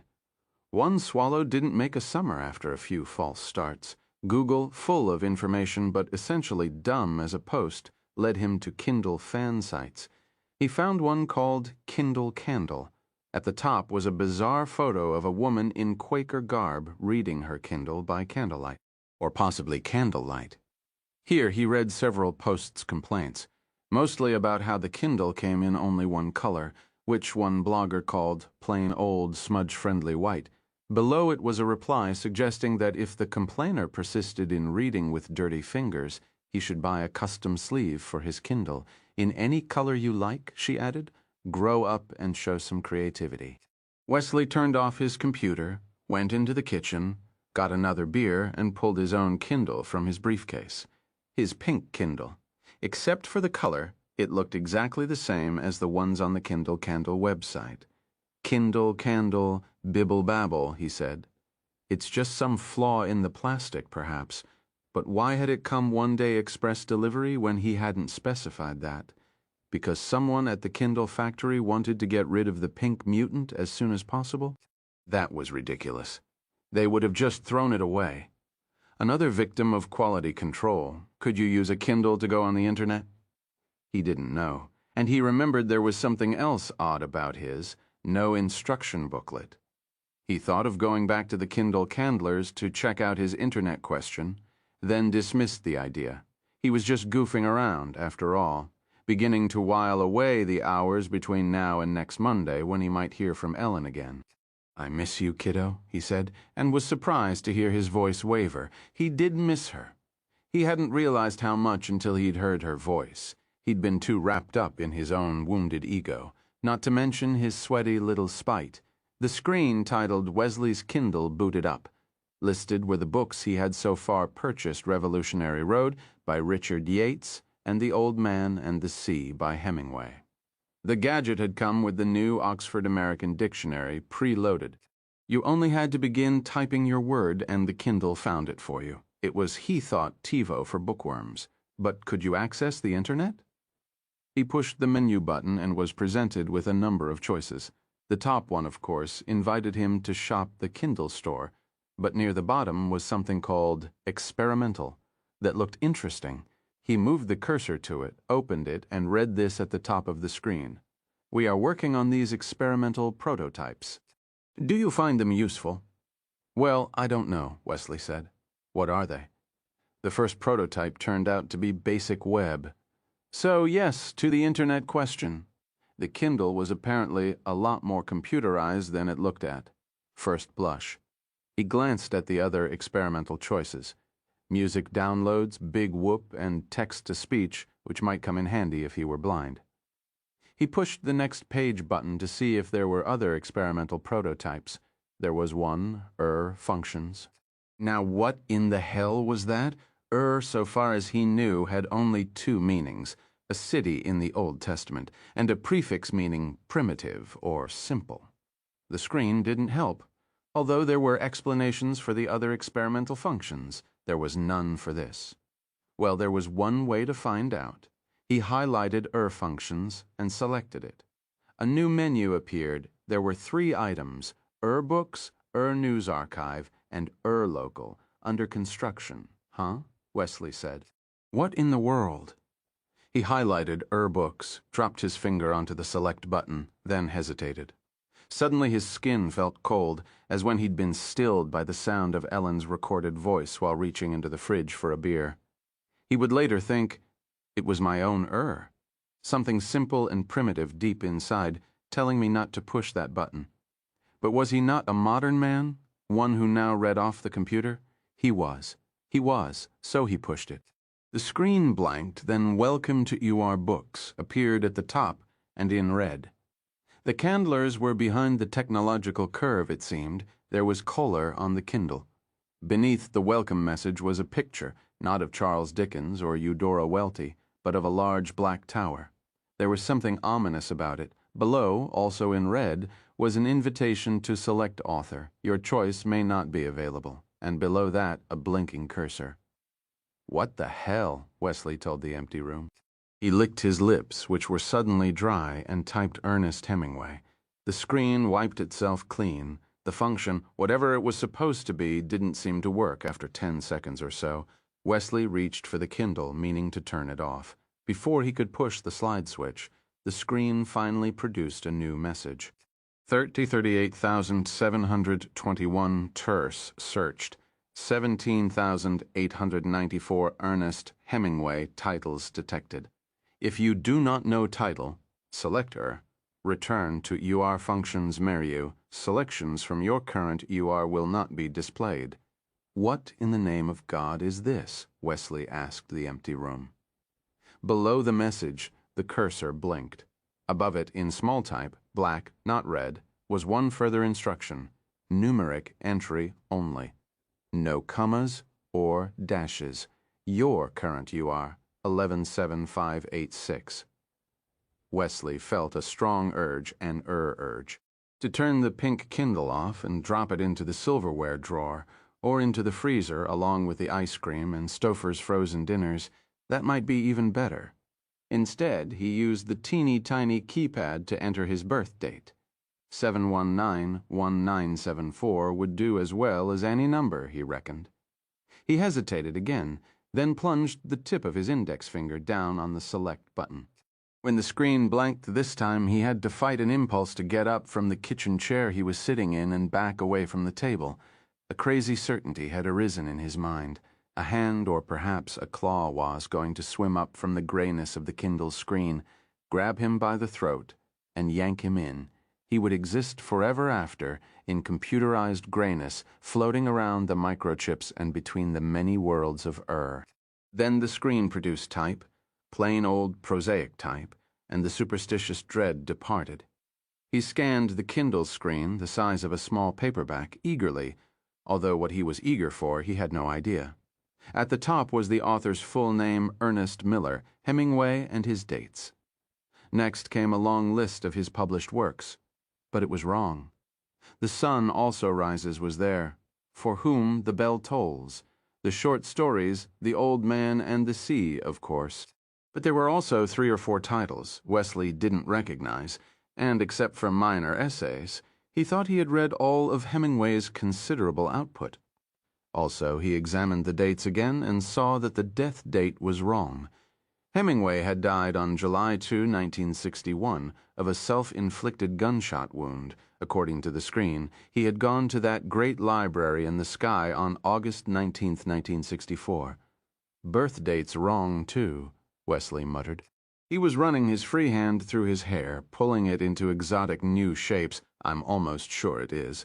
Should be 1899. Not 1897. He moved the cursor down to one of the titles he didn't know, Cortland's Dogs. This was some lunatic computer programmer's idea of a joke, pretty much had to be, but Cortland's Dogs at least sounded like a Hemingway title. Wesley selected it. The screen blanked, then produced a book cover. The jacket image in black and white showed barking dogs surrounding a scarecrow. In the background, shoulders slumped in a posture of weariness or defeat or both, was a hunter with a gun. The eponymous Cortland, probably. In the woods of Upper Michigan, James Cortland deals with the infidelity of his wife and his own mortality. When 3 dangerous criminals appear at the old Cortland farm, Papa's most famous hero is faced with a terrible choice. Rich in event and symbolism, Ernest Hemingway's final novel was awarded the Pulitzer Prize shortly before his death. 7.5 Fear, below the thumbnail, Kindle asked, "Buy this book? YN? Total bullshit," Wesley whispered as he highlighted Y and pushed the select button. The screen blanked again, then flashed a new message. Novels may not be disseminated as according to all applicable paradox laws. Do you agree? YN. Smiling as befitted someone who got the joke but was going along with it anyway, Wesley selected Y. The screen blanked, then presented new information. Thank you, Wesley. Your novel has been ordered. Your account will be debited $7.50 from member. Your novels take longer to download. Allow 2 mins. Wesley returned to the Wesley's Kindle screen. The same items were there: Revolutionary Road, The Old Man and the Sea, the New Oxford American, and he was sure that wouldn't change. There was no Hemingway novel called Cortland's Dogs, not in this world or any other. Nonetheless, he got up and went to the phone. It was picked up on the first ring. Don Allman, his officemate said, and yes, I was indeed born a ramblin' man. No hollow Jim sounds in the background this time. Just the barbaric yawps of Don's 3 sons, who sounded as though they might be dismantling the Allman residence board by board. Don, it's Wesley. Ah, Wesley, I haven't seen you in... Gee, it must be 3 hours from deeper within the lunatic asylum where Wesley assumed Don lived with his family. There came what sounded like a death scream. Don Allman was not perturbed. Jason, don't throw that at your brother. Be a good little troll and go watch SpongeBob. Then to Wesley. What can I do for you, Wes? Advice on your love life? Tips on improving your sexual performance and stamina? A title for your novel in progress? I have no novel in progress, and you know it, Wesley snapped. But it's novels I want to talk about. You know Hemingway's oeuvre, don't you? I love it when you talk dirty. Do you or don't you? Of course, but not as well as you, I hope. You're the 20th century American lit man, after all. I stick to the days when writers wore wigs, took snuff, and said picturesque things like E-code. What's on your mind? To your knowledge, did Hemingway ever write any fiction about dogs? Don considered while another young child commenced shrieking. Wes, are you okay? You sound a little. Just answer the question. Did he or didn't he? Highlight Y or N, Wesley thought. All right, Don said. So far as I can say without consulting my trusty computer, he didn't. I remember him once claiming the Batista partisans clubbed his pet pooch to death, though how's that for a factoid? You know, when he was in Cuba, he took it as a sign that he and Mary should beat feet to Florida, and they did post-haste. You don't happen to remember that dog's name, do you? I think I do. I'd want to double-check it on the internet, but I think it was Negrita. Something like that. Sounds slightly racist to me, but what do I know? Thanks, Don. His lips felt numb. I'll see you tomorrow. Wes, are you sure you're Frankie? Put that down. Don't. There was a crash. Shit. I think that was Delft. I gotta go, Wes. See you tomorrow. Right. Wesley went back to the kitchen table. He saw that a fresh selection had appeared on the contents page of his Kindle. A novel, or something, called Cortland's Dogs had been downloaded from where, exactly? Some other plane of reality called or possibly UR 7191974. Wesley no longer had the strength to call this idea ridiculous and push it away. He did, however, have enough to go to the refrigerator and get a beer, which he needed. He opened it, drank half in 5 long swallows, belched. He sat down, feeling a little better. He highlighted his new acquisition. $7.50 would be mighty cheap for an undiscovered Hemingway, he reckoned, and a title page came up. The next page was a dedication to Cy and to Mary with love.